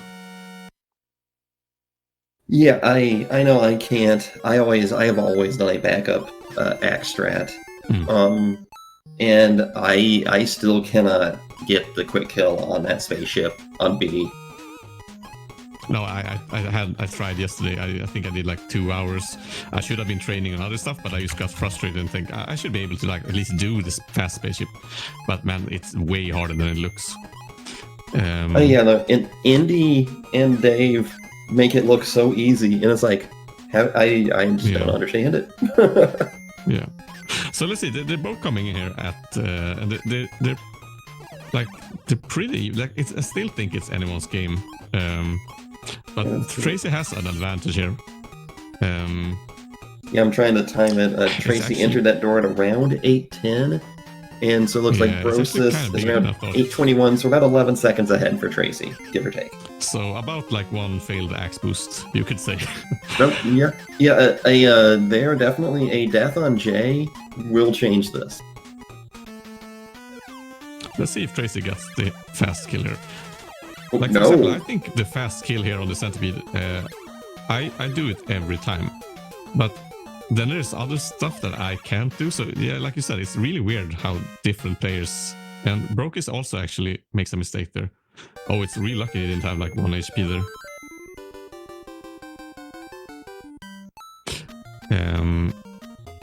Let's see. Tipple says, this is one of those games I remember playing a lot but never beating.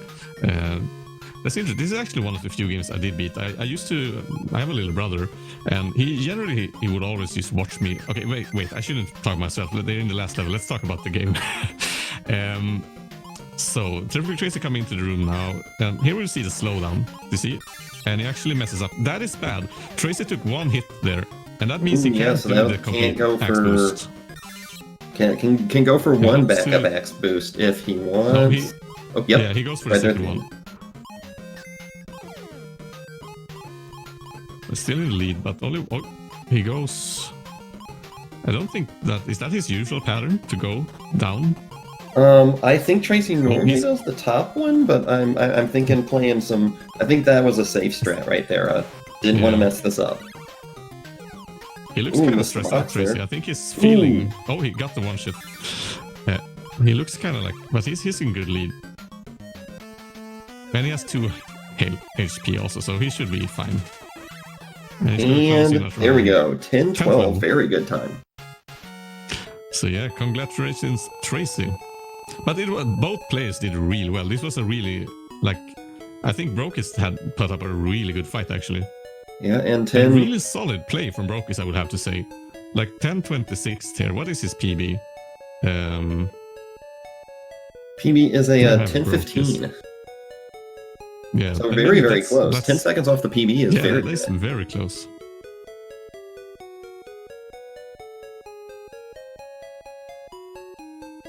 So yeah, but yeah, congratulations to Tracy. But I think both players did really well, actually. And this is interesting. Like, have we seen any run so far without any mistakes? I don't think we have, right? I think every run, every player had made some kind of like decently sized mistake, I would say. I would say there was a. Are you I going want to to say say like, oh, no, I Dave think at least you did had it one perfectly run. yourself? I would say Dave had one run where most of the mistakes were just minor, and maybe one of Indy's. They still, it wasn't like Oh, yeah. perfect runs, but they were No, they no, were but didn't you're have the right. like major.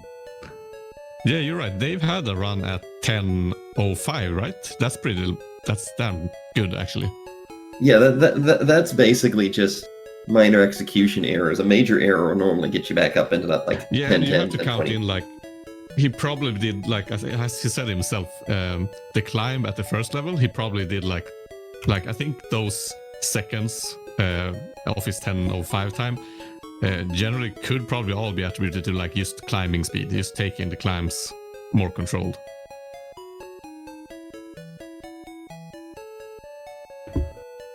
Yeah, I agree. Let's see. Tracy's writing, as for safety strats and whatnot, I don't know, he went for whatever was comfy. I like that. I felt a bit dizzy.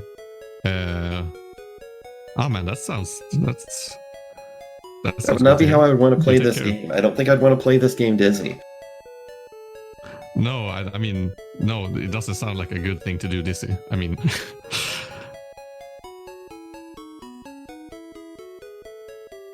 so yeah, we have actually have some people like Cyrilla was going to race today, but he actually got sick, sadly. So yeah, anything can happen. But yeah, drink some water, Terrific Tracy, and take care of yourself. And hey, you're at least not as sick as Discord apparently is right now. But No, I mean, you caught the same thing. Okay, let's see.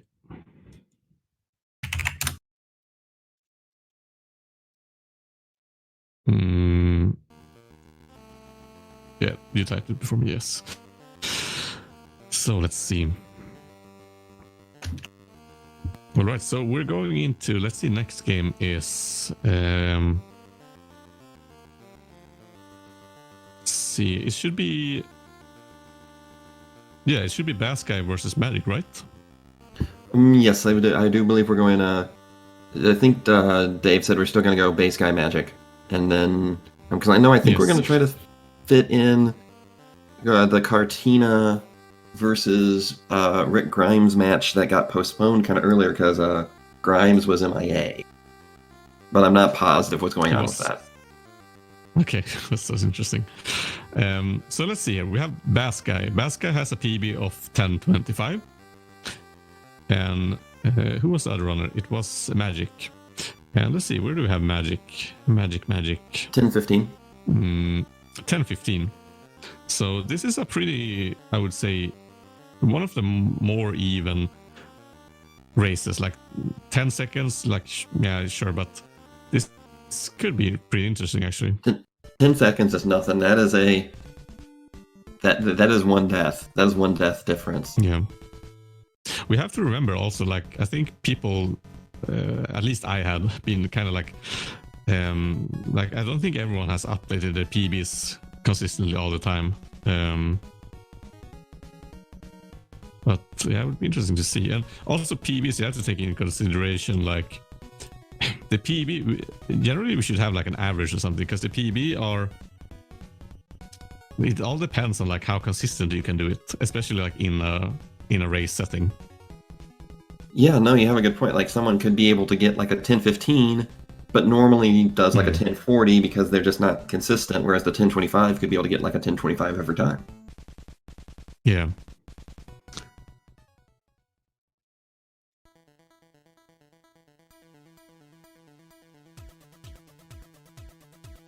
Let's see. SpeedGaming is also, I shouldn't like, I shouldn't maybe like, but SpeedGaming is also hosting a Link to the Past randomizer tournament, apparently. Let's see.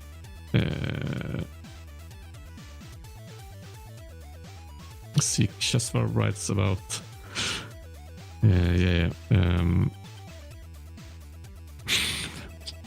Restart. Okay, so we're setting up for the next race, so it will start momentarily. Let's see, but like we said, this won't finish all today. This is a 2-day tournament, so we'll see how many races will finish today. Are we aiming for completing round 2 today and having round 3 semifinals and finals tomorrow?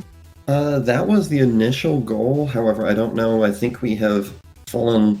We were going to be a little ahead of schedule with Zarilla not being able to make it, but I think we have fallen behind again because the technical difficulties have kind of slowed things down as everyone tries to figure out who's able to get into Discord, who's able to count down from Discord, whatnot. Yeah, well, at least like we're speedrunning a slow stream for speedrun. That sounds like it evens out. Like if the stream worked very well, it would be kind of stressful. Like everyone is running fast and it's always go. How did you feel, by the way? I was thinking about that, talking about speed. Like, it's kind of interesting because right now you do one race and then you have like a couple of minutes and then you do the next one. It's kind of like interesting that you just go them all in like short succession. There's different ways to doing races like this. I know we have eliminations. We have a race against a race and the best one wins. I know some speedrun races actually have like, you get like 30 minutes and you have all that time to just make the best run you can make in those 30 minutes. I think that's kind of stressful though. I think that would be kind of, because I've seen some streams of that, and that means like the good runners, they basically just, the first 20 minutes is just them restarting the first level all over until they get like a good start, and then they go. Yeah, I felt my biggest issue is probably that after that first run, which was so close, that it was kind of like... What are we seeing here? Weedy Rick is... We're seeing Weedy Rick's whole stream here. Okay.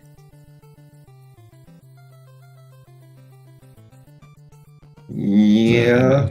Wait.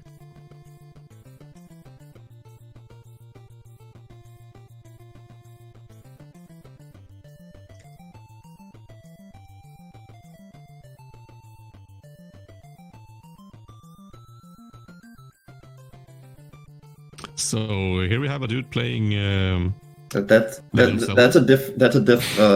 a pretty bad handicap. The Legend of Zelda run, I believe, is a lot longer than Chippendale, and so I'm gonna say Cartina has an advantage. Yeah, it's a very strange choice for him in the Chippendale speedrun to actually choose to play Zelda instead. But I mean, I don't know. It could work out. It's a very new way of doing this, I would say. But I would have my bets on Cartina in this setup. Like Cartina in Chippendale, I don't think. Let's see. Can we find Weedy Rick? Can we see if it has a PB in Zelda? Let's see what it is. Let me check that right now. See if he has any chance. I have no idea how fast. Do you know how long Legend of Zelda is? It's not the randomizer, right? It's just the randomizer. Let's see. I do not know if it's the randomizer. It's even worse. I know the regular run, the any percent no up A is 28 minutes 17 is the world record. That is not Grimes' time. Oh wait, what? We're having something here. Oh, we have some information here from Junkyard Dave. Grimes is streaming some 30-game marathon and has no idea he's even in the race today. Obviously, we're disqualifying him, so he's out. Okay, that's okay. Well, he had a good attempt. I mean, he went for the gold, and yeah, it didn't turn out well.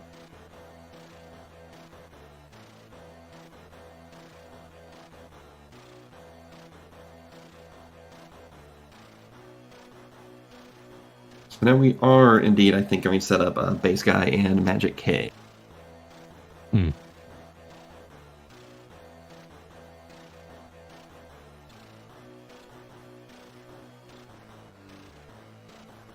So yeah, like I was saying earlier, about Chip and Dale, it's actually one of the few NES games I did beat as a kid, and I actually played it with my brother because he would generally always just watch me play games. But this is one of the few NES games that was 2-player.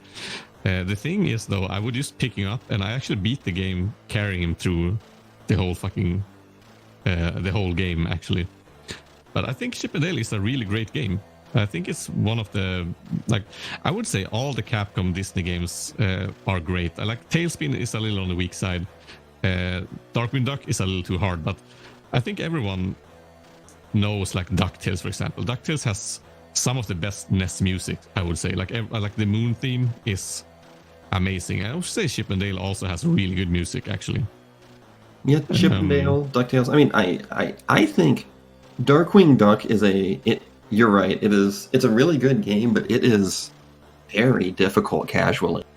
It is punishingly it's difficult. So hard. Yeah, because I streamed those games a while ago, and I beat Tailspin, and I had a memory and I realized I did beat Tailspin. I beat DuckTales, and I did beat Piff and Puff here. But when I started up Darkwing Duck, I had a memory did I ever beat this game? And the more I played of it, the more I realized no way, because I could barely get through it now, because it's so many things about the game that are really because I mean there's something called Nintendo hard. They made the games harder because you couldn't save generally, but sometimes they overshot it way. Like Batman is way too hard, but I would say Darkwing Duck also is too hard for kids. Actually, I would say it's too hard a game. I think it would have benefit of being easier, I think. Yeah, I mean there are a lot of NES games that you think nowadays stuff geared towards children are super easy, but back in the NES days, nah, there was none of this. Oh, it's based on a kid's cartoon. Let's make it easy. It's no, let's make this punishingly difficult. Yeah, I think of one good example, and that continued pretty long. I think one good example is the DOS games that I don't know what company made them. Disney games. They made they have The Lion King. They have Aladdin. I think though there's a third, right? No, but The Lion King and Aladdin, they're two DOS games. I think they have other systems also, but those games are so hard. They're crazy hard. I have to check it out what they're called. Lion King DOS game. Who made them? I think probably someone in chat has played them also. I'm not sure. Let's see. You haven't heard about it? Lion King.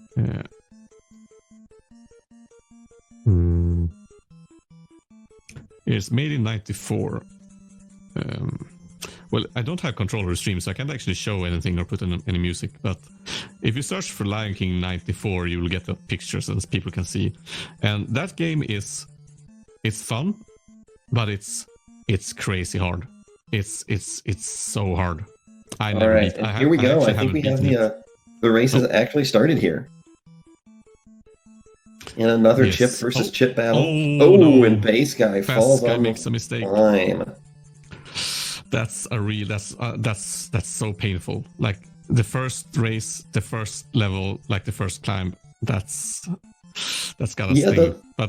I mean, this very first screen is one of the least forgiving screens in the game.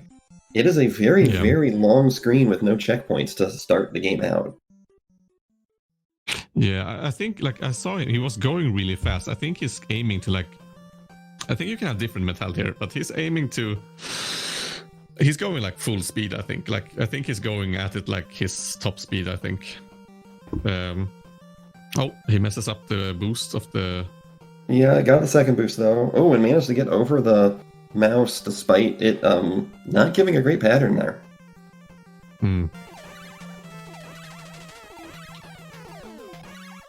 Oh, we have sound also. Very nice.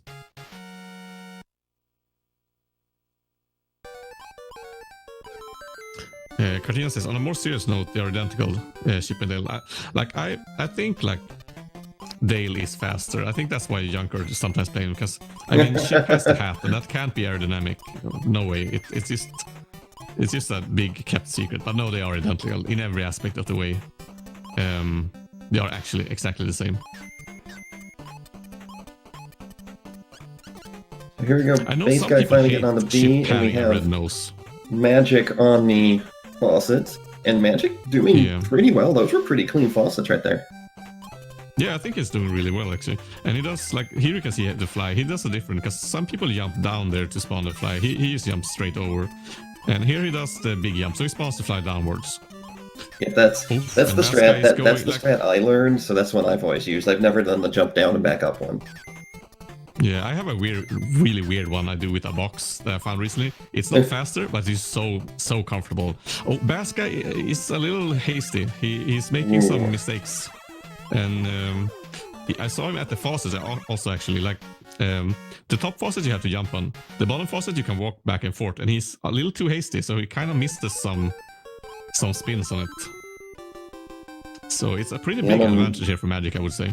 Yeah, and unfortunately so far Magic has not made, really, I don't think I've seen anything major from, well, and I say that, Magic takes an unexpected hit there. But this is sometimes I think the commentator's curse is real. The commentator's, what is the commentator's curse? Yeah, like you as soon as the commentator says something like, oh, this person's playing really well, boom, that person will immediately die. Yeah, like I think stuff like that. Maybe you get a feel for it. Let's see. Oh, he actually misses the Baska misses the spaceship. Oh, and he's like some mistakes are being made from Baska here. Yeah, but and it kills the spaceship. Pretty decent recovery considering missed 2 of the throws early on. Yeah. Magic also goes for the safe. I've seen a lot of people do it now. Magic also goes for the safe because that ball boost there, it's actually pretty hard because the balls have a really annoying. Oh, he does the spawn. Oh, that's so fun to see. I actually found that that despawn. I found yesterday actually. So it's actually really fun to see. It's fun to see people do these things. Okay, here we're going for a robot. Let's see how he does it. Oh, he takes a hit. So now, and will he do it safe now? Oh. Like I think there's different ways of handling like a mistake. Either you do it really safe or you try to catch up. But it's still a good time. Like he loses some time there, but it's not horrible. He loses like some seconds. Oh, Baska actually turns on. Yeah, not supposed to turn that one on. Does the boost right though? Let's see if Magic does right now also. Oh, interesting. Got the first part of the Yoka boost, but missed the second boost. But he can boost on this ball also. No, yeah. So the thing is, if you miss the booster, you have one on the heart. You can boost off the ball falling down. So here going into the climb. Let's see how he does this. Yeah, I should show you. I have a really good timing for this one. That makes it the first part and second part really easy actually. One last throw from Basket and Kobe. The climb that Magicus did here, it's really like this. The part with the yellow bars here it's like you're not gonna mess it up, but doing it perfectly is really hard because it's a really weird like pattern. So Baska is waiting here. He's at the balls and he takes it slow and steady. Will he do? Oh, he doesn't do the boost on the. He doesn't boost any balls. He's taking it really slow now. Yeah. I think with some of those mistakes earlier on, Base Guy is probably feeling a little maybe just a little nervous about some of the other strats, so he seems to be playing it much safer. Yeah, he doesn't grab the box there to the left.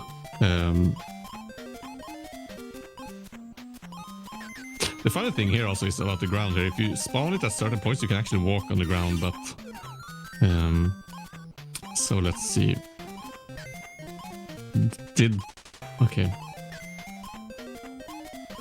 So far, Magic still having a pretty clean run here. Yeah, I think Magic's playing really clean. Like, it's really... Like, he's doing some safe parts, but it looks very clean. And he's like... Ooh. Oh, yeah, I saw that coming. He actually... Oh, no, not a hit again. Oh, this is hard, because aligning back, it actually takes some time. Wow. That was actually... Okay, but that was again, nice. I normally keep getting hit, and I have to, like, jump over to the left, get him to start throwing it yeah. over to the side. Yeah, I think staying calm in that, like, certain mistakes... Like, it's good to have backup strats for certain things, because... like that thing that happened here, that can go really bad, actually, if you're not, like, calm. Luckily with the bosses, even if you die, you just start the boss over, it's actually a less punishing death than on some of the stages. Hmm.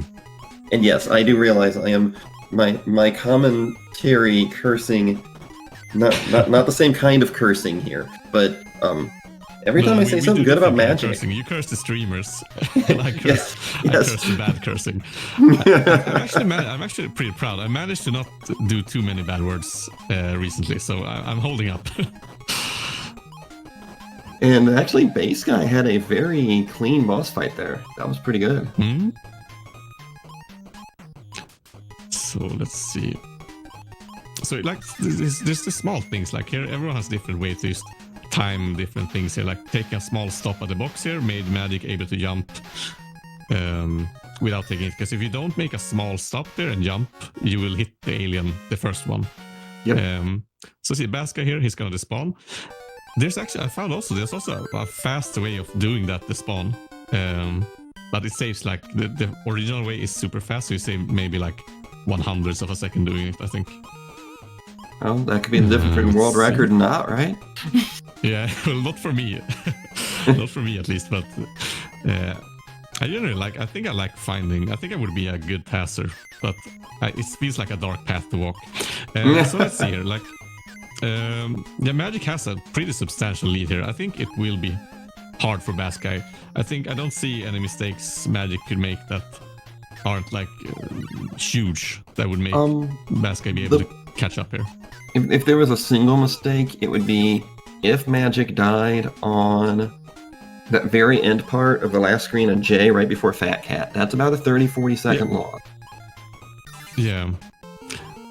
What is the latest part you can die and spawn at the start of the Weasel Room? If you die on that, there's the hat throwing crocodile right on top of Fat Cat's yeah, Fat Cat's door. room, right. And that crocodile has apparently ruined a good many runs. Nice, quick kill there for Magic. Yes.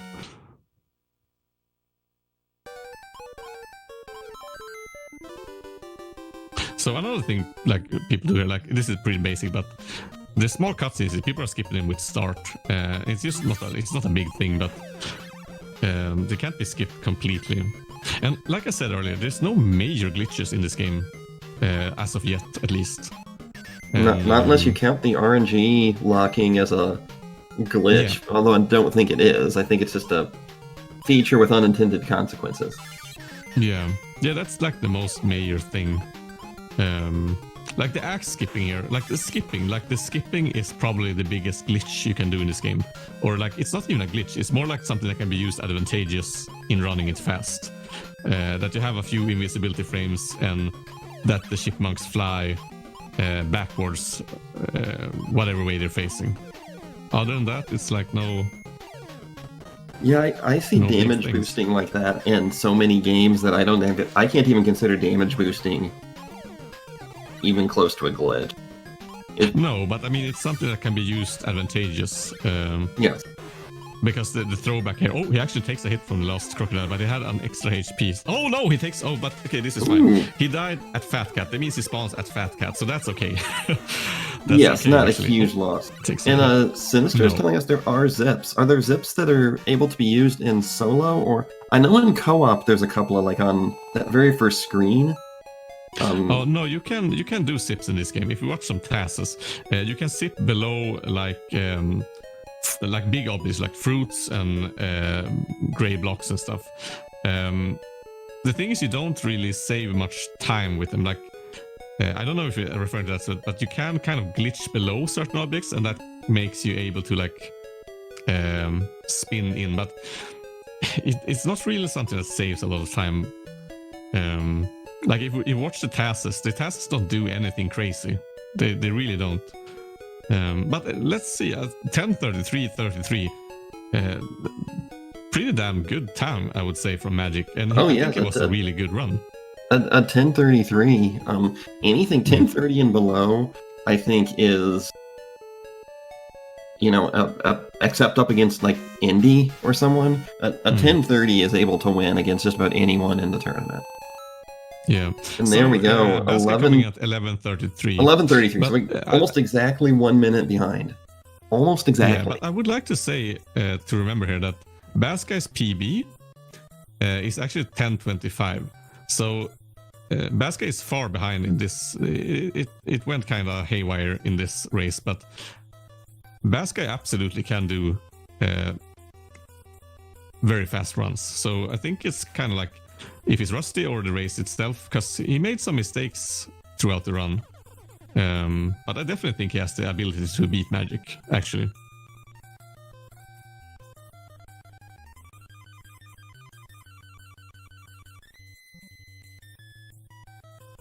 Since the unfinished task is all sips, but most people have not seen it. That's interesting.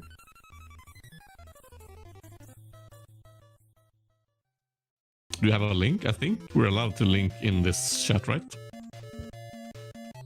Yeah, I'd be interested in seeing that. Yeah, because I've been checking around and I haven't seen any. Like I've seen some tasks that are they make like some small sips or stuff, but I haven't seen like any major glitches in this game. So not as far as I know. And I'm just getting word from Dave that the next match up after this one, now we still got at least one more race, if not two, between Base Guy and Magic, but the next one up is actually going to be me versus Kaiser Krister. So I'm going to go straight from commentary. That's interesting. Into a run, and Dave and Kat, I believe, are going to be handling the commentary. So you will get a probably much needed break. You have been holding down the fort here, and we really all do appreciate it. Yeah, but I do like talking. It's a hobby. But yeah. But it's actually interesting, like to cast some, because I do my own streams and stuff. But casting something is kind of interesting because, like so everyone know, we have like the audio here, but we can't control. Like me and Valeranin, we don't control the stream, so we can't put on music or anything. So we're kind of like left to your own device here, in a way. But yeah, I'm looking forward to actually watching our when the stream is done, watching our race actually. Because the only thing I've seen with this is the last part when you beat Fat Cat faster than me. So it's gonna be really fun to watch that actually. Yeah, it'll be really interesting to see, because I know I had some sloppy play. Like I said, I had that death on D, so I'd really like to see how the heck I made up that time. Yeah. I'll be honest, I'm super surprised that I think I can do a way better time than that, but I'm surprised that I didn't like mess something major up, because like I said, I haven't done runs for such a long time in this game. Like I think I've done completed in Chippendale. I completed maybe 15 runs or something. Because I don't know, it's just stupid, but it's so comfortable it's doing levels and like perfect in levels. Doing runs are kind of stressful. So I've just been avoiding it like a dumbass. But yeah, I think it was a really fun race. So who were you up against, did you say? You were racing against... Kaiser Krister, who just posted in chat. So. Yeah, he has a PB of 10-14. So you are very evenly matched, I would say.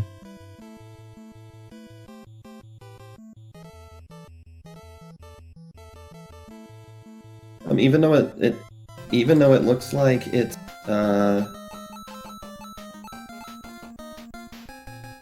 And yes, it's a slight change to the schedule for me and Krister to be up next.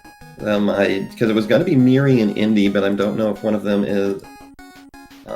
Maybe need to push it back a little bit. Yeah, because I think we had like the thing is tomorrow, as I understood it, because we have this scheduled for 2 days. But as far as I understood it, yes, tomorrow was actually going to be probably shorter, a lot of fewer runs. So I mean, if we have to put some runs tomorrow, I don't think that's a problem, other than it being a Sunday. Yeah. Nope, I agree. I think we did have some padding in here, but we have the races underway. So this is game 2 of Base Guy versus Magic K1. And so it's Base... interesting to see. Base Guy has changed up and actually playing as Dale here. I think that's a winning concept. I think that would bring him the victory. Because, I mean, Dale is faster in every way. It's an interesting choice. We'll see how it plays off. Maybe but I think maybe it's changing something up. I think, like, it could be kind of refreshing just playing as Dale. I know some people hate Dale for having a red nose. I know when I was a kid, some people just hated him for having a red nose. I think some people find it like almost uncomfortable with him having a red nose. Yeah, some people. I mean, I know. I think I've seen Tracy in the chat say that the red nose is just there's something uncomfortable about it. You associate it with either Rudolph, the red-nosed reindeer, or alcoholism. Also, you think Dale is an alcoholist? That makes sense, maybe. I mean, I'm just saying that does lead to people sometimes having that kind of red, flushed nose and cheeks. Yeah, I mean, Ship is the more like responsible one, and I mean, Dale is kind of slow. Do you think he's like a recovering alcoholic, maybe? Could be. So let's see. Basket is actually no. I think Magic's screen. Is that just me, or is Magic's nope. Screen froze? Magic's stream appears to be frozen. I'm wondering if they are having some buffering issues, maybe some internet issues going on.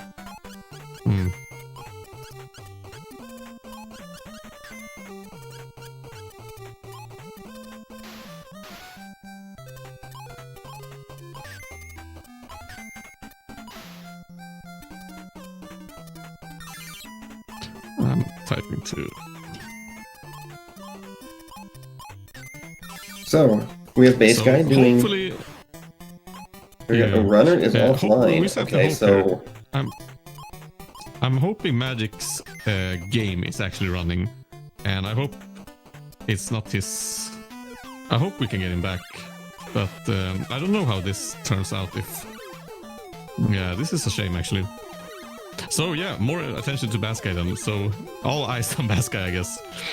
And had a little bit of trouble with the close. spaceship, but that could have gone so bad. Had he been hit by that alien before it threw, he would have actually failed that one. Yes. So, but I think Baskai is at a pretty good pace, nonetheless. He hasn't made any major mistakes so far.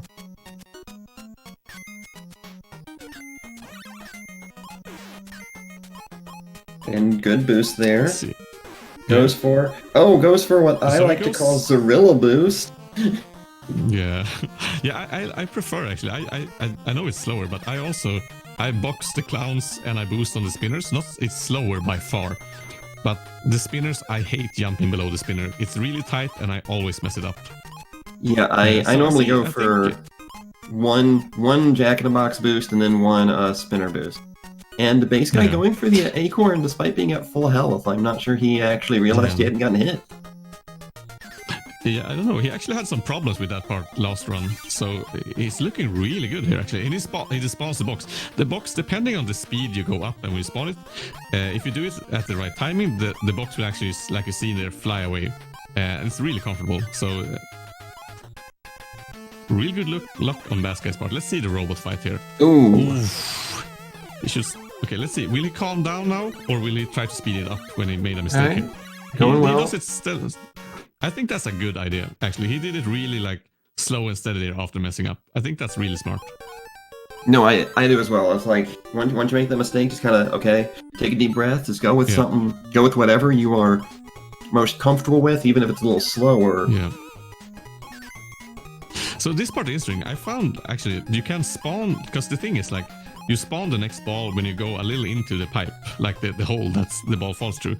You can actually jump slight above the ball and spawn the ball even if you don't do the boost. I think it saves like some milliseconds actually. I've actually seen in some runs, I think it's the second ball, they will kind of jump up into the, like, right above it to spawn the next ball like a split second early. Yeah, I do it also, and it doesn't save much, but it's super safe and it saves some. So Baska, slow and steady here in the climb. He I don't know why he doesn't pick up the box to the left there. It's very like it's the I wouldn't say it's bad, but it's some things are interesting. Like everyone grabs the box, jumps to the left pipe, and jumps. He goes right for the right pipe and then like kind of leaves the box there. I don't think it's a very good idea, but. Everyone, like we said, everyone has different things they do differently or things they find hard. So yeah, it's really interesting. It's not here to see such a short run have had so many different strats that people can take, because they really are only the different strats are only separated by like maybe saving a second. Yeah, I think like this is one of the like, because I'm not a speedrunner in any way. This is the first game I ever tried to speedrun, but I think Chip and Dale has a real good I think it's a really good entry game for speedrunning, because the levels are different, the mechanics are very solid, and there's so many like doing a good run is everyone can like finish and do a run on the game. Then you have to get faster, and it's like all these small tricks, and then at the end it's like the very small time-saving tricks. So it's kind of very good progression in the game, I think, if you want to get better. Yep, I completely agree. There's a good number of entry-level strats, and then you can... It's really easy to slowly like, okay, I'm doing... I have a really good time. Maybe I'm going to try this one strat. Add that in, save a second. Yeah. Okay, now I'm going to try this strat. Yeah, and it's also so fun that because it's like 8 levels, you can like run a level and like you can... you get a different relationship to every level in a way, so it's nice that it's like portioned up into different segments. So if everyone in chat wants to try speedrunning, I would definitely recommend Chip and Dale if you want to try your hand at it. I think this is a really good game to try and get into speedrunning. Or just try it. Like I said, I'm not a speedrunner. I always just been interested in the concept. Oof, it's actually kind of dangerous. Like he has 1 HP going into this climb, but he does it safe. That's smart. Man, I wish I could have shown me nailing that boost, but I can't get it all. Oof! That's sad. That sucked. Man, that's horrible. That gotta feel. And it starts all the way up here. Okay, let's see if this screen right here. Oh man. And I apologize. I think I muted myself briefly and think I had forgot to unmute myself. So apologies there. Yeah, you got so like devastated by that mistake that you actually. It was tough. I had to mute for a second. Yeah. I think what happened, because it looked really weird, I think he got nervous from having 1 heart. So I think he was conscious about, okay, I can't take a hit. And I think this game is kind of like when you're bowling. If you think like don't hit the gutter, you will hit the gutter. You should always focus on what you want to do, not what you don't want to do. Yeah, and the enemy patterns, like the enemy patterns that you learn for the run, if you get like those crabs are a real pain when it's not like part of your normal what you're expecting them to do. Their movement, the way they throw those bubbles, is actually a little tricky. Yeah, and especially if you start thinking about it like, oh, man, I hate this crab. And then you try to like do something differently. But you should sometimes use muscle memory is best, I think. Oh, he goes a boost instead.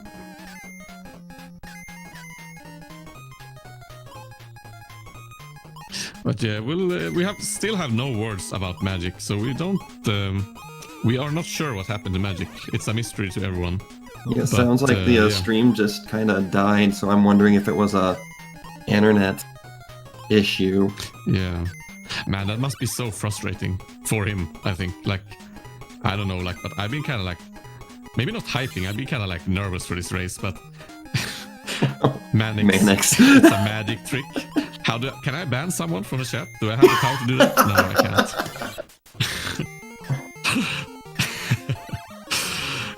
It's a magic trick. You think he's gonna come back and have like suddenly he comes back and it's a sub 8 time, and like yeah, it happened.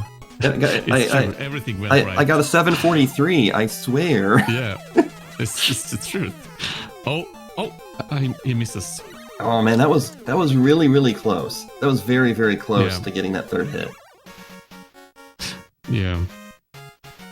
So I think the thing you have to think about here, because you want to have the movement to the left and right in a good timing, and the balls actually work in a funny way. You can grab them like behind you and below you. Like they have the hitbox to grab the ball is way bigger than the ball, so the chipmunks can actually grab the ball in kind of weird positions. So you can save time going left and right by grabbing the ball when it almost looks like it's not going to be grabbable. Yep. Yeah, the hitboxes in general in this game are, for the most part, larger than they appear. Like, especially with round objects. The gray balls. Yeah, the same thing like with the bowling ball. They suck. Yeah, the axes are pretty good. I would like to say.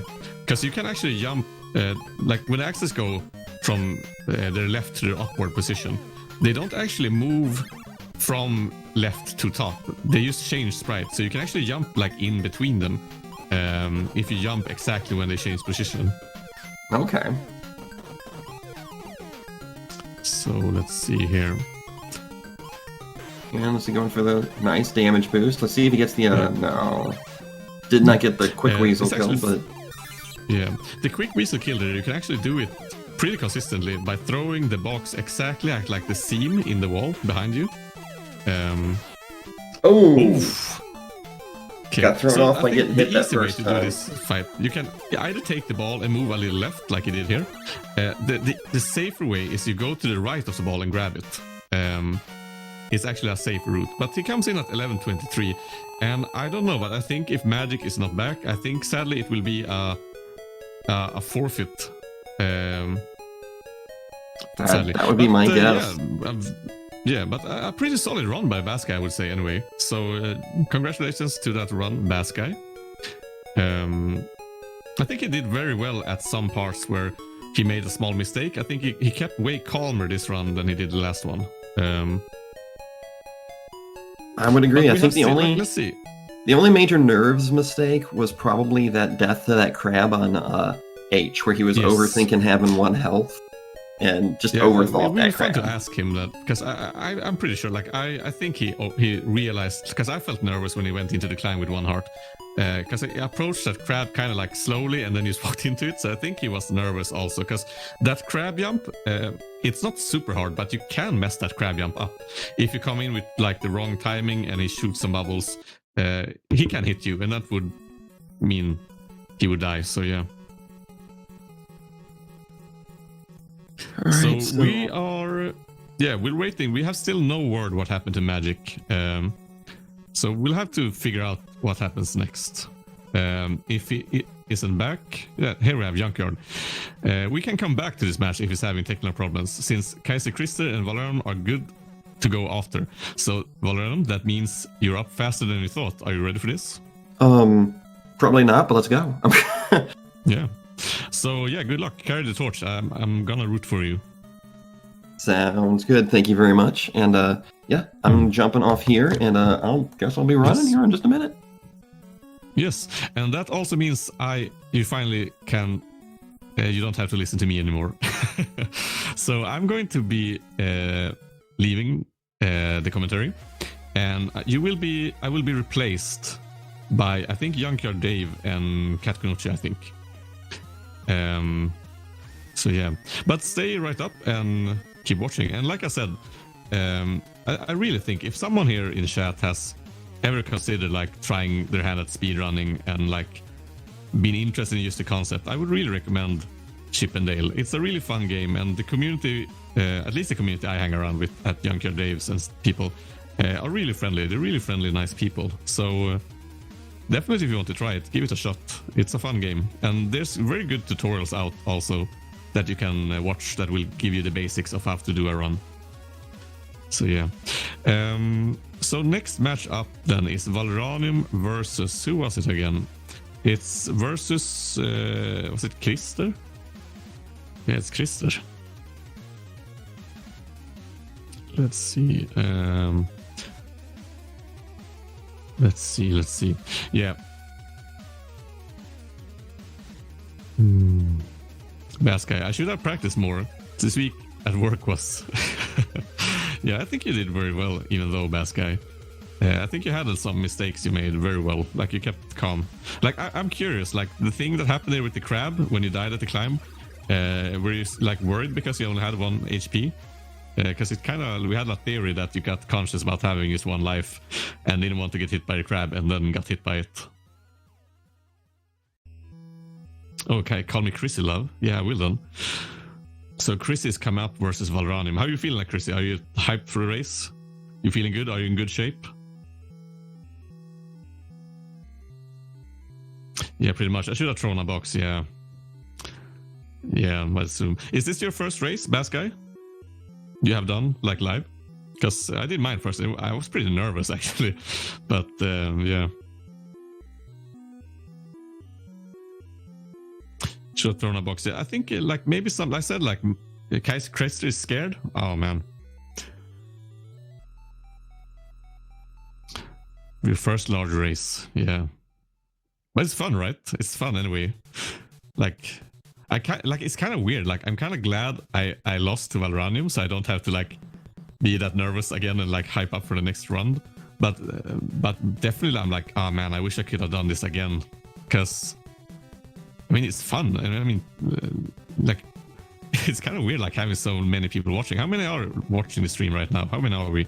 We are 320. Jesus Christ. Like, that's crazy. I'm a small, like, 5 people streamer. Can't expect me to handle this kind of pressure.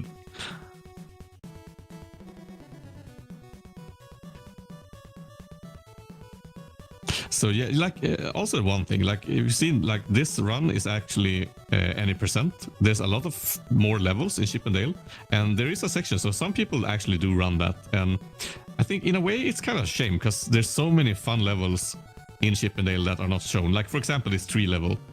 I think this game looks really nice. At least this tree level is really lush. I can imagine, like, living there. He's building a house, living here with, like, the flying squirrels. The flying squirrels makes a lot more sense in this level. They don't make any sense in the sewer. Like, what are they doing there? They shouldn't be there. They should be here in the trees. Be free, you know? Now I feel sad for the squirrels. The flying squirrels in the sewer. Kind of a weird place to be. So yeah. You couldn't live in a tree? But I mean, you could have a pizzeria in the tree, I guess. Or like you can't pay, like, Uber drivers to deliver pizza to you. Like, if you have enough money in the tree, you could get pizza there anyway. You could get it flying, like, with a drone or something. Man, you're sitting at a treetop eating your pizza. Wouldn't that be great? And here I'm sitting, like, instead in my apartment. Like, there's no greenery here. Well, I have my plants, but I mean, if I had my apartment in a tree, that would be way more cozy.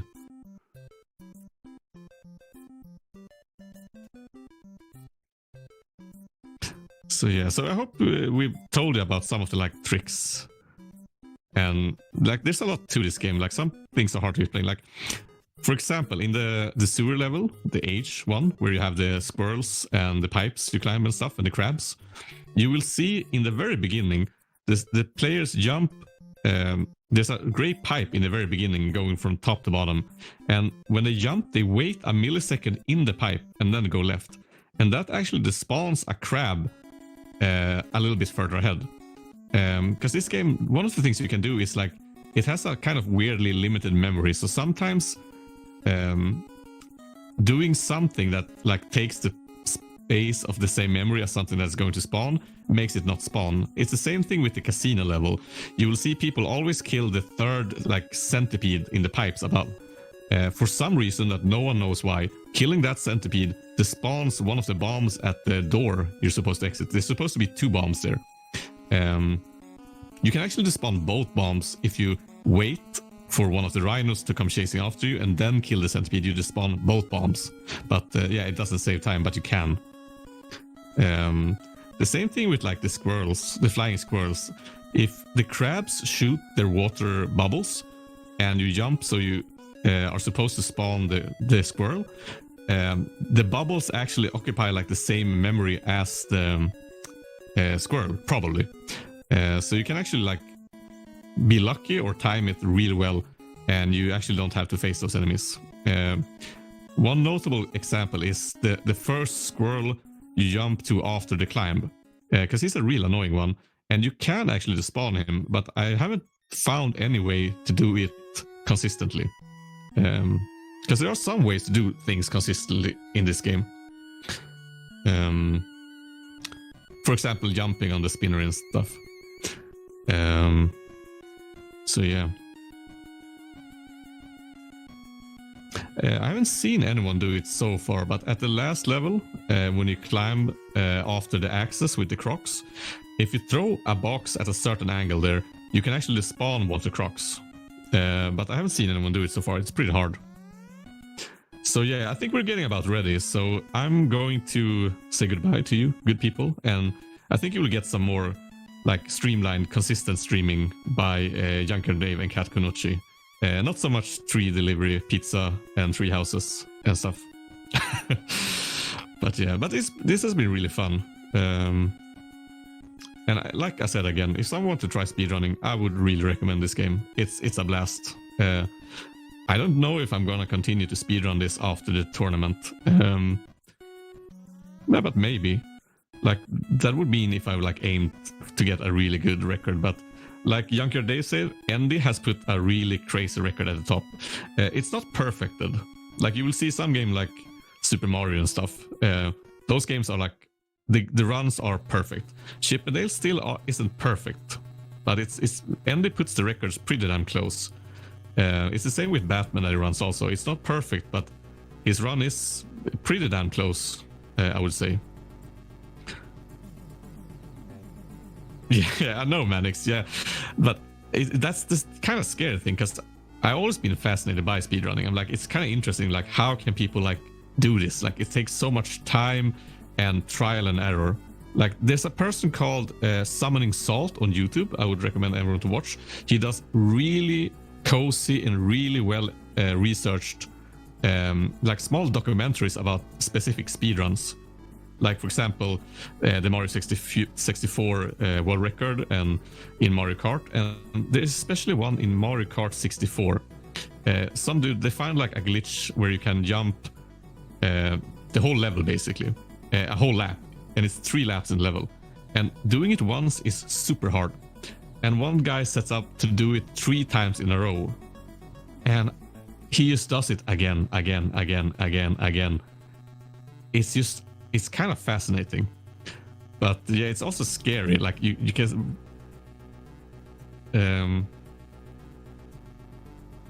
there's a speedrun world record history in this game also, not by Summoning Salt, is there?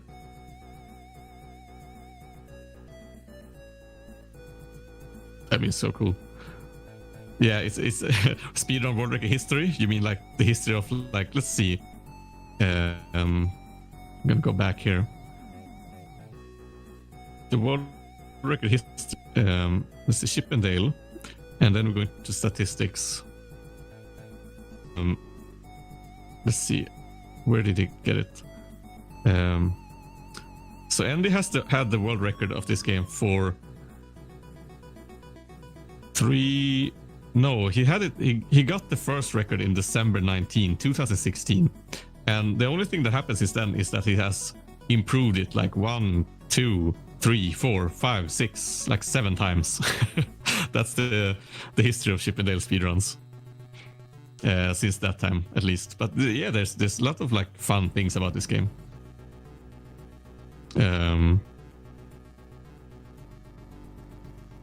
Let's see, where did I put it? Man, let's see. Okay, so the racers are getting ready. So I'm just waiting for Junker Dave. He's actually here. Are you ready to take over? Sorry, yes. We're pretty close. Thank you for entertaining everybody. I don't think there's need. I think that there's no need to say sorry. I'm just being here talking shit anyway. So yeah, that's it for me. Goodbye, everyone. Ciao. All right. So we'll be joined by Sinister in a moment here, and I just need to get up. One thing, thank you guys for hanging through all the technical hurdles and stuff like that. It's been quite the gong show with Discord, just deciding to break in the middle of everything and just dying, literally. We finally figured out who's going who next and stuff like that. So give us a couple more seconds and we'll be good. But I appreciate everybody's patience for sure. And I just need to open up the commentary Discord, and Sinister will pop in here at some point. And then we can queue up Chrissy and Walranium. So I will do that.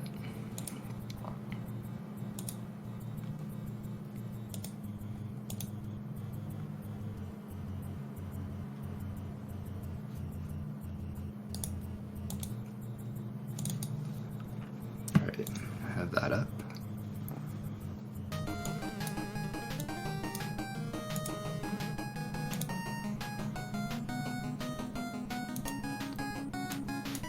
Alright.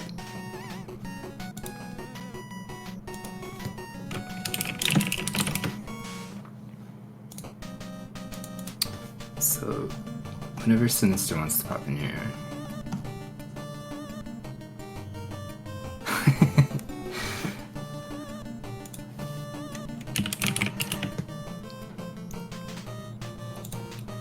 Alright. So it looks like they're gonna go in 5, 4, 3, 2, 1.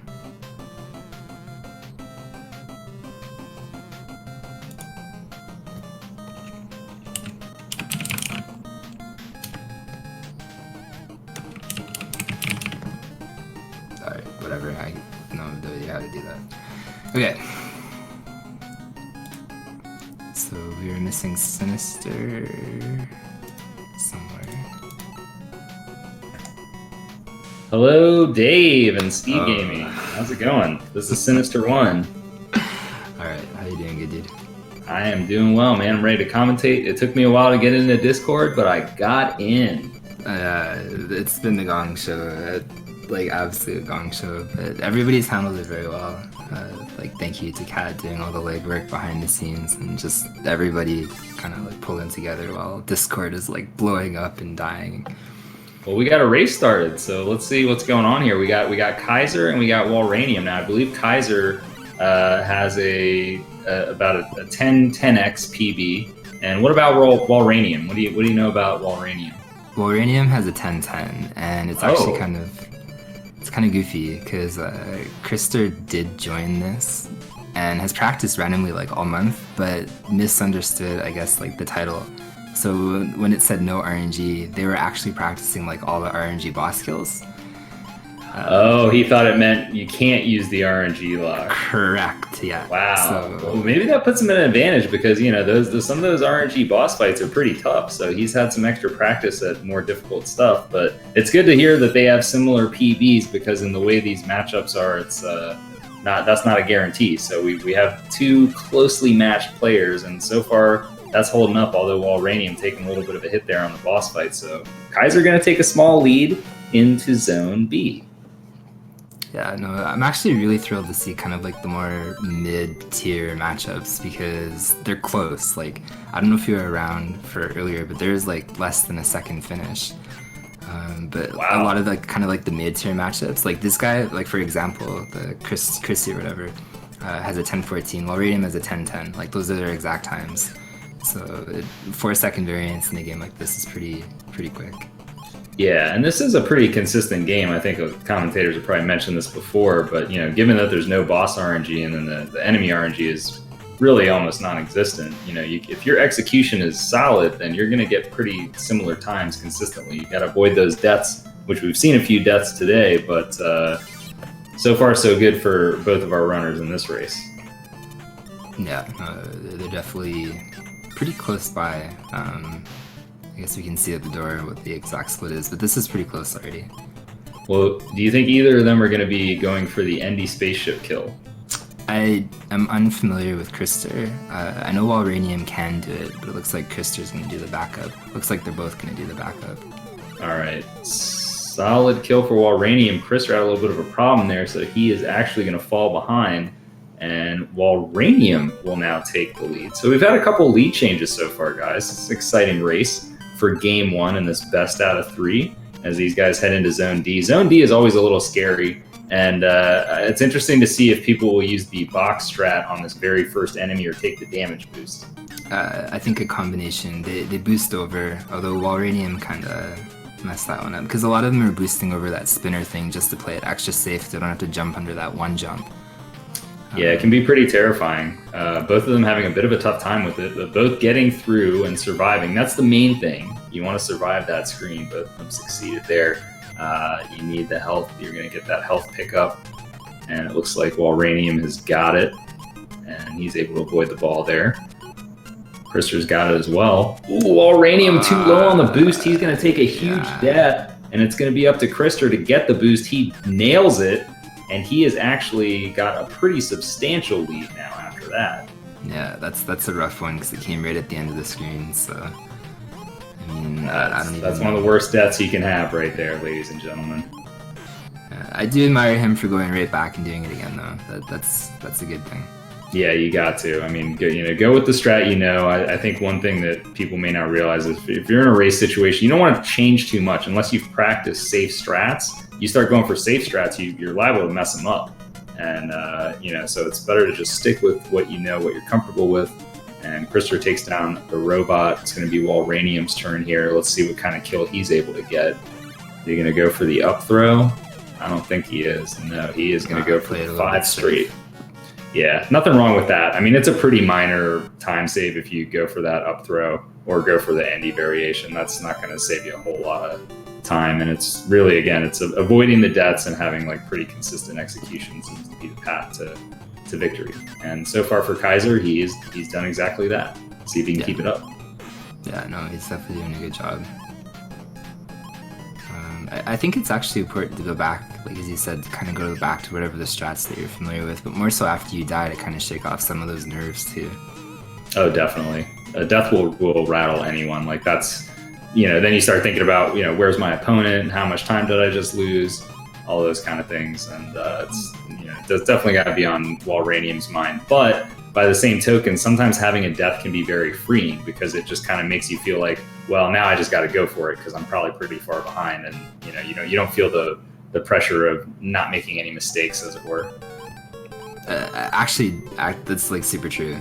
Like I didn't have any nerves or anything myself, but I died on basically the first jump of the second climb in the intro stage. Oh boy. First round, literally. And then all afterwards, like I've been going all ham strats and stuff like that. So I didn't even think twice about it. But getting that out of the way, like right off the start, I think actually helped a little bit because I was thinking like death. Like, I don't want to die, and then I did it. But yeah. No, these races are tough. It's not like, doing runs just on your own. You can't reset. You got to play through. You're going to run into some tough situations. So it's how are these guys going to deal with the adversity of those tough situations? So far for Chrissy, he hasn't really gotten into those spots just yet. But, I mean, after this stage, he's coming up on H. H is always a tough situation. Yeah, H sucks. To say the least, anyway.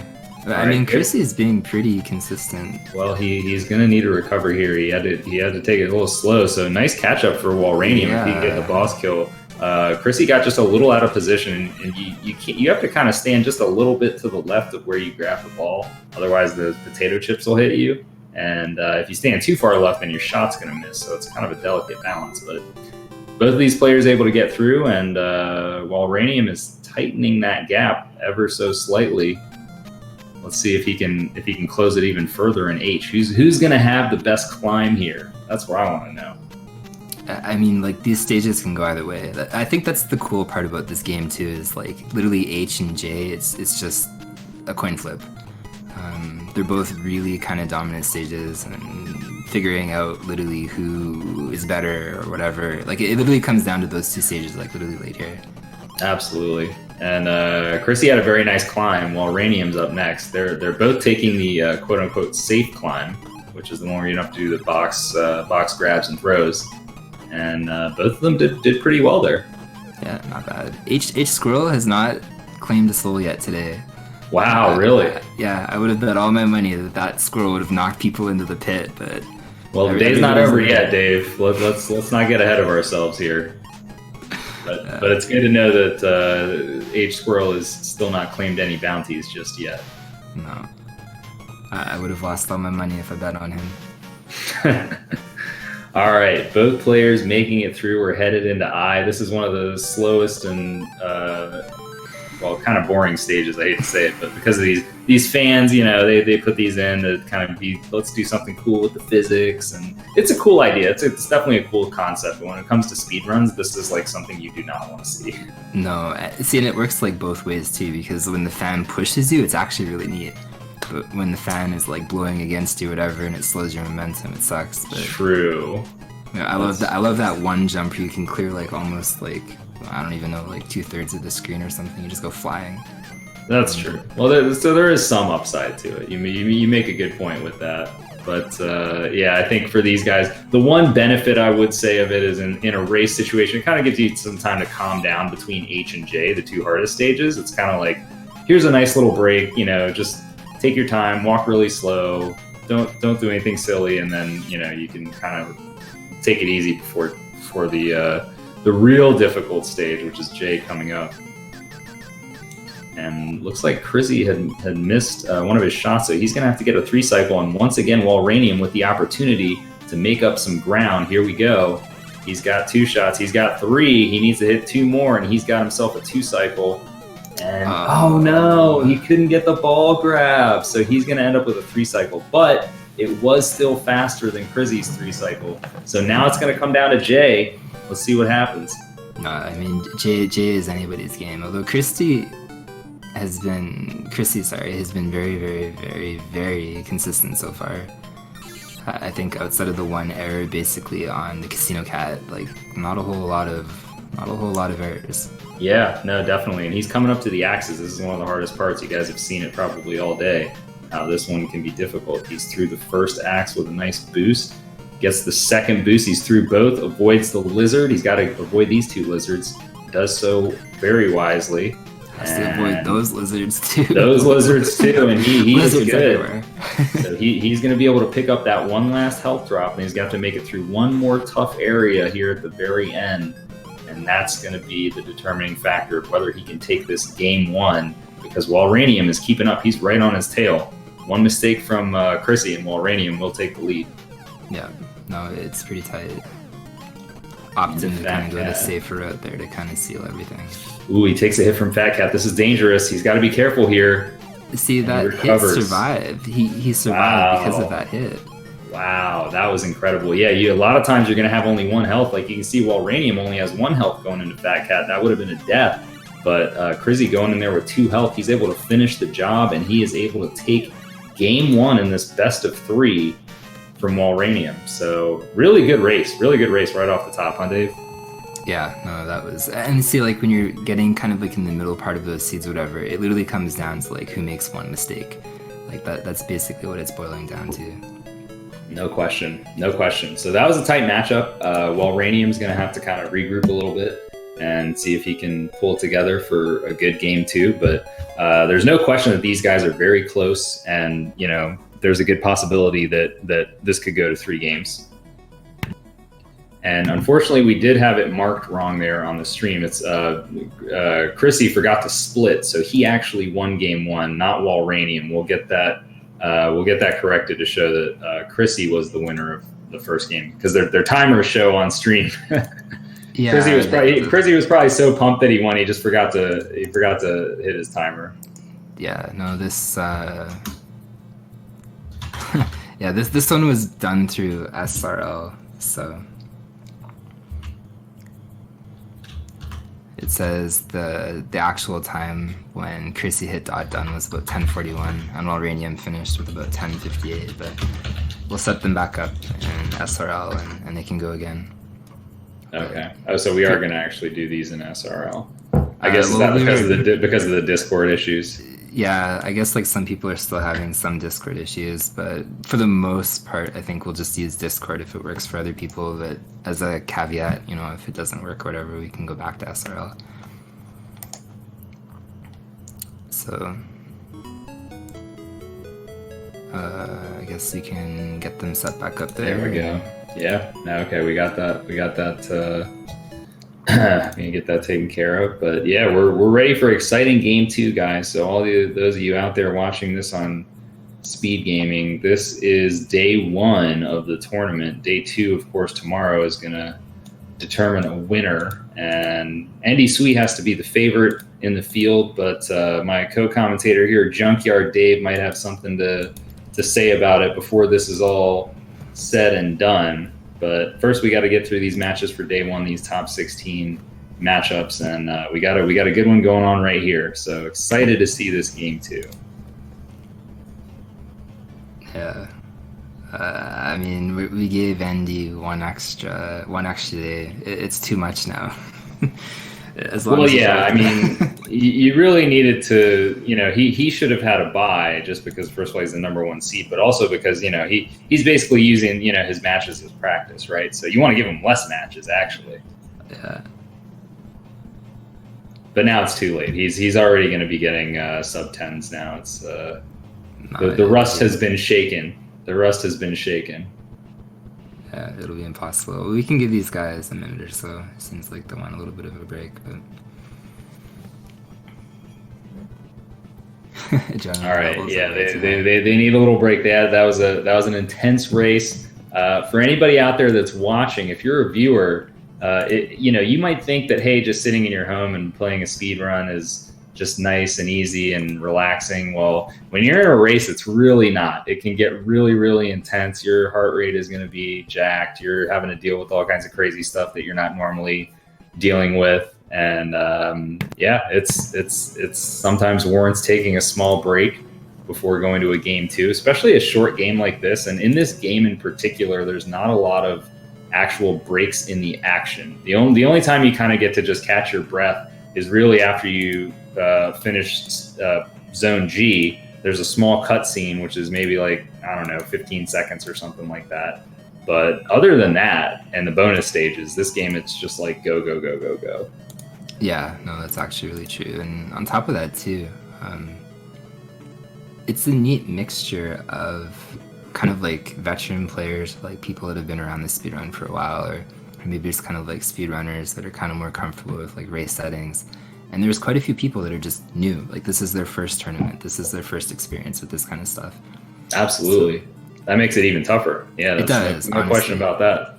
No, yeah, right. So some people have played, like Andy is a veteran as well. So not only having the advantage of, having the best time out of the people playing in the tournament. I mean, he's played in all kinds of live settings. He's played in other tournaments before. And that experience is quite helpful. And, what you're saying is true. Like, if I think back to the first time I played in a tournament or did a live run or anything that had any kind of pressure to it, so to speak, it was really tough.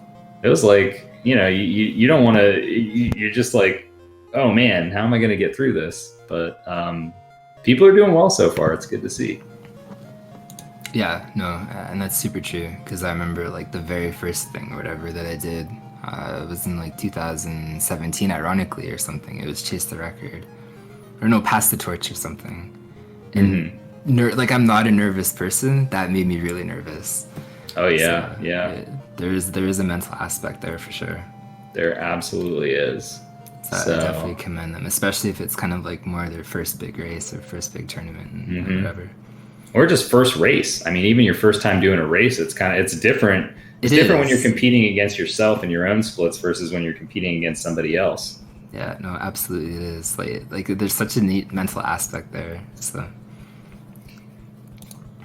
All right, looks like both of our players are, at least they've reset the game. So we have Ranium is ready. He's on that select screen. He looks like he's going to go with Chip there. Of course, there's been a lot of talk back and forth about Chip and Dale, and I'm gonna represent Dale, guys. I'm gonna be the guy that says that Dale never fails, and Dale is the man. All right, don't let Dave try to convince you otherwise. No. You're a scumbag. I'm sorry. Oh, Dave. You know what? Hey, we have proof, definitive, absolute proof that Chip is the man. You want to know why? Why is that? Who gives Gadget her name? The flowers in that cutscene. Who? Well, if you pick Dale, Dale gives her the flowers, man. That's how it works. So we're gonna see, because it looks like Chrissy is gonna pick Dale. Chrissy knows what's up. Chrissy also up 1-0, clearly representing it with Dale. All right, these guys are off. Game 2 has begun, and as it's probably been noted in the stream before, there is actually no difference between using Chip or Dale when it comes to a technical standpoint for this game. They're both the exact same. There's no advantage one way or another. So here we go. Second part of the climb. And ooh, nice climb by Chrissy there. Yeah. Nice climb by both. Yeah, both were pretty slick. Yeah, I like it. These guys are off to a hot start here. A nice pace. That's what you want to see. You want to just get through this screen. This screen is a little treacherous sometimes. It can definitely be scary. It can be, and it's punishing too, because if you accidentally take a death, like this is one of the most punishing deaths in the entire run. Well, thankfully they both got through without suffering that death, and they're going to be on to the first boss, which I don't even know what to call this boss. It probably has a name, but what is this thing, Dave? Can you tell me? Can you tell me anything about this boss? No. Like, there's nothing. Oh no! Walranium took a death there. That is tragic, and that was very late in the fight. I think I only needed one more hit potentially. So again, Chrissy is going to take the lead, but just like last time, we saw a lot of back and forths. That could happen again. Chrissy's probably he's probably feeling the pressure. He knows that he's up a game. He's wanting to close this thing out. House Helper 3000. Is that canon? We'll take it. Okay, we have an answer, ladies and gentlemen. Yeah, that works for me, man. I mean, yeah, sure, we'll go with that. It's a little bit of a long name, but we got the spaceship, we got the robot, and now we have Household Helper 3000. Yeah, I'll take it too. I mean, that just rolls off the tongue. So. Yeah. All right, and Walranium getting through the second screen there. That's a dangerous screen as well. I mean, these pots, you don't want to become chipmunk soup, so you got to avoid those. He does a good job doing that. He is going to be onto the boss fight. Chrissy already in the boss fight, and looks like he's going to go for the same strat again, and he hits it this time. So last time he had struggled on that. Walranium's turn. He gets the first hit. Nice off-screen hit there. Gets the double and final hit. Good fight. Yeah, very good fight. Very good consistency, from both of these guys so far. Minus obviously that one little mishap from Walranium right at the beginning. Yeah, that was a tough one, because that's really not where you expect things to go wrong in the first stage. You think it's going to be in the first screen, but sometimes that boss will get you. You only have one health, Yeah, well, it's worth mentioning too, he wrote in the chat afterwards saying that he wants to destroy his controller or something. Oh. He's actually having actual legitimate hardware problems right now, so he's running with kind of a really janky controller. Oh, dang. Literally the night before the race happened, his controller got stuck in such a way that if he holds up, it's sometimes giving him a right input as well. So that might have had a factor, or been a factor. That is a tough break for Walranium. So he is having to go above and beyond. All right, gets the damage boost on his second try. So nobody dying to the damage boost this time around. And both players with one health though going into this final screen here. So both are at risk. Chrissy jumped over that box, which is kind of risky. Well, maybe he's feeling it. Yeah, he gets the boss kill. If that's how you learned it, if with one health, I always run under that box, but jumping over it, the hitbox is a little bit more dangerous, I think. Yeah, I mean it's a little bit backloaded, that hitbox. So those the hitboxes are not always what they appear to be, and if you know what they are, then it's you feel more comfortable with it, but if you don't, then it can be a little dangerous. But yeah, both of them getting through. We're on into F, and maybe we'll see a Yoka boost. Not quite. Walranium was really close there. He probably need to be maybe one more pixel to the right. Couldn't quite get there. Both of them missed it, but just by a little bit. And it was worth pointing out from before, if you actually go for that strat, it's a 2-frame window. But if you actually miss, it's faster than not going at all. So there's really no reason not to try it. And I remember kind of telling people that, you know, as they were learning the game. Because Ranium just kind of picked it up out of nowhere and decided to learn it. But I really like when people just go for the hard stuff like that. Right. The Yoka boost, it's when you boost both off the balls in, the previous level there. Yeah, back in F. So, all right, F down for both of them. They're headed into the casino. Place your bets. Who's going to win this race? Will Chrissy take it home for the victory, or is Walranium going to be able to force game 3? There's still a couple tough stages left. Chrissy's going to have to take on Mini Cat again. I don't think that's the official name, but I don't know what that name is for this boss either. It's just a smaller version of Fat Cat, you know? Small cat. Small cat, maybe small cat. I don't know. It's something. It is definitely House Destroyer 3000. All right, Chrissy's got to be careful here. He's gotten himself down to 1 health because he did take the damage boost intentionally in the second screen, but he took an unintentional hit in this third screen. So, and he had trouble on this boss before, so he might be a little nervous here. Gets himself into a good position. 4 shots in, 5 shots. That boss is down. And Walranium does appear to have gained some ground, though. I would say he's catching up little by little. Yeah, he's definitely closing in. That was 21 on Chrissy's side. And you can see Dale giving the flowers to Gadget there on Chrissy's screen. Just but for, Chip is for gonna anybody give the that flower. was just for anybody that was questioning it. You know, we gotta So Chip gave him on that side. Dale gave him on the other side. It's all even. So maybe they're both good chipmunks. Yeah, like that's the thing, right? Maybe there's not a better one. Maybe they're just both good. They're just good guys, man. You know. Yeah, I think they appreciate Gadget. She built a spaceship for them. Like, they're trying to show some appreciation. So, all right, climb time. Let's go. And Chrissy with another nice climb. Very nice. Walranium's turn. A little struggle with the box grab, but he is smooth on his jumps. So he gets through as well. See, these two are really pushing each other. Like, I think they both recognize the fact that they can't make mistakes right now. You know, they're kind of in that middle bracket where a death will probably cost them the round. Oh, most definitely. Yeah, they're because especially with how close they are now, that, you know, any death at this point is going to result for Chrissy anyway would probably result in a lead change. There's not really a death that he could realistically take that would not put him behind. So he's got to continue his consistent play. He's had very consistent play for the first game and through this game. If he can continue that, he is going to take home a victory. And then Chrissy would be facing the winner of Teaks and Steel Thunder, I believe. They have yet to play. Yeah, I'm pretty sure they're next up in queue. So I have a question for you, good dude. Sure. I actually don't know this because I learned it with the demo lock in mind. But if you're running the game as Chrissy would have been, kind of like against all the bosses that are completely RNG, does that change the enemies too? You know, I'm not entirely sure. I think the enemies operate on a kind of a separate basis. To me, anyway, it seems, and I don't know this for a fact, but it seems that the enemies tend to behave based on your positioning and your movement more than anything else. Although it can be mystifying at times. I've played this game a lot co-op, and now I've played it solo as well, and I don't really have a clear answer, unfortunately. It's all a blur.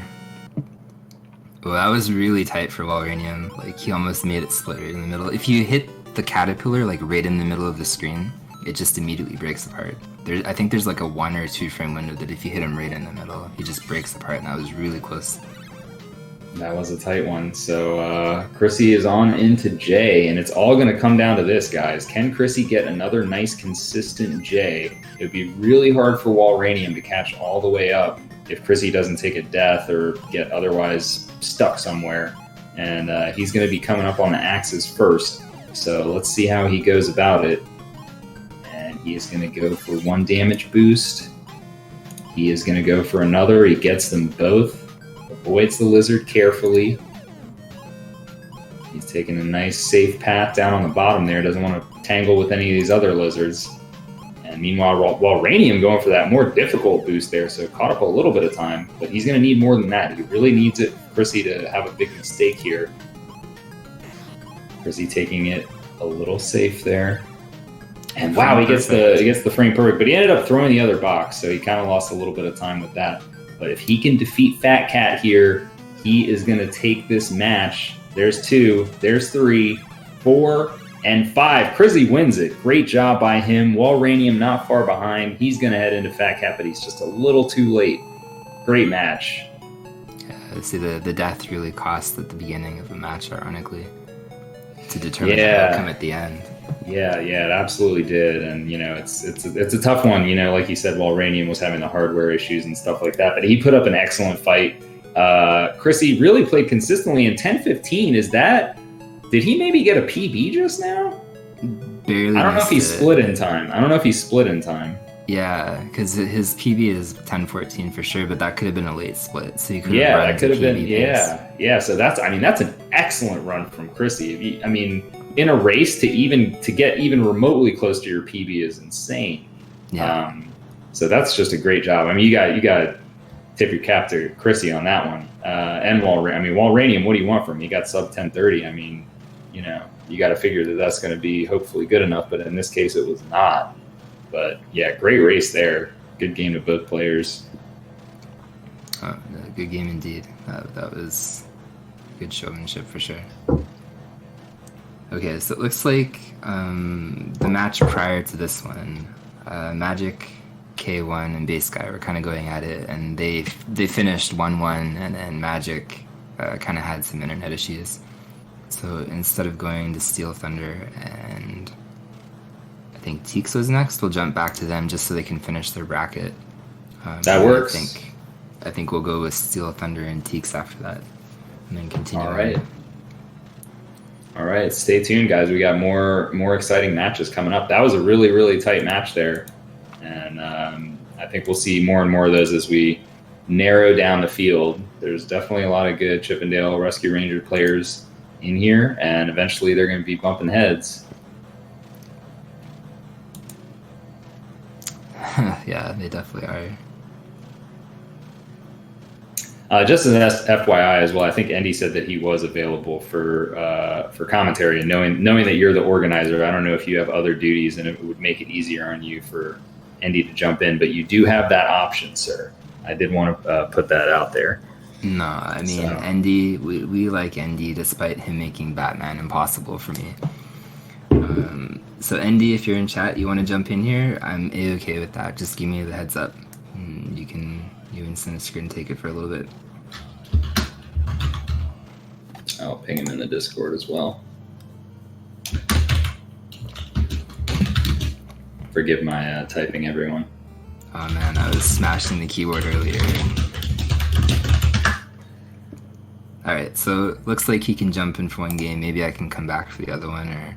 Sounds good. You can commentate with everybody. Like, everybody's commentated with everybody for the most part today. But, okay, Andy, for sure, you can jump in, and I'll hop out for now. All right, sounds good. We'll get Andy in here, the champ himself, world record holder. There he is. Welcome, Andy Sweet. How you doing, man?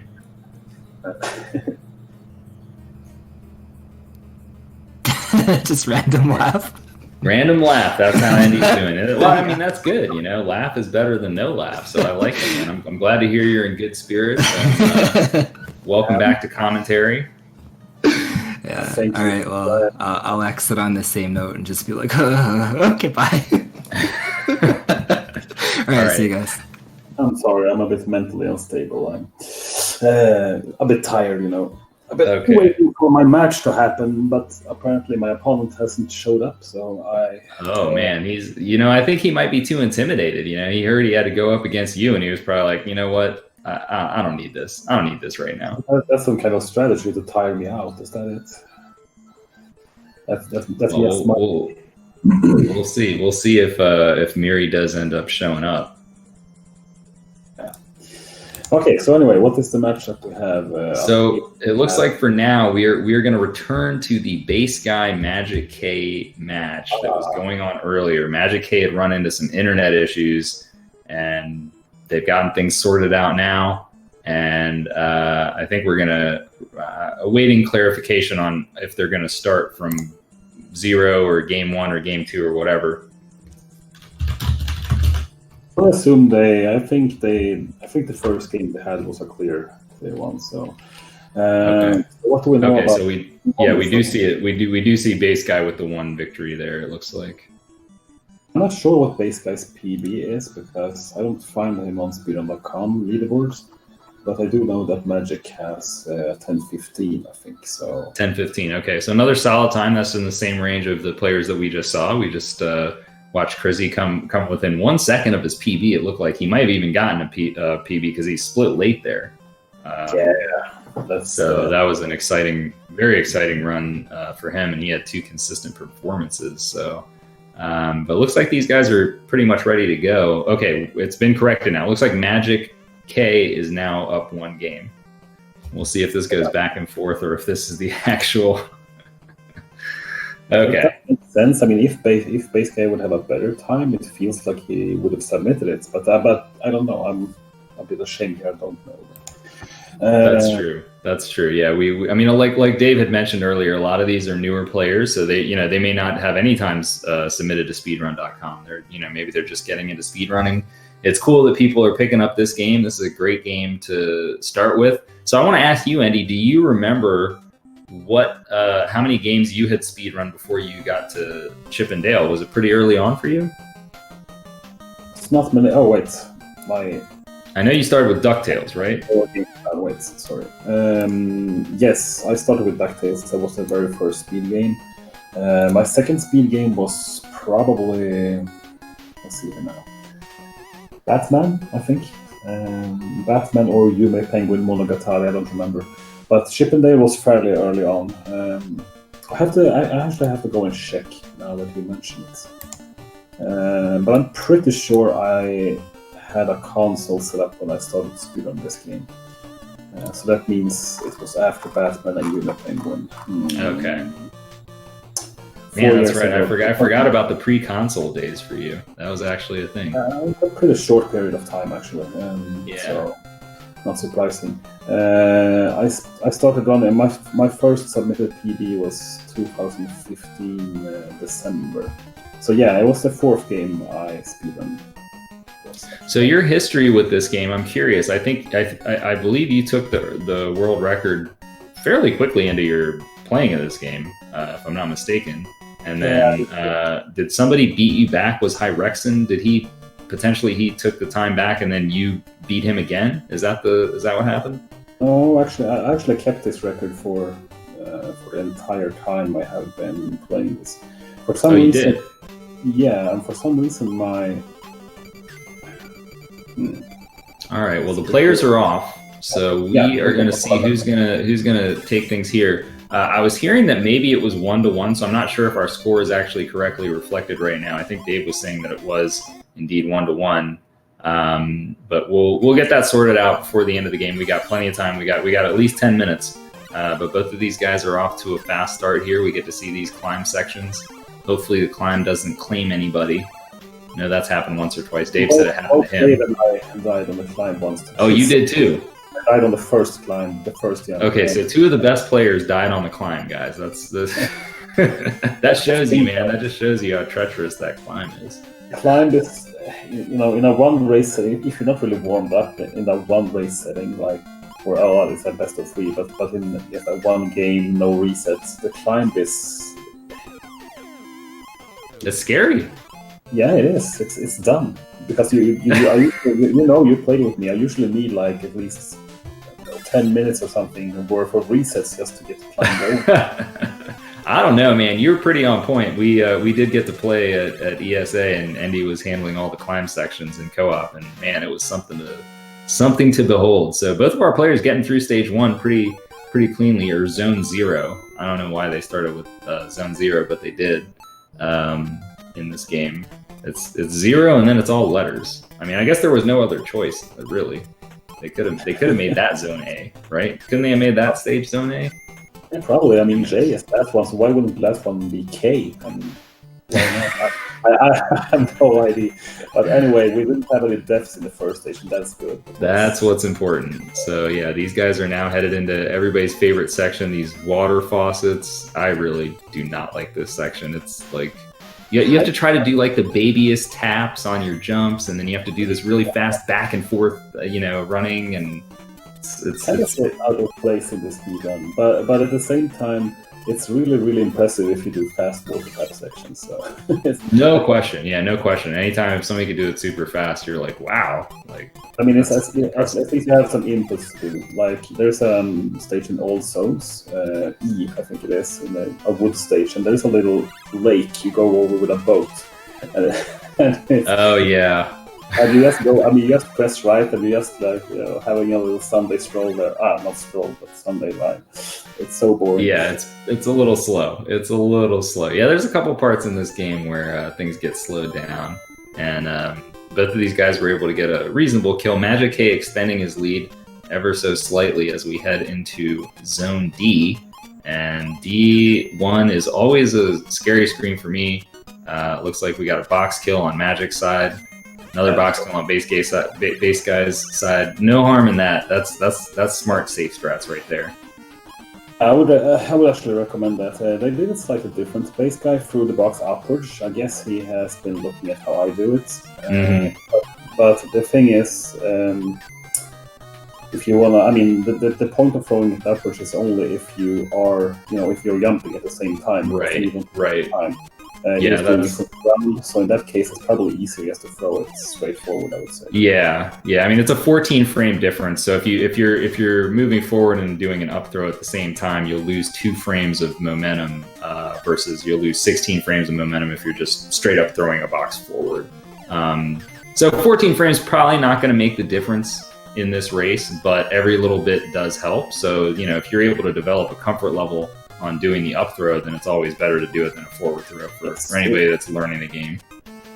It is always better as well to do the things you are comfortable with. Yes. That's a major problem. We talked about race mentality and stuff earlier, and I think that when something goes wrong, I think it was Wolverine who stick to his damage boost plan even though he died on it the first. Yes.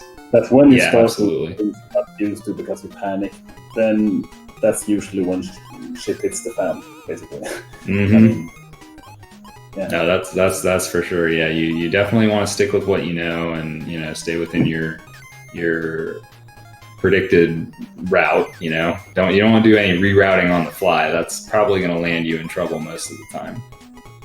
Even if it's you might do some mistakes, you might take a death or whatever, but I mean it's probably still better to stick to a plan.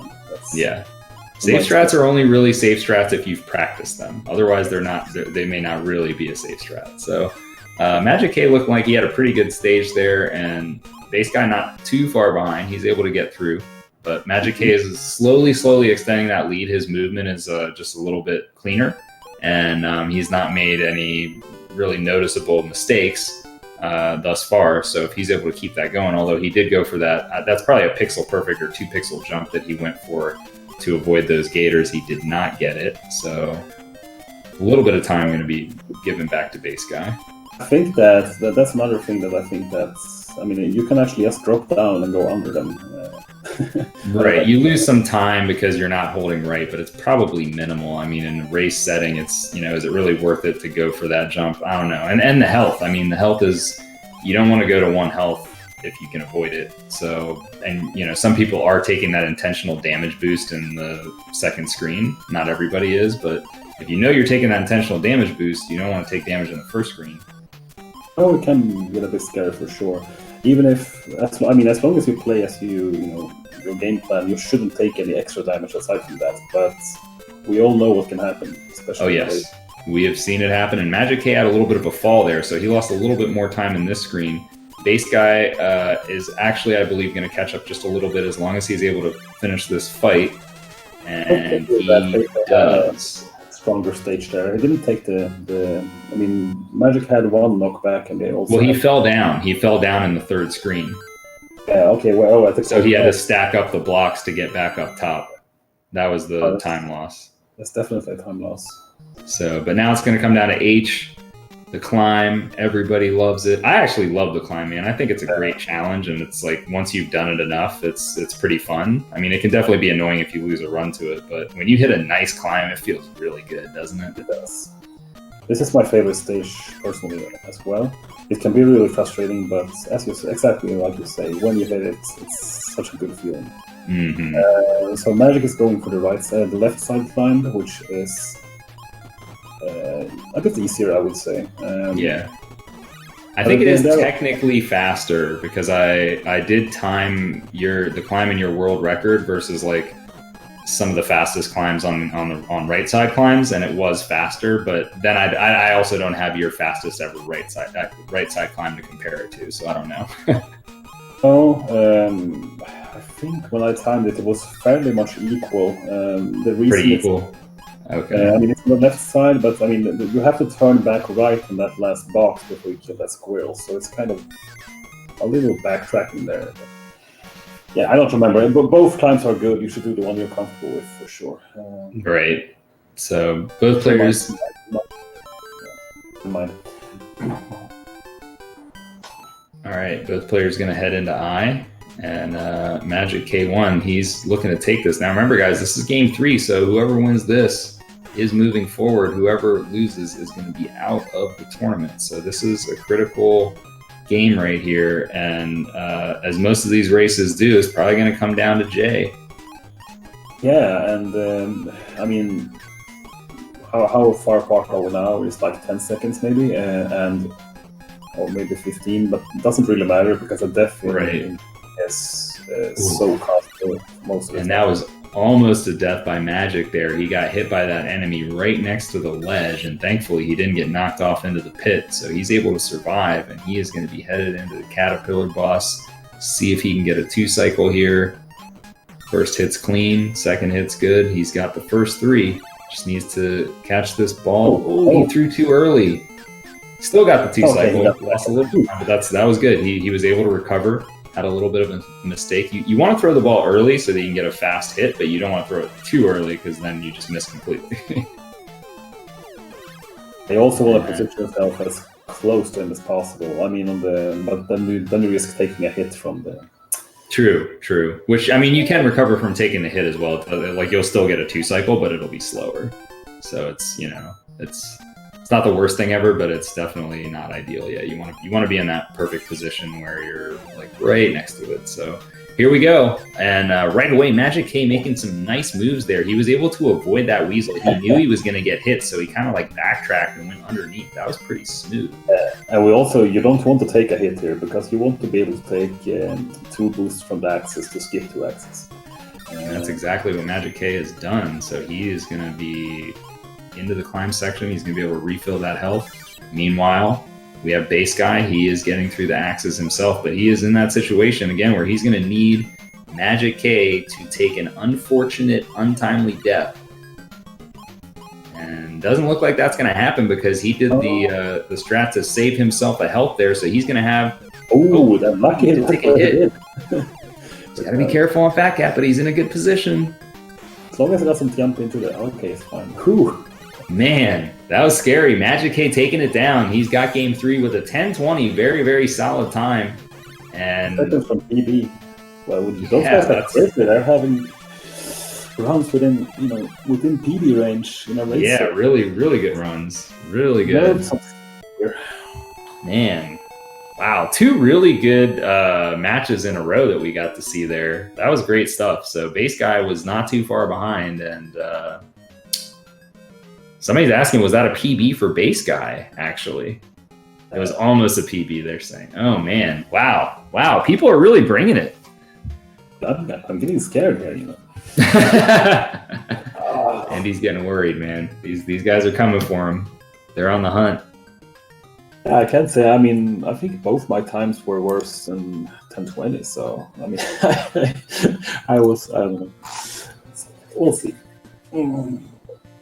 Well, you've de-rusted now, so we're expecting the next your next match has to have at least one sub 10. That's probably. For me, I'm just trying to make some excitement here, you know. So.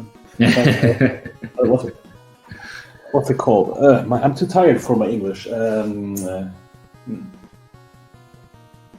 I'm making people have a false hope of beating me, basically. Oh, you're giving them false hope, right? You're like, oh man, yeah, I might get another 10-20, guys. Suspense, yeah, creating suspense. Thank you, sir. There we go. That's right. That's the word. Chat, bail us out. Thank you, chat. Yeah, it's getting to be almost midnight there for Andy. I'm usually not that tired this time of day, but for some reason, sitting still here. But I mean, it's an exciting tournament. But whenever you're not active yourself, it's a little bit, you kind of start to doze off a bit. Right. It but does you were happen. talking earlier, I checked some stats. For some reason, my first world record is for some reason not represented anymore on. I don't know where it went. I have to check if I have it locally, but because it's not on speedrun.com anymore. Man, it's been lost to time. So even if you look at the history, it's not showing up, huh? No, I mean, I know for some reasons there are more than one. I mean, if there are some, we didn't have milliseconds back in the day. Right. I met a time with the same type. I mean, those are nines. The first one was a 957, and the second one was a faster 957. So it's only the faster one that shows up now because the other one was apparently deleted. It doesn't really matter though, because I know that my first runs are still here, and that's the beginning of December. And I remember I got my first 957 in my 8th day of playing.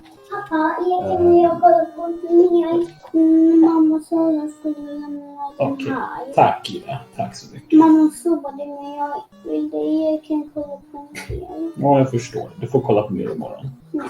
Godnatt älskling. Jag vill bara ett avsnitt till. We have a very special guest right now, everyone. Yeah, just one more episode of Pokemon, she says. Go away, I guess I should oblige. Okay. Just one more. Why is she even awake? Anyway.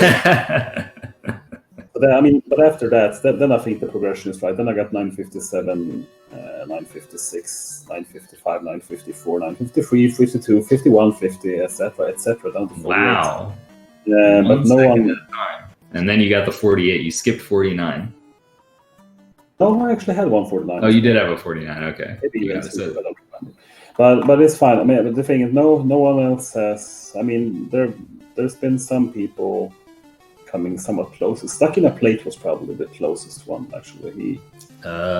When I had, there was in the beginning when the RNG manipulation was found, but after that I lowered it quite significantly. And then you came back. Yeah, nobody's that close to you now. I think the closest competitor you have is still 5 seconds behind. Yeah, it's kind of. I really hope someone else will. I mean, keep pushing. I mean, a tournament like this can help with that, I guess, because people the fighting spirit up. Well, you know who I think has a good chance to at least maybe get like low 950 or maybe the 4X would be Dave, because he actually plays this game on ABS, he's losing time automatically because the frame rate on that is slower like than that. A second then in that case. Yeah, he's losing at least a second there, so he's really technically, I think he's already probably got like a 953. You're saying he's gonna try to challenge me in another game? Is that what you're saying? No, I'm saying he could challenge. Maybe he could challenge in this game because you're hoping that he's, I mean, Batman. He's obviously trying to challenge you as well, but that's how Dave is, man. He sees an indie run. He wants to take it down. I don't know that he's succeeded in that yet, but he's still on the hunt. He's pursuing it. Yes, but that's good though. I mean, that's good. That gives the motivation to drive the time lower. But yeah, how many people are there now? There's Hyrexian as well on 953, right? And then we have Kinedrip on 53 as well. Yes. But actually, it's kind of interesting. My old 950, my best run I had before the RNG when it was found was 954.160, I think. So that would actually still be a top 5 time, which is interesting. Wow. Yeah, that's crazy impressive. And I mean, there are still some strats guys that that are not in the world record run that could potentially be faster, not by a ton, but there's a few. So if anybody ever did start getting close to Endy, maybe you'd have to take the game back up again. But we're not there yet. Right now, you can rest easy and be very happy with the 948, which is of course an amazing time. And I guess we're gonna do one more. You're good for one more. It seems like. We can do one more. But I need to ask you as well, which strategy in particular were you thinking about? Not in the record, not the double pass axe boost or something in J? I think it's not in there. Well, no, there's a couple. It's very minor stuff. Like there's a few things where it's just frames. Like I've noticed that in all the one-player runs, people don't know if you in the very beginning of J. If you jump and bonk your head into the boxes and then you get to the conveyor belt faster, it's a few frames faster.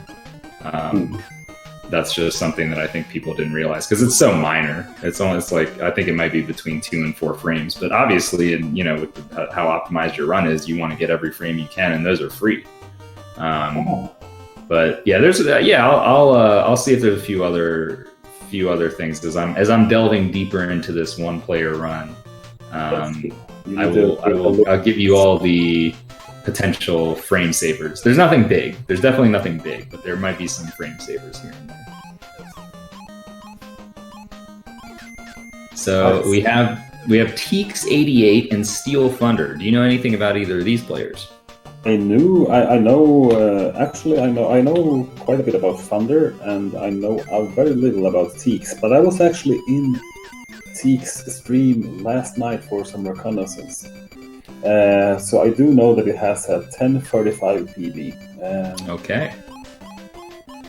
And he was playing fairly. I mean, his strats were not very advanced, but he did execute the strats he was doing very good. So I think he will do some consistently good times here in these races. Okay. Yeah, I mean, consistency definitely a big thing. We can see Steel Thunder has slightly better movement in terms of his climbs and whatnot, so he might be pulling ahead just a little bit here. Surprised me actually, because Thunder has sub 10 actually. Oh, does he? We have a sub 10 runner here, but he's got to be careful. He actually loses some time there because he couldn't afford to take another hit from that rat. And he was smart to play it like that because those rats are very unpredictable in their movement. And if he took one hit, that was pretty much going to be like a 50-second time loss. You don't want to die at the end of the first stage. That's no, sure. That would be probably the biggest time loss. I think that's even a bigger time loss than if you died at the end of J. It's comparable. It is. Yeah, Thunder is showing some nerves here, I think. Throwing the balls. A little bit, yeah. Struggled on the boss fight. So, yeah, I mean, this is now, we're talking about, maybe looks like about a 10-second gap between these two. So Teeks getting spotted a nice little lead here to start out with. Let's see if he can capitalize. Again, he is, as Endy said, he's got the consistent strats. Exactly. I don't know. I kind of don't realize where those 10 seconds came from. I kind of missed it somehow. I'm not sure. Well, Steel Thunder had missed the. He had to wait for that rat at the end of the first screen, and then he also messed up the boss fight. Yeah, the boss fight I saw. So I missed the first. Okay. But yeah. Those are fast work type sections. So as it is, Teeks still standing in the lead here. It's not a big lead. It's not insurmountable by any means. And I think it's the kind of situation where if we're not seeing deaths, it's going to be the kind of thing Steel Thunder catches up slowly. He's just picking up, half second here, half second there kind of thing. Although Teeks is going for a slow strat here. So this could be a big catch up for Steel Thunder if he gets a quick kill. And he's not going for the fastest. I think she goes for the safe version. Yes, she does. Okay. Steel Thunder with the faster kill than what Teeks did, catching up some time. But that kill is honestly, I mean, if you're not consistent, I'd say if you're not having like, I don't know, 70-80% consistency of the faster version, you should go for that because it's only like a second slower. So it's really not a huge difference. It's really super easy. Yeah, super easy. Although, something interesting I found out is that your fast spaceship kill is like 100 times easier in one player than in two player. I know. I had no idea. I think you might have told me that at ESA, but it didn't register until I like actually tried it myself, and I was like, what?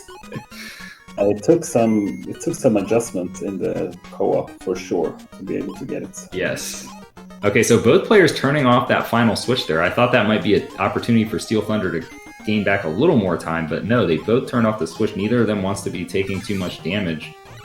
You can definitely understand that because this robot boss, people have been handling it pretty well today, but I think it's claimed at least a few casualties as well. Yes, the robot fight is. I mean, it's the same every time, but it can still be if you. Well, the most common mistake is to miss the ball grab and then you get hit, and then it gets kind of scary actually. So. Yeah, and we can see Teeks is really struggling here. Steel Thunder gets a very fast kill and takes the lead. Boss fights are so important in this game. It's the sole most important. Except for dying, of course, but having fast boss fight is really important. Yeah, no question. And Teeks there, that was the first inconsistency that we really saw from Teeks. Had an errant up throw, and then from there, it's just that boss fight can really spiral out of control because you have a lot of those obstacles all over the screen. So it's like if you miss one throw, you're kind of getting yourself in a really bad situation. I'm also pretty sure that Thunder, I don't think she went for the Yoka boost. I think she intentionally went into the ball. Because that spawns the second ball faster. So no matter if you even if you don't get the actual Yoka boost, you can still get a faster ball cycle. So yeah, it's actually faster than waiting for the first ball. I mean, because you have to get really close. So you can actually get close and then wiggle back and not get hit at all, and still spawn the second ball. But it's a minor thing. Yeah, I mean it's definitely, and those boosts, they look fancy, but they don't save a ton of time. And meanwhile, we saw Teeks taking actually a slower route in the second room. So Steel Thunder has really built a solid lead now. Teeks is going to have his work cut out for him to come back. Steel Thunder playing well. Yes, in this stage, I don't expect anything particularly to happen, but there's still H and J left. I mean, we were talking about that. Oh, you and Dave were talking about that squirrel earlier, and yeah, I mean, no, I'm not gonna curse anything, but that's good. I mean, I like Dave said, I have to agree with Dave on this one. I would have bet that squirrel to claim at least a few lives. Yeah, you would think, but I guess people are so aware of it that they're like really going out of their way to make sure that I am not going to die to this squirrel because it's a huge death. It is, but I've seen people go under it. I mean, some people throw boxes at it, but even throwing boxes at it, I don't know. We'll see. You would think, yeah, you would think that somebody's going to get got. So it's a matter of time. There's still a lot of matches left to be played, guys. So, that's probably going to happen eventually. I hope it's not during this match, but it's time. It could be.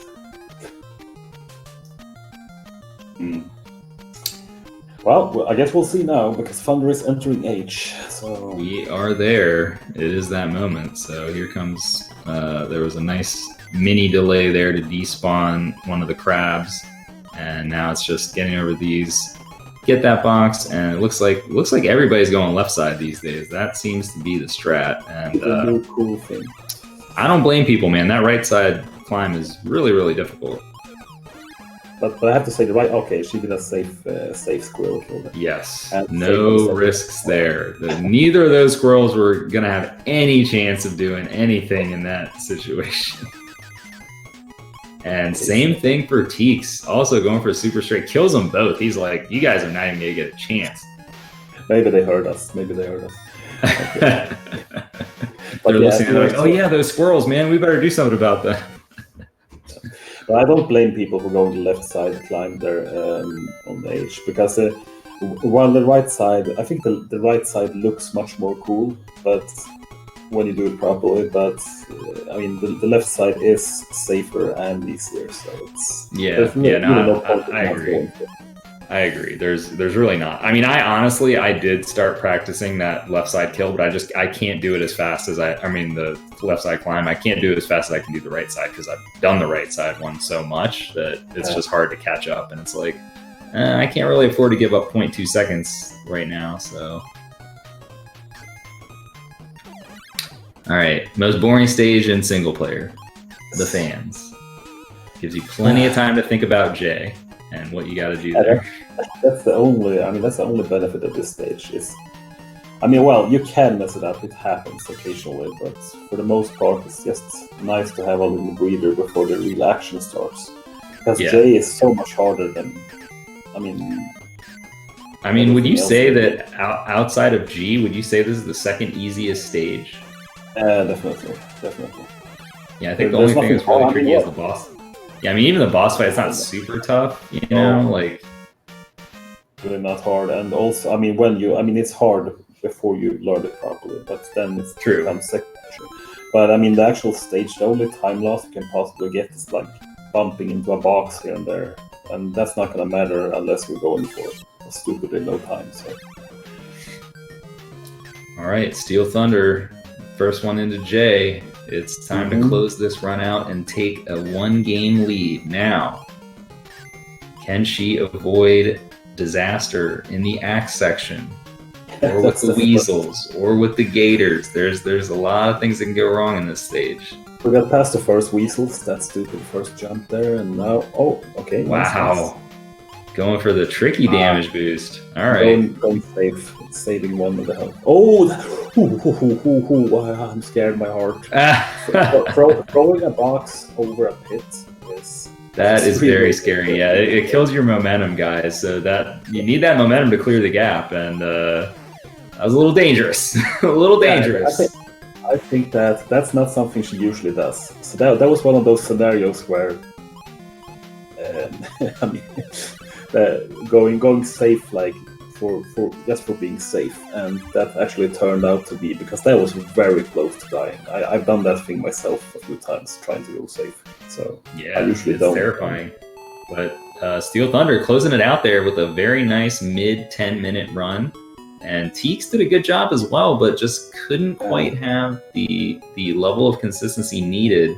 But still close to PB. This is a 1040, and I believe you said that Teeks PB is a 1030x. Yes, so considering that Teek was only 5 seconds from PB, while Thunder was 25 seconds from PB. So, Teek did a really, really good job here, I have to say. Absolutely. Good game won by both players. And, Teeks, that's got to hurt, too, because it's like you come that close to your PB and you still didn't win. It can be a little bit demoralizing. So you kind of this is where you have to be mentally tough. And you have to be like, hey, all I can do is just have another good run right now. We're going to game 2. Let's move on.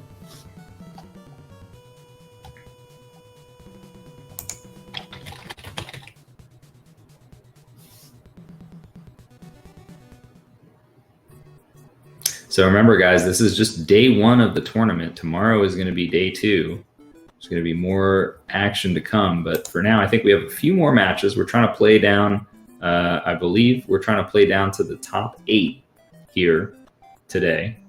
And the top 8 will take place tomorrow. I think that is the way it's supposed to happen. Let's see here. I'm going to check the bracket, if the bracket is updated. The bracket is broken. Okay, now it fixed. Someone is messing with. Let's see here. Well, I think there's still I think the base guy Magic K match hasn't been registered yet, but that one you would be going against the winner of that, which is, unless your opponent shows up, which we believe that your opponent still has not shown up today. So you may be getting a bye and headed straight into the top 8. Meanwhile, we need to see who's going to be the winner of this match. The winner of this match will face Chrissy in the top 8.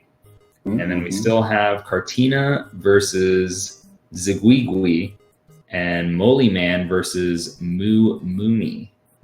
We still have those matches. I was thinking, are the Cartina gonna buy against Rick Grimes? That was a bit. So question is, I think they were talking about doing those matches tomorrow as well. I'm not sure actually. Okay. We'll have to figure it out, guys. We've had some technical difficulties because of Discord that has slowed things down in this otherwise smooth running tournament. But yeah, we'll see. We'll see how it goes. But for at least for now, we have Teeks and Steel Thunder. We're going to be going to game 2 here pretty soon.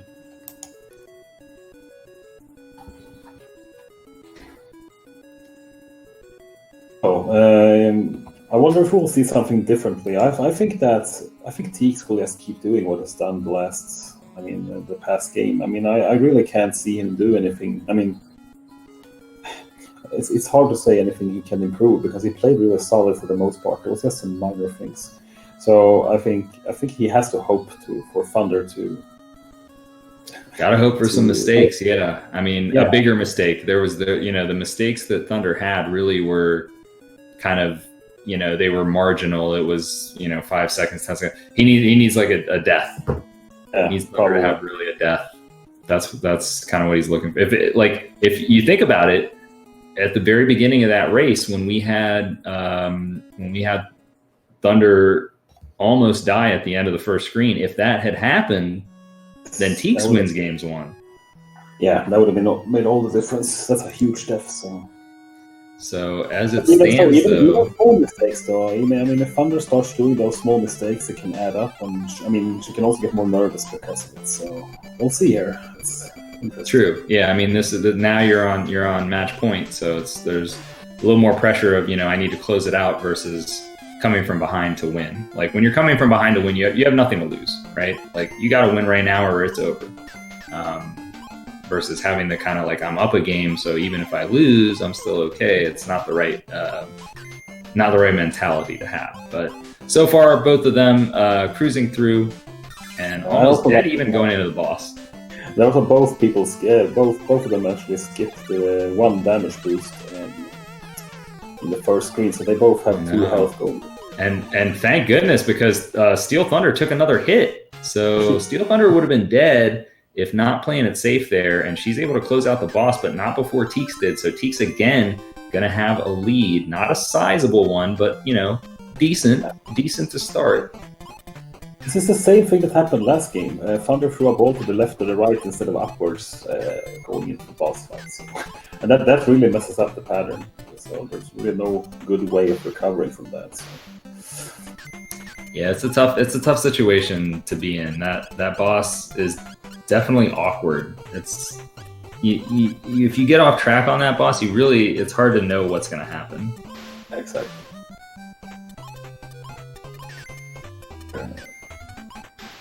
All right, so far so good for Teeks.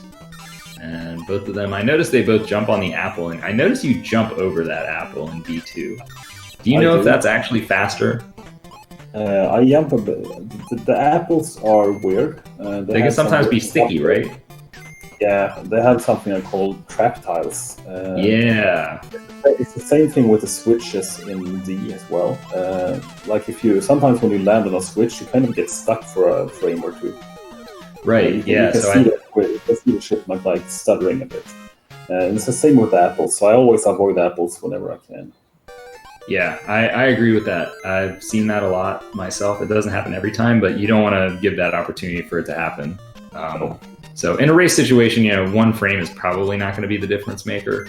I mean, that'd be crazy if we had a race that came down to that, but most likely it's not. And Teeks going up top, he's getting the double damage boost this time. He's not playing around. He knows that his back is against the wall. He's got to take this thing down. Steel Thunder took 1 boost. Oh wow!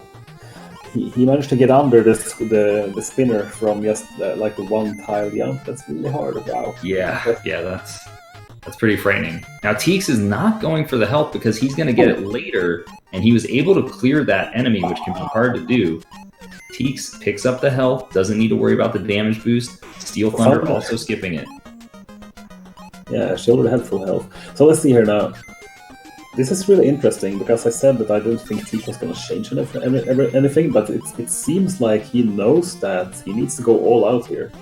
I guess so. He figured, hey, I came within 5 seconds of my PB and it wasn't good enough. What more can I do? Well, that's what more Teeks can do, and he did it. So now he's going to have a good robot fight. The robot gave him a lot of problems last time.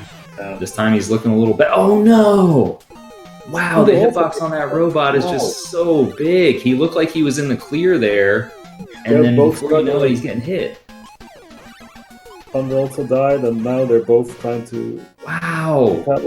This is incredible. This is... Oh, my goodness. What a race we have going on right here, guys. Now, thankfully, lives are not that much of a concern in this game because you do get an extra life if you choose in the bonus stage. So, taking a death is, not the worst thing as long as your opponent dies too, which is what happened. But man, that was intense. I'm interested in the climb now. Let's see if Teeks is still going for that. Teeks went for that super slow climb last time. That's not going to be good enough here. A significant difference actually, so we'll see if Thunder managed to catch up here. And yes, he does go for a weird...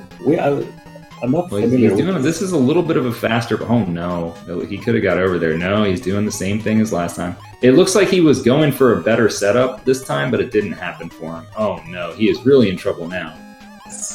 Grab the ball. This is so scary. Oh wow, he got the lucky floor.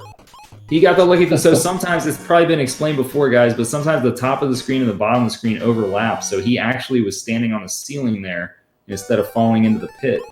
So Teeks getting a lucky break, but he lost a lot of time in that screen. Let's see here. Let's see if I can count it. It was... Wow, we lost around 16 seconds in that. That's a lot.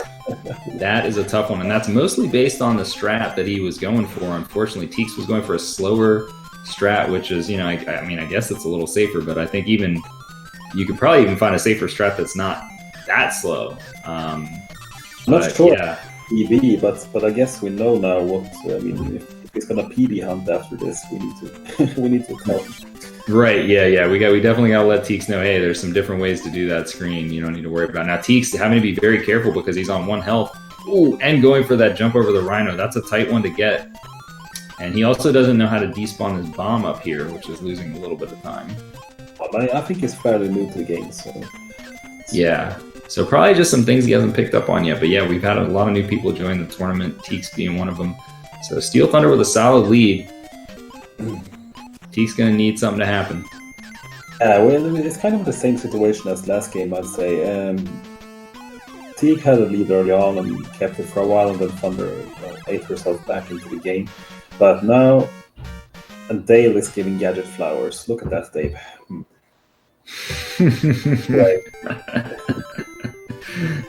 Dave he is anti-Dale, man. I know you're not a big fan of Dale either, but I think Dale is. I think Dave is even more hardcore than you are about it. Yeah, I was surprised at that actually, more than I expected. See, I think that you actually have a little more of a liking for Dale now that since you had to play co-op and you played as Dale, you're like, okay, he's not so bad. He's not as bad as I thought. Don't push it, Sinister. Don't push it. Wouldn't go that far. But let's just say I came to terms with accepting my fate. Okay. Good enough. Okay, both going to the left side climb, but again, Teeks having a solid climb, I'd say, and he also went slightly faster here, I think. Yeah, killing that second squirrel is probably faster than waiting under it, I would say, so... Might be gaining a little time here, but... Still gonna need that Def and J.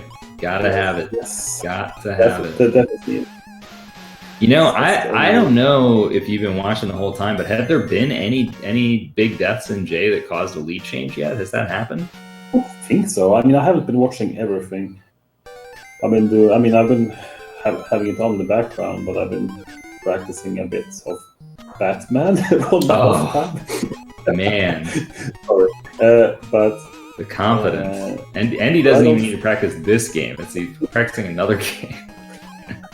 I did practice a couple of kills, okay, but after that, but no, I guess I don't think there's been any major things happening in J so far, which is weird. The two places I would expect things to happen is like H and J, and absolutely. There might have been one death from now, but Yeah, we just have not seen it yet. You know, we keep talking about it. And you guys are probably like, yeah, H and J are probably not that hard. Oh no, Teeks was on 1 health there. He did not get the health refill, and then he took damage from the Stork. That is, oh man, that's a major time loss there. Yeah, it was so sad that my stream froze, so I have to refresh it. Yeah, no, what happened was, you know, Teeks is, for some reason, he is not using the box. It's probably, again, it's just because he's new to the game. He doesn't know that there's an acorn under that box, and he was on 1 health at the end of the fan section. Try to clear that final Stork, and he hit him all the way back to the beginning of the screen. So now we have Steel Thunder heading into the second screen of J, and Teeks not even in J yet. So this one, Steel Thunder, I mean, if Steel Thunder is actually watching the stream, like, she could go super safe strats here. You don't even need to do the axe boost at this point. You could go as slow as you want, take it nice and easy, and nope, she still went for 1 axe boost anyway. Playing it safe. Okay, and this time she didn't throw any box over the pit. Yeah. No need for all that. So Steel Thunder, there's just one more tough section to get through here. I believe last time she got the frame perfect kill on the Weasel, but she's going for the double hit on the Weasel. Oh, uh-oh. Wow, got it again and was still able to avoid the plunger. Nice moves. Even if she dies here, she still will be in the lead, so... Yeah, no, once she got into Fat Cat, she'd have to just, like, game over on Fat Cat somehow would be the only way. But she doesn't do that. She gets a 1033, and that is going to be the match. So Steel Thunder is going to advance into the top 8. Steel Thunder will take on Chrissy, and both of them have been getting similar time in the tournament. So even though their PBs are very different, I think that's going to be a good matchup. It's going to be a great matchup, I think. Chris is showing up a great performance last match with 2 solid times. The last one basically tying his PB. I mean, and that was faster than both the times that Thunder got in this matchup. So, I'm excited for that one. Yeah, so you're going to want to tune in tomorrow, guys, because that's going to be one of all the top 8 matches that are going to get played. And I think there'll be some really tight races tomorrow, and hopefully a few more today. We'll have to see how long we're going to go for. We're a little behind schedule because of the Discord situation, but we might be able to fit in one more match, at least. We'll see. I think I'm unfortunately going to have to leave you here because I am super tired, honestly. So since my opponent didn't show up, and I don't think there's been any sign of him showing up now either. Well, I think he's probably just been waiting. He's like, all right, if I wait till Andy goes to sleep, then he'll get disqualified and I'll get into the top 8. You know, he's going for those strats. No, I'm just kidding, man. Have a good sleep, get some rest, and we'll see you back for the top 8 tomorrow. Yes, thank you very much. And I assume Dave will come back here, but everyone on Speed Gaming, you have a evening and good night as well. And thank you for today, I think.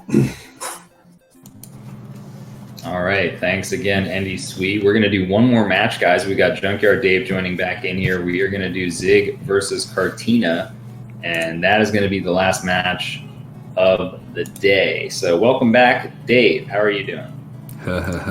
No, I'm sorry. It's not funny if I do it. It's only funny if Andy does it. Sorry, man. You gotta see that wasn't genuine, man. Look, you gotta. And when Andy did it, we knew that it was for real. Yeah, I guess that's true. Hey, I'm a fraud. Damn fraud. All right, no, so we got. Thank you, Andy. Yeah. Thank you, Andy, for that commentary. Junkyard Dave, you're going to be taking on Tracy tomorrow. So while we're getting set up for this match, do you have any thoughts on your match against Tracy? You guys are pretty close in PB. Yeah, it's a 5-second spread or so. So I mean, that's pretty close in this game. Well, hold on, man. I think Tracy has a 957. You have a 954? Oh, sorry, that's true. Yeah, no, that's 3 right. seconds. 3 seconds. Not even. So I mean, that's pretty good. Yeah, so that's one I'm definitely looking forward to, and I hope everybody tunes in tomorrow again for the top 8. That is going to be awesome. We are going to have to finish some of the top 16 matches tomorrow as well, just because these issues with Discord really postponed things today more than we had hoped. But yeah, should be able to hopefully get through the rest of the tournament tomorrow. Yeah, no, it should move pretty quick unless Discord decides to blow up in the middle of it again. But yeah, let's hope not. And it was actually a problem with Google. Something with Google that Discord uses was failing, so Google had to fix it. Discord couldn't even fix their own issue. They had to wait for Google to fix their issue before they could even do their thing. So it was really a complicated thing. it shows how crazy technology though is. Like if something can explode that bad and be fixed within like a matter of hours, like we take it for granted, honestly. Oh yeah, no, definitely do. And it's just so rare that you have problems with Discord. I mean, I've been using Discord for years and years and years. This is the longest it's ever been down in my experience since I've been using it. So they, generally speaking, it's a very reliable platform. So anyways, we have two more racers coming in here. We have Cartina Cow and we have Ziguigui. So why don't you tell us what you know about our racers, Dave? Okay, so Cartina has a 10-12, and provided nobody got like a secret PB or something like that, Ziguigui has a 10-13. So this is like super close. This is super close, but here's the question, Dave. Has Cartina been practicing? Because Cartina's time probably came a long time ago. See, there was a thing called WoW that happened to Cartina that I was told. I see. All right. I don't know hopefully how those WoW practiced. skills translate back to Rescue Rangers. I don't know if they do or not. I haven't played WoW, but maybe that's going to help him in some way in this matchup. As long as he's not trying to play both of them at the same time. Yes. That could probably be cause some issues. But oh no, we have Tracy in the chat saying that he might not be able to make it tomorrow, Dave. So you might just get a free win. Man, that can't be the culmination of your tournament experience, Tracy. I hope not. But this is we're gonna have to find out tomorrow, guys. So it's a little bit of a cliffhanger for you. Tracy's letting you know. Hey, you gotta see. Am I gonna show up? Am I not gonna show up? I mean, we have Andy's opponent that didn't show up. So he's basically getting a bye essentially. You know what? Fiesel just threw that out there. If you're here, Tracy, we could do one more. We can do it tonight. And then... Oh, the showdown. I like that. Man. I can't commentate that now one. There's no excuses. I'll commentate that one. Oh, no. We have a death by Ziguigui. Man. Right not off the there. start. Not there. That's so painful. That's 40 seconds right there, ladies and gentlemen. Cartina has a huge lead. So now Ziguigui's got to be hoping that WoW Classic did not help Cartina and that he's just going to fail somewhere down the line. But, man, brutal death. Do not want to see that. No, that one's a rough one. Well, I mean, WoW skills working out for Cartina. that was a pretty fluid stage 1 for the most part.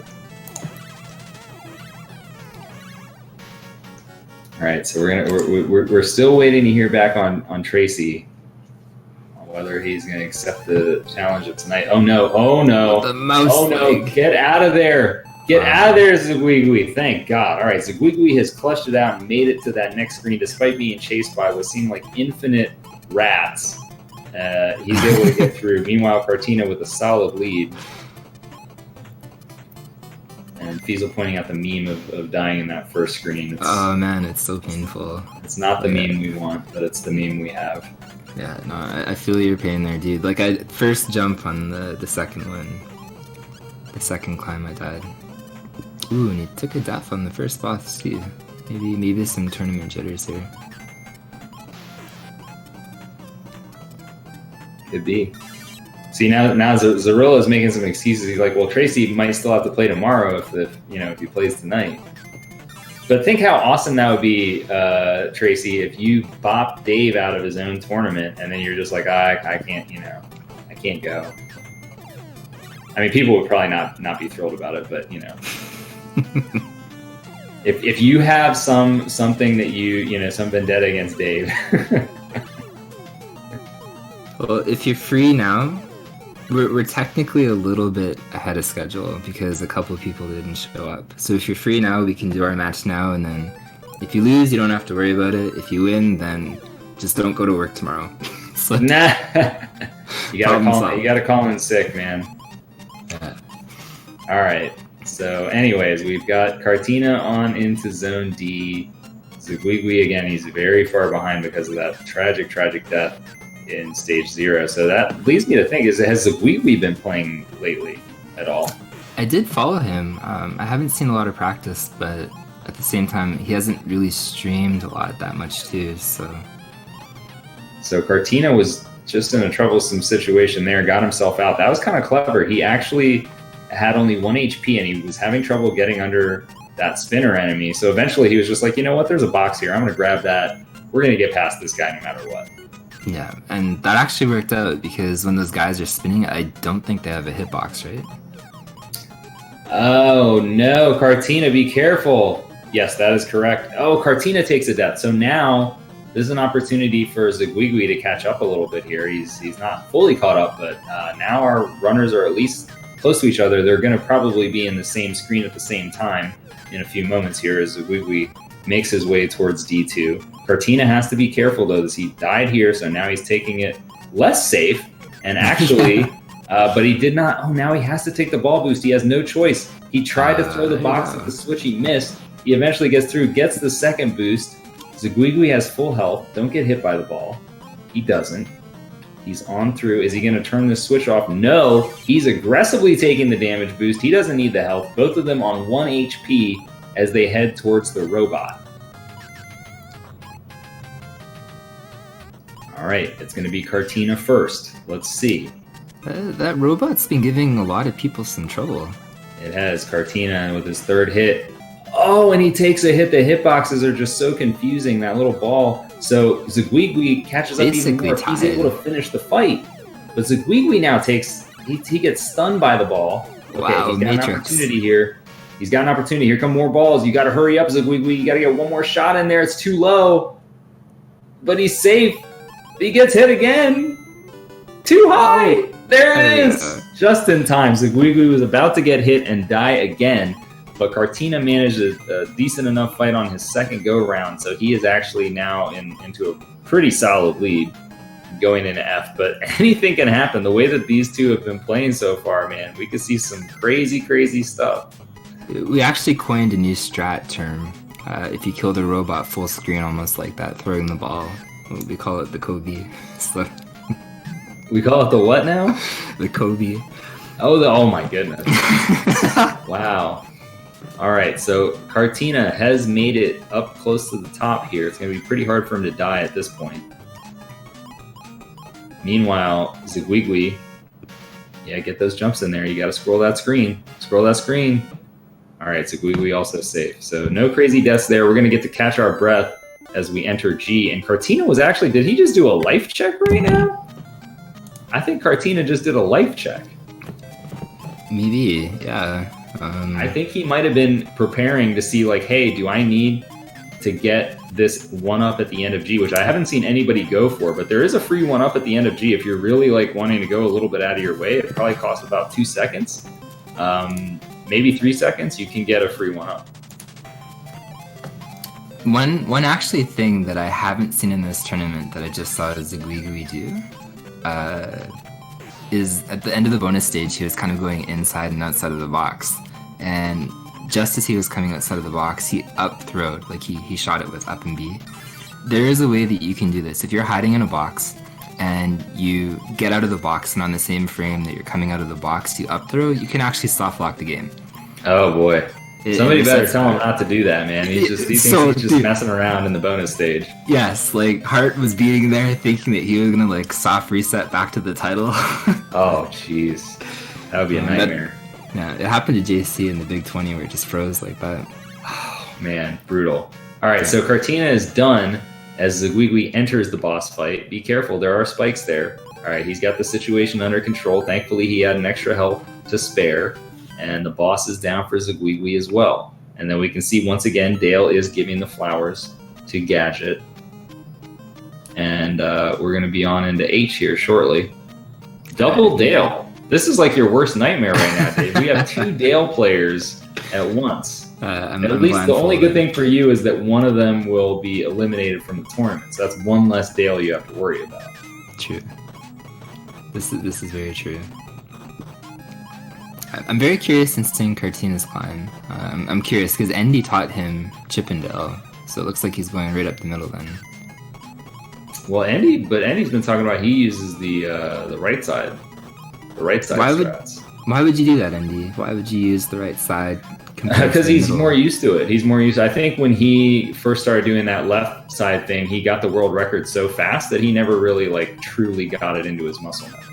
So I think for him, it's easier to do the other kill. And Zwiwi going for a fast strat there, but Cartina's been pretty solid, man. He's had some shaky moments, but overall, like, I'm pretty impressed with how he's played, given that he's been playing, just WoW. Yeah, no, he's definitely doing pretty good, and Zwiwi, like, he's catching up in the sense that he took like 2 really major deaths there. He kind of did. But probably not gonna see any huge changes here. Oh, Cartina taking the boost the wrong way, but he's able to get through. Now let's hope that Zwiwi knows there's a health. That was a problem for Teeks last time. He didn't take the health that's in this box. So for everybody that's watching, make sure that you get this health. You don't want to subject yourself to any dangerous situations. And Cartina doesn't get it. Cartina could be putting himself at risk here. Yeah, that's actually kind of interesting because that health grab is basically in your way, like it's forced. Free, and we see that we do see that Zwiwi did get it. So Cartina now is down to 1 health, so it's actually becoming relevant. Cartina has to avoid damage. Zipper's going to help him out for a little while, but after Zipper's gone, he's on 1 HP. He's got to do it on his own. Meanwhile, Zwiwi at a 3 health, he's feeling just fine. Cartina able to clear the thumbtack section. It's going to come down to the boss. Don't get hit. And he's got the first cycle. He needs 2 more hits. There's 1. There's 2. All right, nice quick kill. Cartina survives the caterpillar. Meanwhile, Zwiwi, did he get that 3rd hit in? I couldn't tell. He did, yeah. He did. Nice kill there. So this one's going to come down to Jay, guys. This one's been kind of crazy, but, hey, Zwiwi's still within striking distance here. It's not over yet. No, one mistake on Jay will level it completely. Yeah, I mean, obviously nobody's been making that mistake yet. You guys have heard us talking about it for the last 5 hours, but I hope it doesn't happen to Cartina, but it has to happen to somebody eventually, right? No, apparently in a tournament setting, everybody is perfect at J. And H. H and J. Nobody's gonna die ever. It's just get your PVs in now, literally, when you run these 2 stages in this tournament. Right, it's impossible to die. So anyway, Cartina through the Axis section. He's going to take the low route there. No need to get too risky. He's around the gators. He's going to refill his health, hopefully, as we get through this Axe section up top.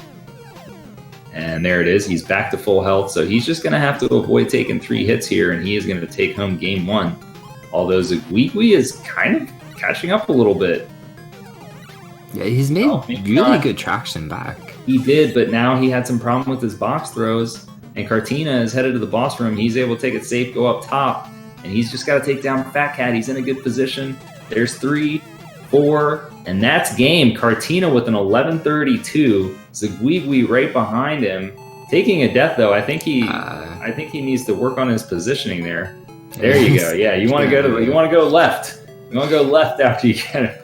And 11:46, so only 13 seconds separated these guys, man. And like we talked about at the open of this match, their PBs are very close to each other, and it showed up in the race. Yeah, and that 13 seconds finishing after basically a 40-second death is a pretty crazy. He got a lot of time back. He did a really good job there. That was something. So Cartina gonna go up 1-0 here, and he's got the opportunity to take this thing down. He would be facing again the winner of Molly Man and Moo Mooney, which I guess Moo Mooney won that one. Did Molly Man never show up? Yeah, Molly Man had to work. Moo Mooney possibly had the best place seed in this entire tournament. He very lucky. It's possible that he will. Yeah, he's got 2 buys. He's into the matches for free. He has not played a game, and he's going to get either Cartina or Seguigui, depending on how this match plays out. Yeah. Yeah, no, he's literally right at the end and hasn't lifted a finger yet. So man, I should just can I be entered in the tournament and he has to play me to get to the top 8? Sure, why not? Oh man, free path to the top 8. All right, so we're gonna have game 2 shortly here. These guys probably need to catch their breath after that. Was a bit of a crazy race, but I think for both of them, if they haven't been practicing a lot tonight, that was probably helpful to kind of get them back into the like, okay, this is what I need to do for this situation. So hopefully we're going to see a little bit less in the way of mistakes in game 2. Yeah, again, like as soon as people run it without any kind of major mistakes, it becomes even closer. So, and again, as I said, kind of like before I disappeared and came back or whatever, the mid kind of tiers or kind of like the mid seeds are the matches that I was really looking forward to the most because we kept like all the seed information and time information, and quite a few people are literally like seconds apart. Like there was a huge chunk of seeds in there where it was like probably 10 people all with a PB separating them of like 12 seconds or something silly.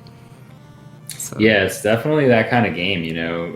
Having the RNG manipulation makes it so that people are going to be much closer in their times based on the fact that it's just simply comes down to execution. And a lot of these stages are not like terribly difficult in terms of just like the basic execution of them. It just comes down to things like your movement speed. So on the climb coming up here, for instance, like Andy is going to climb so much faster than everybody else. You know, you may not notice it, but you know, he's probably gaining like at least, even against people that have good climbs, he might be gaining like 4 frames or more per jump, which adds up quite a bit.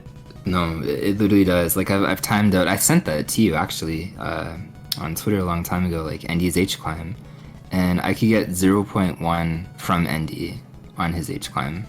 Oh, well, you should retime it now doing the left side climb.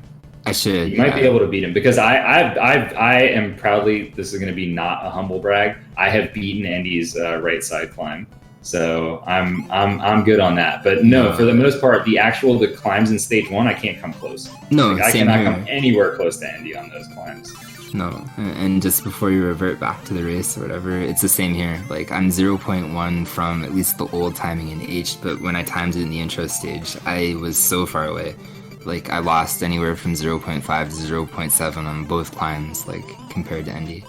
And we were hoping that Seguigui wasn't not going to repeat the mistakes of game 1, but unfortunately had another death, got sent all the way back to the beginning, and he is going to be down huge yet again. Cartina not even paying attention. He was letting Fat Cat talk for a good few seconds there before he rolled the screen, but he's got a lot more time to give up than that. So Cartina with a big lead. He's looking for that top 8 spot.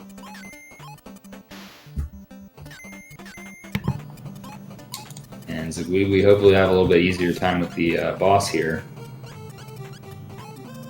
That's the second rough start.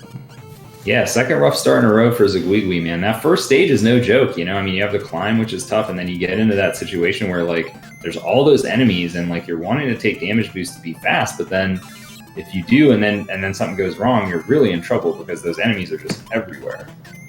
Yeah, that's completely true. So we're going to see what's going to happen here, but he's going to need a lot of help from Cartina at this point. Cartina, I'm not sure if Cartina is a stream watcher, but if he is, then he's probably going to be taking some safer strats, would be my guess. And he gets a pretty solid kill on the spaceship, so no major errors there, and he's going to be on into Zone D. Meanwhile, Seguigui has to just kind of regroup, try to hold it together, you know, just play tight. All you can do now is just, you know, play your best, try to have a solid end game, and you know, wish bad things upon your opponent. Yeah, literally, voodoo has to be real. Yes, it's the only way. But we'll see what happens. Seguigui is taking a bit of a slower kill here. He did not go for that second hit. but he does get the kill. So You can he tell, has actually, survived. Cartina in general. I know he learned a bulk of Chippendale at ESA, I think Andy taught him then. But he only ran it, it's worth noting, for I think less than a week. Yeah, I mean, it doesn't take a lot of attempts to get a reasonable time, I think. Less than 50, apparently. Well, I mean, granted, I practiced the other game, but the other, co-op. But yeah, I mean, I think it's the kind of game where, like, you can get sub 11 pretty quickly. For those of you out there that haven't played the game at all, like, if you just wanted to get a sub 11 time, you could probably do that on your first or second stream of attempts learning the game. It's a pretty simple game. It's just hard to optimize. Once you start getting into that low 10-minute range, then that's when it becomes pretty difficult. Yeah, it really does. Like, the optimizations make it pretty painful sometimes, especially the closer you get to sub 10. Like, you really start to feel your mistakes there. And I think this is the kind of game also that's a good game if it's like your first speed run. If you've never done a speed run before, this is a really good one to start with because A, it's short, and B, it's very friendly in terms of like being picked up by a new player. On top of that too, like, one thing that I really want to shout out, like, it has some of the best controls, I think, on NES. Like, they're super responsive. I'm like actually really surprised too, because like other Disney games like Little Mermaid are kind of clunky. But no, Chippendale has like super fluid controls. It really does. No, I love the physics in the game. And Cartina getting lucky there with the fake floor. Oh my god. He was about to take a death there, and that actually would have been a fairly costly death because he was almost at the top. But again, like we said earlier, sometimes the floor will be the ceiling.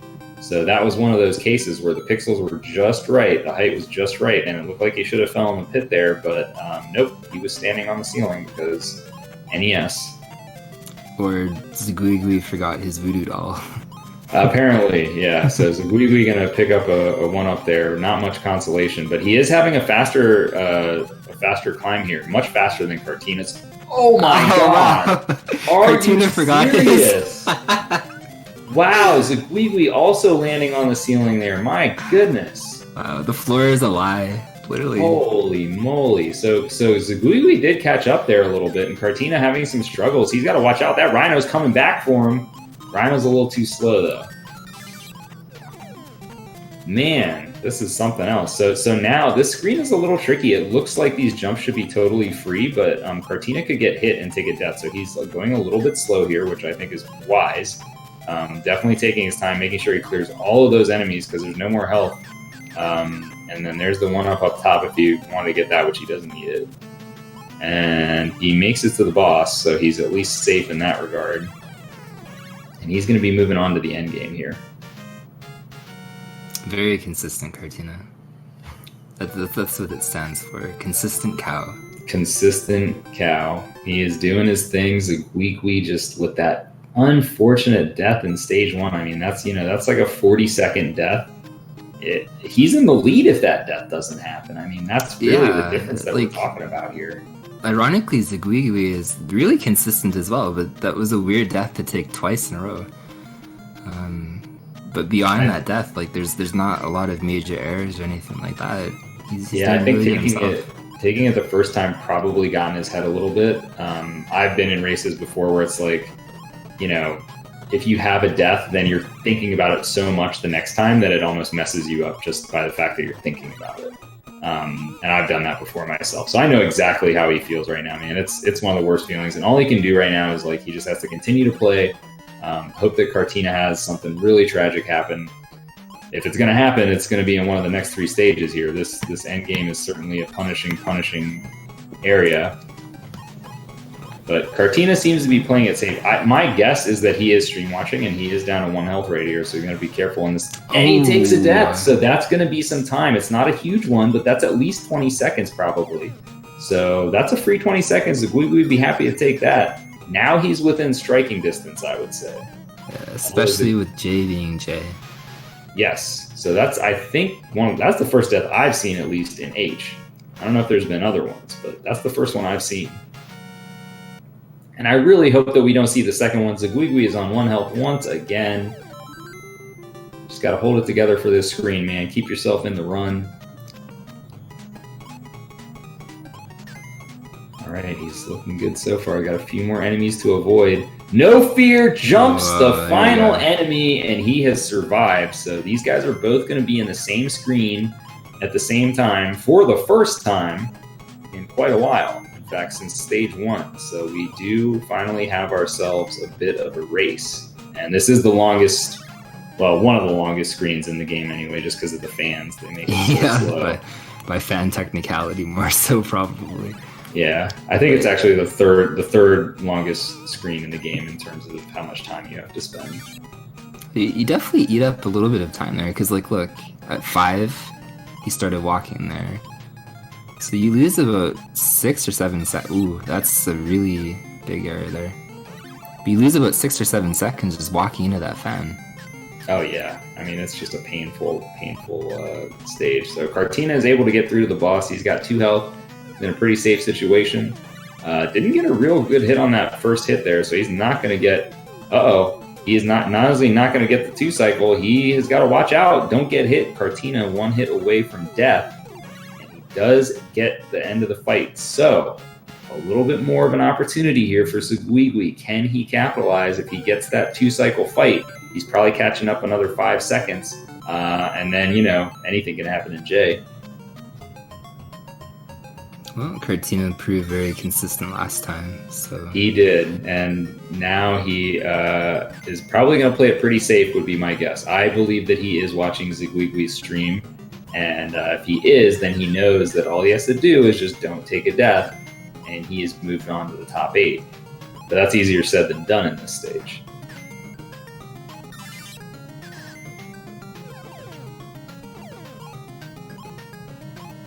Oh, he's going for the axe boost. Man, those modified axe boosts terrify me. Like you can jump on the axe and then jump over those other axes without going in their hitbox at all. But I guess a lot of people have learned it that way, where they jump through the axe's hitbox like that. Yeah, I mean, I think just that axis section in general is pretty scary. But Cartina did indeed make it through, so you just got to take a couple more damage boosts. He's got the first one. He's throwing all kinds of boxes. All right, he's got 2 health. He's ready to finish this match off right here. He's got to get past this last enemy. He does so. He's got 2 health for Fat Cat. Gets himself positioned correctly, and he is 1 hit away. There it is, Cartina Cow, 1107, and he has beaten Ziguigui in 2 straight. He is on to the top 8. Ziguigui, you got to feel for him, because either of these matches, I think, you know, we're going to see by the final time, if he had not had that death in the first stage, what would have happened.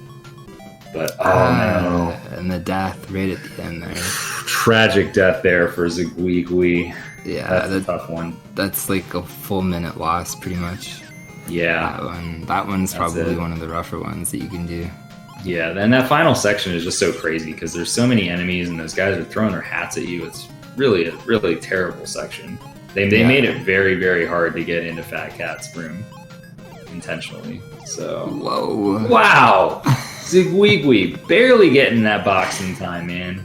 That gator was right on top of him. Literally, Matrix Chipmunk. Whew. All right, so is he gonna have a little bit of better luck this go around? He is almost back to the same section that had taken him out. He's got 2 health this time. He is cleared. Uh-oh. Look out now. All right, he's in there. Fat Cat. All right, he went left this time. No! Not again, dude. Don't worry, he's got plenty of lives. He's been collecting his lives in the bonus stage like a good chipmunk. Oh, we're going right side kill.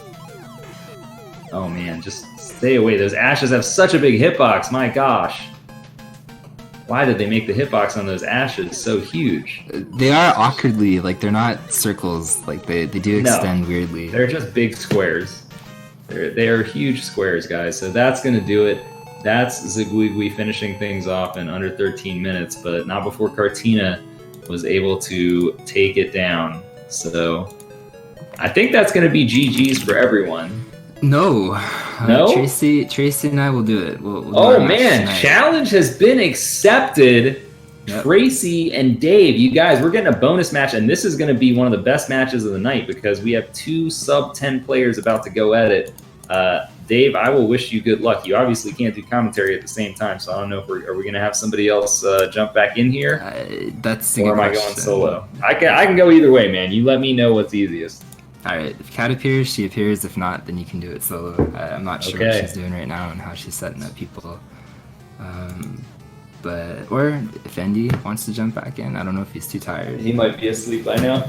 Yeah, but I'll get set up real quick and we can do this. And yeah, get yourself set up, man. Good luck. This is going to be a tough match. Thank you, sir. All right, guys, you guys are getting a bonus. You're getting a sneak peek here. This is going to be the first top 8 match. These were supposed to be relegated to tomorrow, but because of how scheduling has worked out, Junkyard Dave, tournament organizer and holder of a 954, is going to take on the terrific Tracy, who just recently got a 957. So these guys, 3 seconds apart, 2 top players in this game, and they're both pretty consistent. So it's going to be exciting stuff.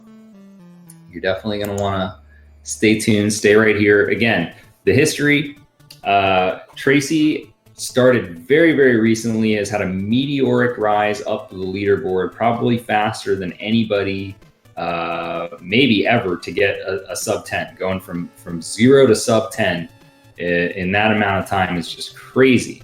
So Junkyard Dave, on the other hand, he's played this game on and off for a little while. He's definitely had, steady progress over time, but Dave's very consistent with his execution, and he goes for a lot of tough strats. So we're gonna have to see, who's going all in on the strats, who's gonna hold back. Are there gonna be any safety plays?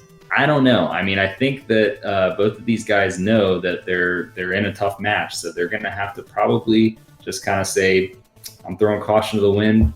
I got to get going here. It's time for crazy strats. So I'm excited, guys. I'm excited to see these 2 guys go at it.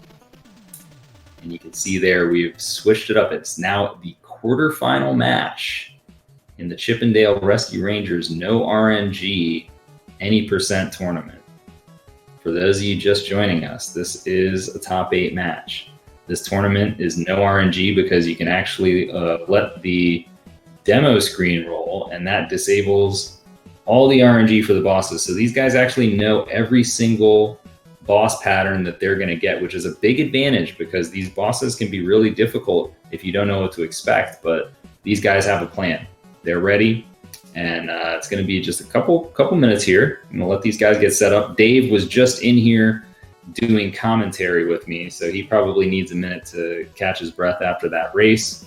And, these guys are playing to get into the top 4, man. These guys, whoever wins this is going to play the winner of Magic K and Endy in the top 4. That's what we're looking at here.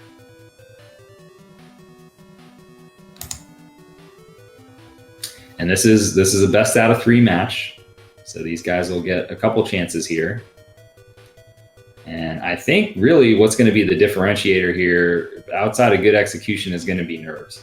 Like, I would expect that both of these guys would have some nerves for this race. Racing somebody else that is like very, very close to your skill level can be pretty intense. So yeah, good luck to both of the runners. Hope to see, just really, really solid, consistent play. Hope to see some good races here for both of these guys. They've worked hard to get where they are in this game. Want to see them get rewarded with some solid times. And it looks like we're just about ready to go here. I think we have 2 Chip players, so sorry for all you Dale fans out there. We're not going to get to see any Dale in this one.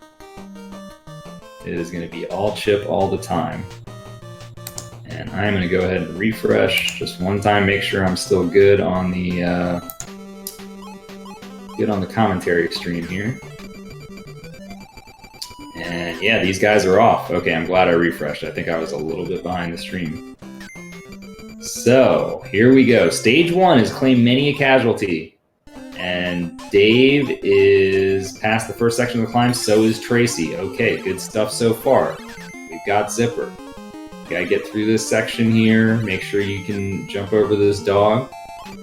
All right, Dave is passed. He's on to his second climb. So is Tracy. Dave with a nice climb. Same for Tracy. They're both getting through. drop it down. Dave's going to go for his strat. He grabs that metal ball. Tracy takes the damage boost. Dave's strat's a little bit safer, and it makes sure that you never get lagged from that mouse that can come from behind. So Dave with a very small lead. He's had just slightly better movement throughout this first stage, but I would expect things to be close for a little while. Dave also going for that very tricky damage boost at the top there. That doesn't save a ton of time, but it does save time, and he got it. So he's extended his lead even a little bit more. Still very close, though. All right, boss fight. Very solid boss for both. I think Tracy might have actually had a better boss kill there. It looks like he caught up just ever so slightly. I mean, these guys are really neck and neck right now. And there's your one-up. Okay. All right, Zone B. So the key here, you know, in this first screen, you just got to know the route. Know the route, you're not going to get hit. If you know the route, you are going to be just fine. The second screen, this is where we're going to get to see who has better faucet movement. That's really the differentiator here. You want to keep your jumps low, throw that box. Wiggle, wiggle. All right, Dave had better wiggles on that first one. Wow, Dave's wiggles right now are on point. Tracy falling a little bit further behind. Still close. All right, good to see both of them get through that screen. And you want to just make sure you jump at the right spot so you can avoid that B.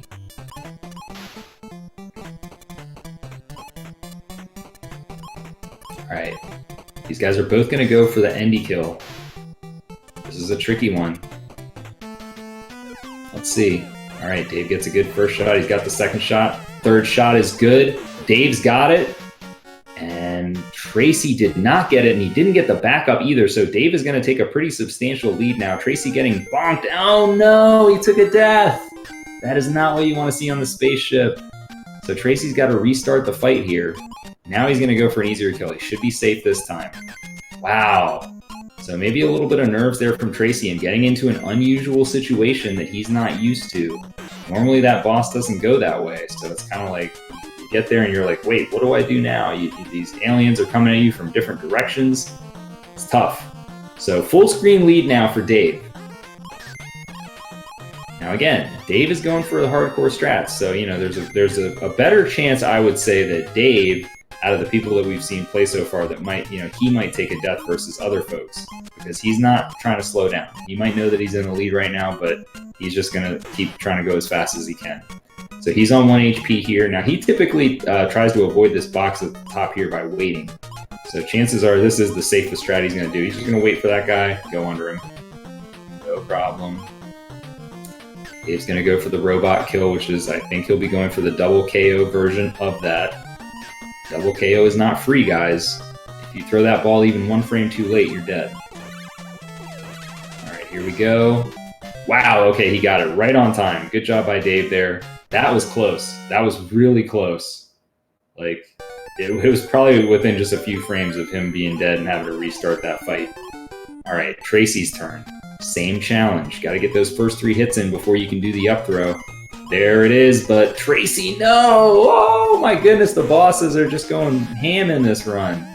Wow, Tracy's gonna have to start this fight over. So a little bit of a rough start for Tracy.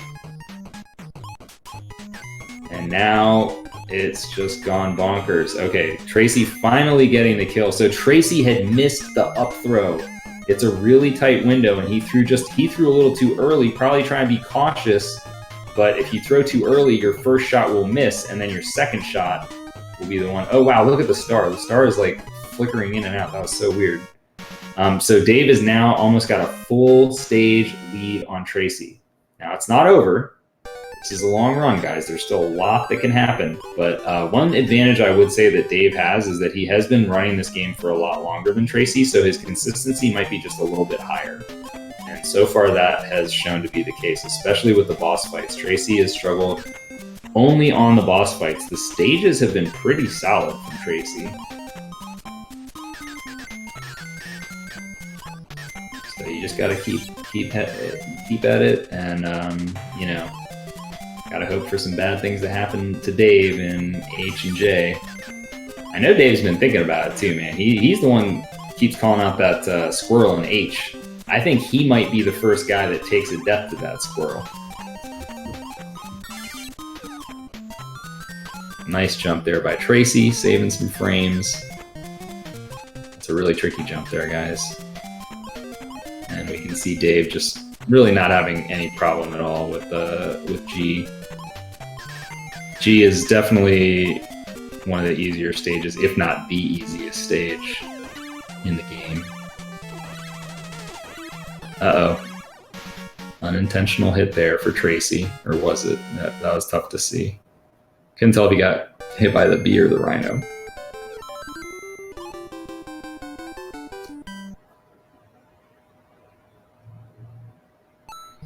All right, we're going to be heading into the end game here, guys. The final 3 stages, the final stretch. We've seen some deaths in each of these stages now. Not where you would expect either, but we've seen them. So let's see how it's going to go. Now, Dave, we know, is going to be going for the left side climb, which the left side climb is definitely much safer. Tracy also goes for the left side climb. So really, it's those squirrels at the top that are the ones that are going to be kind of any danger to either of them. But here Dave goes.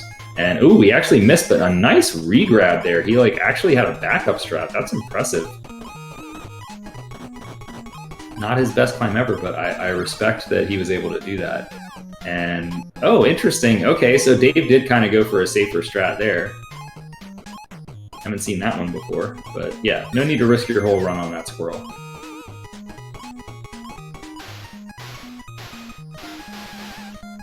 And looks like Dave is going to be getting through, so he is going to be moving on to I. Meanwhile, Tracy just starting the climb. Tracy with a nice climb so far. Really well done. Okay, so Tracy had a better climb. So even in this situation, Tracy has gained a little bit of time in this stage. Tracy also going for a little bit more hardcore strats there. And every little bit helps because essentially Tracy is counting on Dave to have a bad J at this point. Something bad has to happen in J.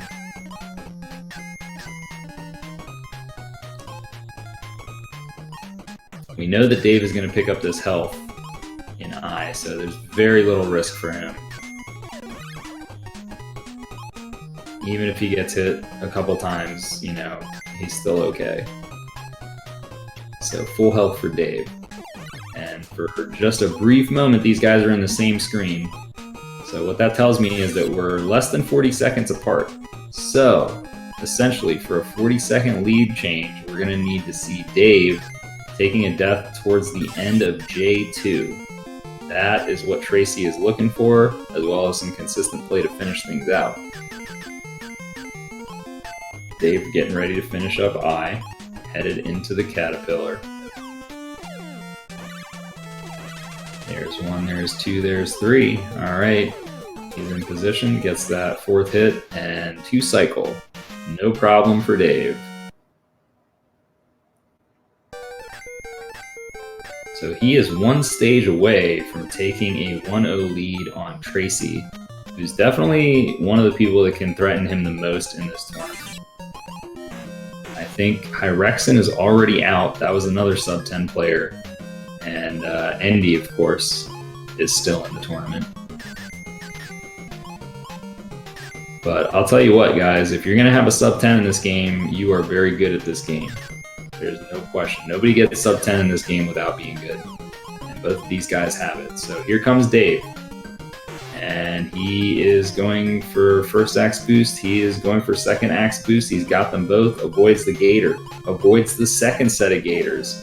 Goes for the box throw. Wow, he was even going for the ledge landing there. That is just crazy. So Dave went all out there and survived. But if he takes a death now, we can see Tracy, now that he's in J2, would be in the lead. So at any point here, if Dave is to get hit, Tracy's in the lead. Can he get through this final stretch?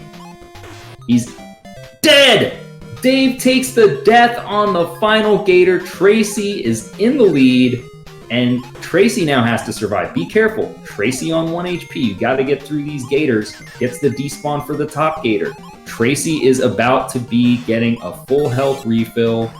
Tracy probably has no idea that he is in the lead right now, but Dave with a devastating death. It's exactly the one that I mentioned at the outset. The one at the very end, that last enemy before Fat Cat will get you, and dropping down is actually a lot trickier than it looks. And Tracy does get the drop down, barely clears the enemy, into Fat Cat with 1 HP. looking to close it out here. Tracy closes it out with a 10:37, and Dave is going to be stunned. Dave was pixels away from the victory, and then it was snatched right out of his hands by that last gator there. Unbelievable game one. Wow. Dave struggling with Fat Cat. He is flummoxed right now. And that's going to be it. So Dave still gets a sub 11, but man, can you guys believe this? Terrific Tracy trailing almost the entire way, getting trouble in the first couple bosses, and then all of a sudden, this is why you don't give up, ladies and gentlemen. This is why you do not give up. Great job by Tracy, playing it all the way through, getting through Jay, and just a tough loss for Dave. Dave was having a great run up to that point. Dave had been super consistent, and then all of a sudden, I mean, that's the kind of thing that'll shake you to your core when it comes to speedrunning a game. It's like, that's a death that he may have never taken that death before. It's possible that he has never died on that enemy before. Now, see, I know. I started playing this game. I've died to that enemy a ton of times. So for me, I'm like, yeah, I'm not even going to mess with that guy. But Dave, he's used to just running right under him. But yeah, man, that gator got him. So wow. So we have a 1-0 lead for the terrific Tracy, newcomer to Chippendale Rescue Rangers, 1 game away from moving on to the semifinals. Junkyard Dave's not going to give up that easily, though, guys. This is, you saw the high-level execution. Dave's going to be giving it his best shot here coming up in game 2, so get ready for that. Wow.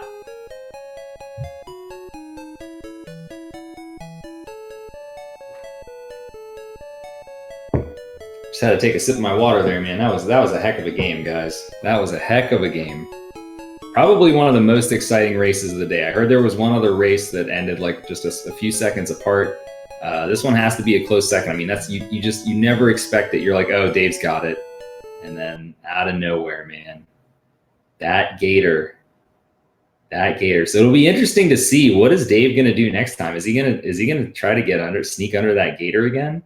So what you have to do is, you can't, when you're dropping through the floor, guys. For those of you who haven't played this game before, when you're dropping through the floor, you have to be holding down, or any diagonal variation of down, and then you have to press A as well.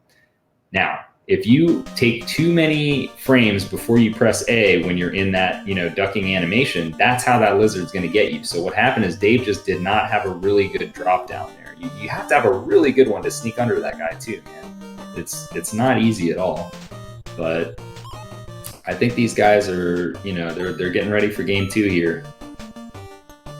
Dave doesn't look like he needs to catch his breath at all. Man, oh wow! So this is a best of 3, guys. We have 1 or 2 more games potentially here. This is the last match of the day. Tomorrow, you guys will get to see the rest of the top 8. Gonna crown a champion of the Chippendale Rescue Rangers No RNG Any Percent tournament. I believe it's the first ever tournament in this game too, so pretty exciting stuff. All right, we're off. Here we go, game 2.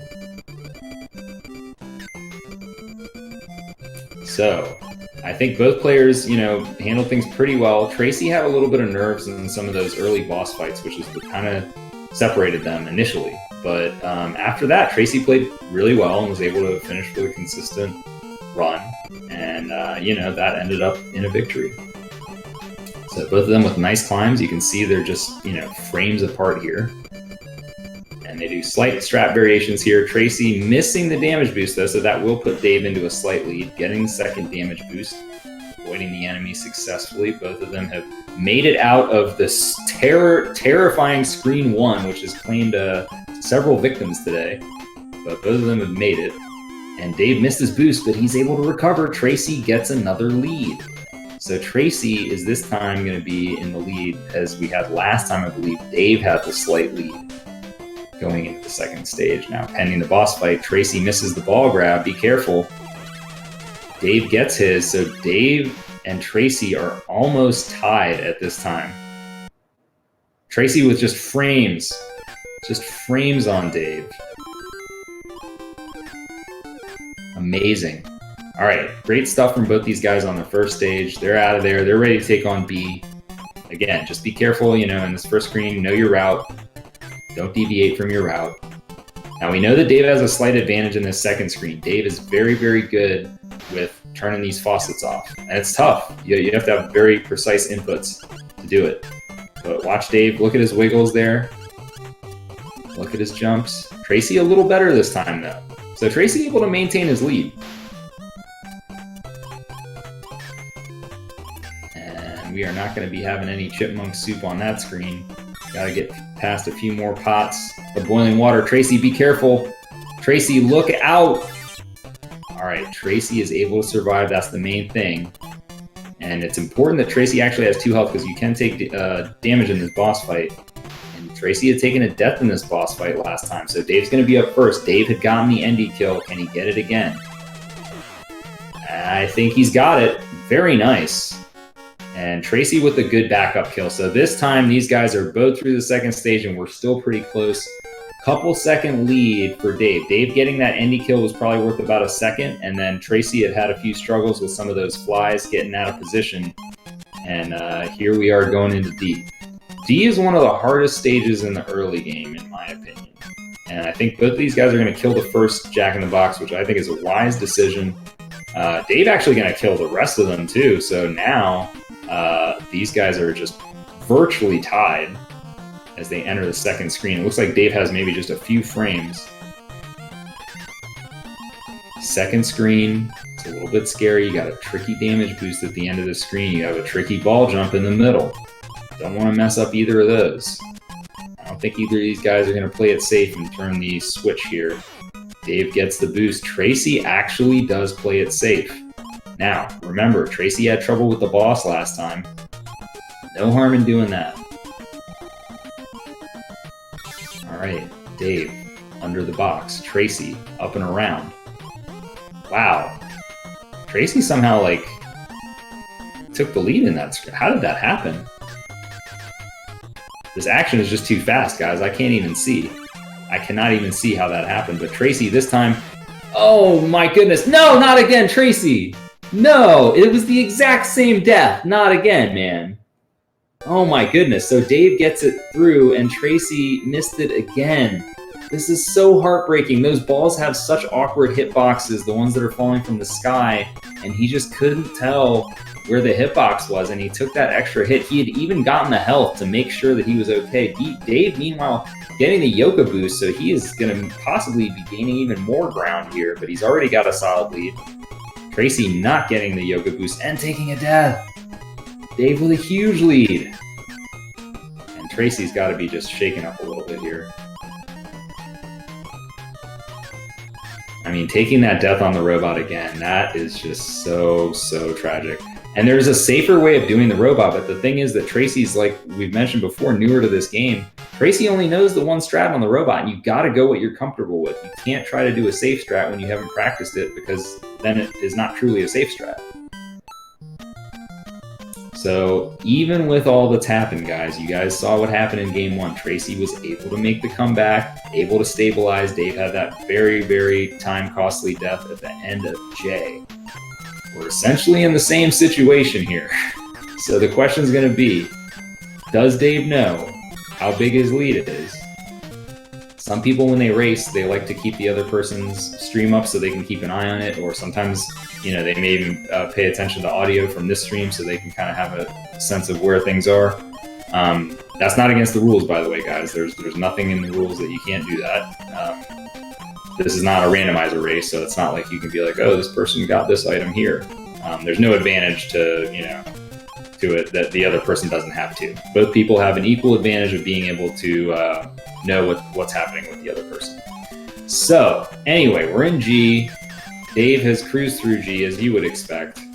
Tracy doesn't seem to be having much of a problem with G either. These guys are both very, very solid players. This is not the stage that trips up solid players, generally speaking. Now, H, that's a different story.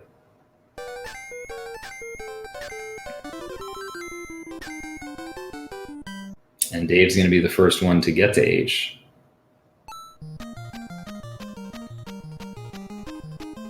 All right, Tracy finishing off a small cat there. No problem.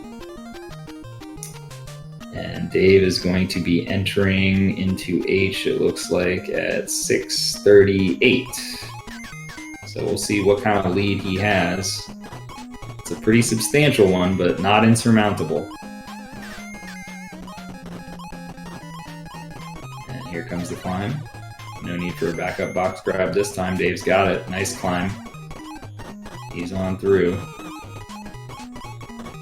59. So we're talking about a 20-second to 21-second lead for Junkyard Dave right now. That means that pretty much any death is going to put Tracy right back in this thing, if not directly into the lead. So Dave needs to keep himself from having any deaths for the remainder of the run, and he's going to be able to lock this one up, send it to game 3, and maybe get a swag one up on the way. And he did. Very nice there.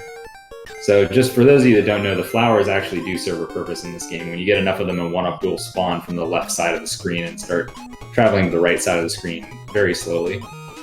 Not important for one player, as you get so many one-ups in the bonus stage that you don't really need additional one-ups, but is useful in co-op. All right, so Dave taking on I. Tracy going to be there shortly. And we're in one of the slowest screens of the game, guys. If only there was a faster way to get through this screen. How come those fans don't have an off switch, right? Like the ball drops in D, at least you can turn those off. You should be able to turn the fan off with a box. That's what I think.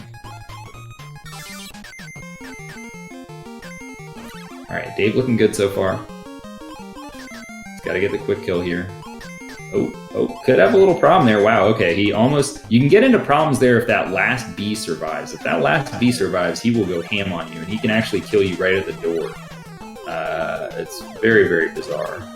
But Dave able to easily get the Caterpillar in a 2-cycle, and he is going to be back where the nightmare happened last time. So for those of you that just joined, Dave had a pretty good lead going into J, made it all the way to the end, and the very last enemy before Fat Cat got him, and that sends you all the way back to the beginning of the screen. It's about a 40-second death, probably a little more, and that is what propelled Tracy to win game 1.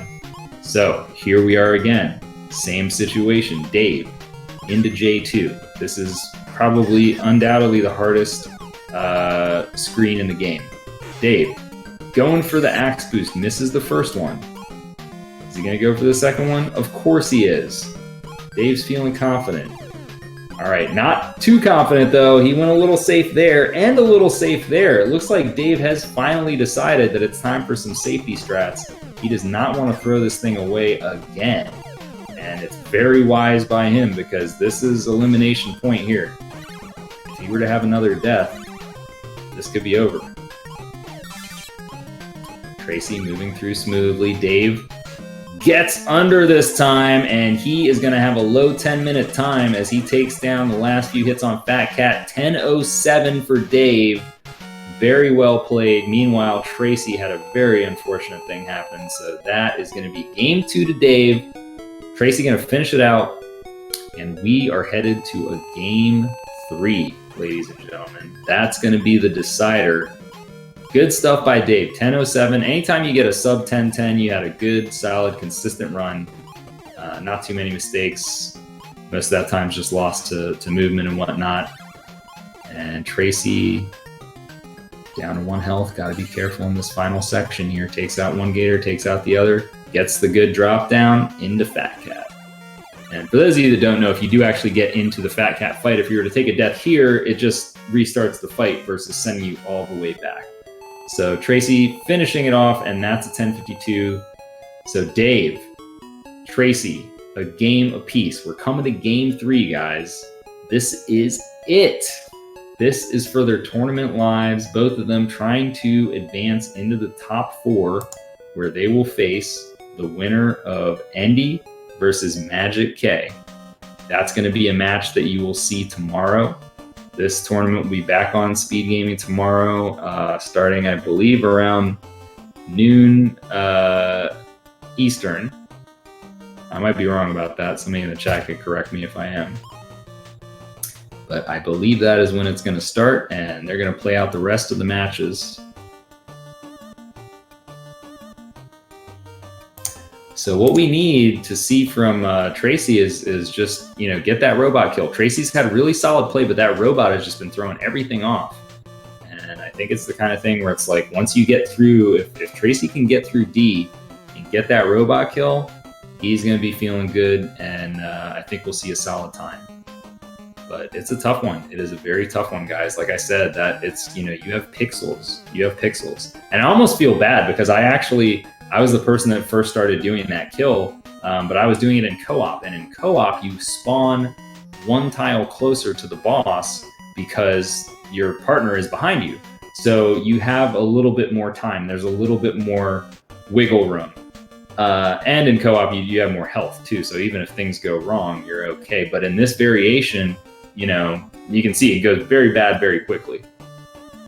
So let's hope that doesn't happen. We want to see one more good game between these guys. These guys have had a heck of a match so far. It's 1-1. Junkyard Dave, Terrific Tracy. PBs are 3 seconds apart. Let's see if they can clutch it out here for this final race of the night.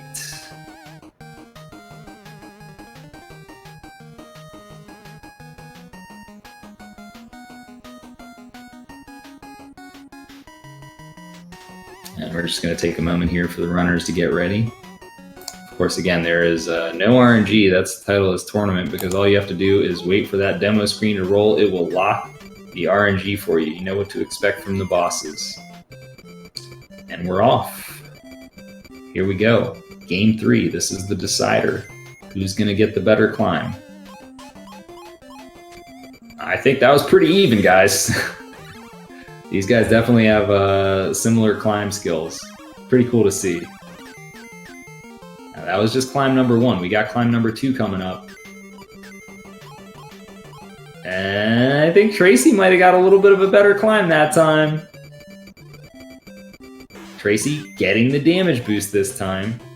Getting not the second boost. So Dave, again, going to take the lead. Dave takes that slightly safer strat by picking up that block there. Notice that Dave is on 2 HP while Tracy is on 1. And you don't expect to take damage in this stage, but anything can happen in these races, as you guys have seen if you've been watching all day. We've seen deaths everywhere. And now we will see if they can both get a solid boss fight. And it looks like they both did. Great to see that. That's what you're hoping for. Dave with about a second lead, maybe a little bit more. And again, that was Tracy took a backwards boost there, not in the correct direction. That's generally going to be about a 0.6 time loss. So Dave has definitely been gaining ground in B on Tracy in the first couple of matches. And it's usually on B2 and then on the boss fight. Dave's been super consistent with that boss fight, getting the Endy spaceship kill, which is very, very difficult. Dave's gotten it both times, and he's got just crazy fast movement on those wiggles, turning those faucets right off. And Tracy, not too bad this time either. That was pretty solid movement from both of them. And this is what you like to see, guys. Keeping it nice and close. Now, Tracy has struggled on the spaceship boss. Again, I think this is just maybe an experience thing. You know, Dave has the edge in experience. He's been playing the game for longer. He's had more reps. Tracy kind of has just had this really fast rise to the top, getting to sub 10 very quickly, but not having enough reps. All right, here we go. And looks like Dave's going to be good again. And this time, I think Tracy just went for the, looks like it was the safer variation. So Tracy closing it out. That's going to be about a second slower. So Tracy really was able to maintain a pretty solid pace there, despite Dave having a better boss kill. All right, this is the stage, guys. This has been the separator. First 2 races, we had Tracy getting to the robot very solidly, but then dying on the robot. That robot boss, you only have a couple pixels of wiggle room to throw that up shot. And Tracy, wow, that hesitation there, man. I think he thought he was about to die, but he was in the clear. He's gonna get a health refill here. They're both gonna get a health refill. No need to panic. Can't really get hit by these guys. Just make sure you get that health. There you go. And Dave, let's see, is he gonna take the boost this time? He is. And Tracy's gonna pick up the health once again. Tracy really wants to make sure that he gets past that robot, but he's taken the 2 hits on it both times. And Dave getting through pretty fast there. Tracy as well, wow. Nice movement by both of them. All right, moment of truth. Dave has been crushing this robot all day. Oh, and Dave takes a death. Tracy gets it this time. Tracy's in the lead. Wow, this is unbelievable. Dave now trying to be cautious. He has 3 health. He doesn't have to worry about his health, but man, that is unbelievable. Robot strikes again. This time, Dave is the victim and Tracy with the lead going into F for the first time in this set. All right, no Yoka boost for Tracy. That's okay. They're not a huge time saver. Dave, we know, is going to go for him. There's no real risk in going for them. You don't lose time. But Dave does get it, so he's going to gain a little bit of ground back. Now, F2. This is a tricky screen. It's actually pretty scary. Tracy did a little bit of a safety strat. Oh no! He tried to do a safety strat, but it didn't work out. And now Dave's back in the lead. This is close, though. All right, Tracy, get over there. Thank goodness. Okay, Tracy got over there that time. Thankfully, that's not a very costly death. So these guys are still very, very close. Dave's going to have that slight lead going into G. If you're going to have a death, guys, that's the one to have. It is very, very quick. So Tracy's still totally in this thing, man. For the first 2 races you guys saw, it was a huge, huge gap between these two. But now we're about 1.5 seconds apart going into G. This is anybody's race right now. So go ahead, take a few deep breaths, guys. I know things are intense right now, but we're going to get through this. You're going to need to save all your energy for H and J, because that's where the crazy stuff happens. But G is smooth sailing for the most part. And we see Dave is going to take the damage boost, so is Tracy. So they're both, there is a fast, I mean, relatively faster, not by much, but there is a top route that you can take there where you don't take any damage. It's a little tight, though. It's a little tight to do. That's why I think you don't see a lot of players going for it. The movement is a bit awkward and tight. And that B boost is pretty free. So, all right, let's see. We got a boss fight coming up here. Dave's up first. And he gets it. No problem for Tracy either. Well, we didn't see that last little potato chip, so his ball throws were not completely perfect.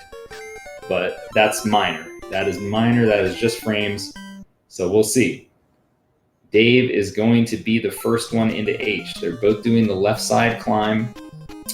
We have not seen either of them have too much failure in H, which it is one of the harder stages, but, anything can happen there. It's been amazing, really, that nobody has failed H, because people have, but not as much as you would expect. You would expect people to just be failing H left and right. Hasn't happened yet. All right, Dave's up first. Let's see what kind of climb he gets. Wow, that was hot. Oh, and Tracy's was as well. Tracy keeping the pace. Man, both of these guys are going all out here. Tracy with a small miss there. Ooh, another small miss on the damage boost. So Dave increasing his lead ever so slightly. The good news is they both got through the screen here.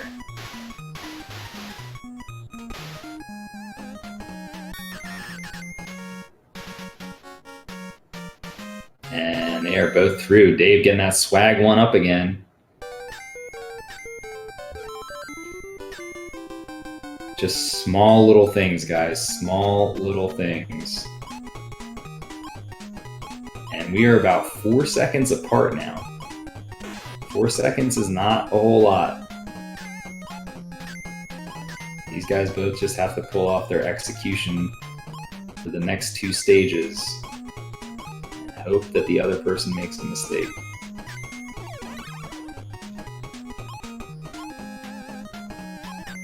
This screen typically doesn't pose a lot of danger. The final jump in this screen is really the only thing that can go wrong. Don't want to short that jump. Dave nails it. Tracy nails it. And things are still pretty even here.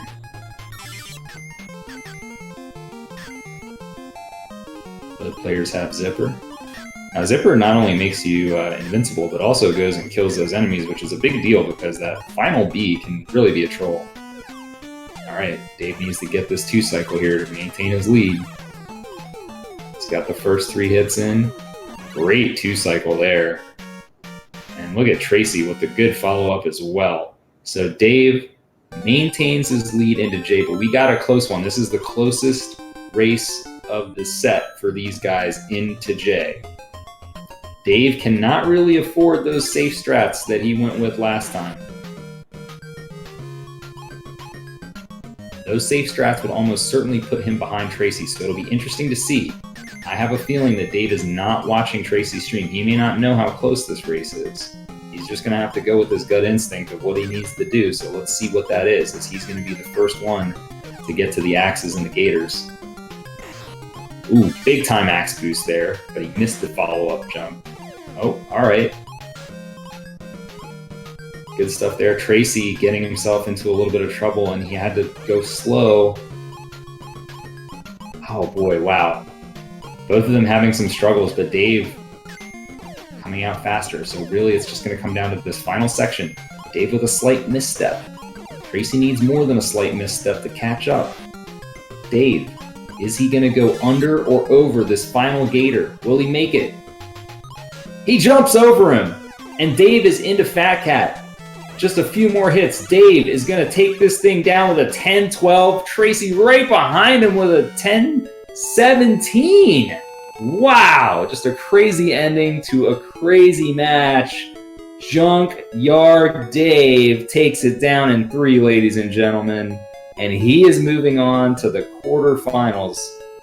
Wow. Great race. Great race by both of these guys. They both put up top times there at the end, under pressure in Game 3. And that is going to be the last game of the day, ladies and gentlemen. So if you want to see more of this, you better tune into SpeedGaming tomorrow, because that's when the rest of the top 8 matches are going to be going down, as well as the semifinal matches and, of course, the finals as well. So as it stands right now, we have Junkyard Dave will be playing against the winner of Magic K1 and Endy. That'll be the first match that we see. We have other top 8 matches. We have Kaiser Krister versus Steel Thunder, and we have Cartina Cow versus Moo Mooney. Who Moo Mooney, by the way, has gotten 2 buys because he had a no-show, and then he had another no-show, I think. Or he had a buy and he got a no-show, but somehow Moo Mooney hasn't even played yet, and he's in the top 8. So he's going to have to take on Cartina Cow, and then we're going to see what happens, how this thing shakes out tomorrow. But just a great job by everyone today, and hopefully we won't have as much in terms of the technical difficulties tomorrow.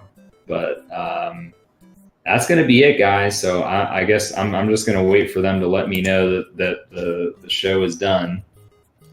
But man, what a way to close it out. What a way to close it out.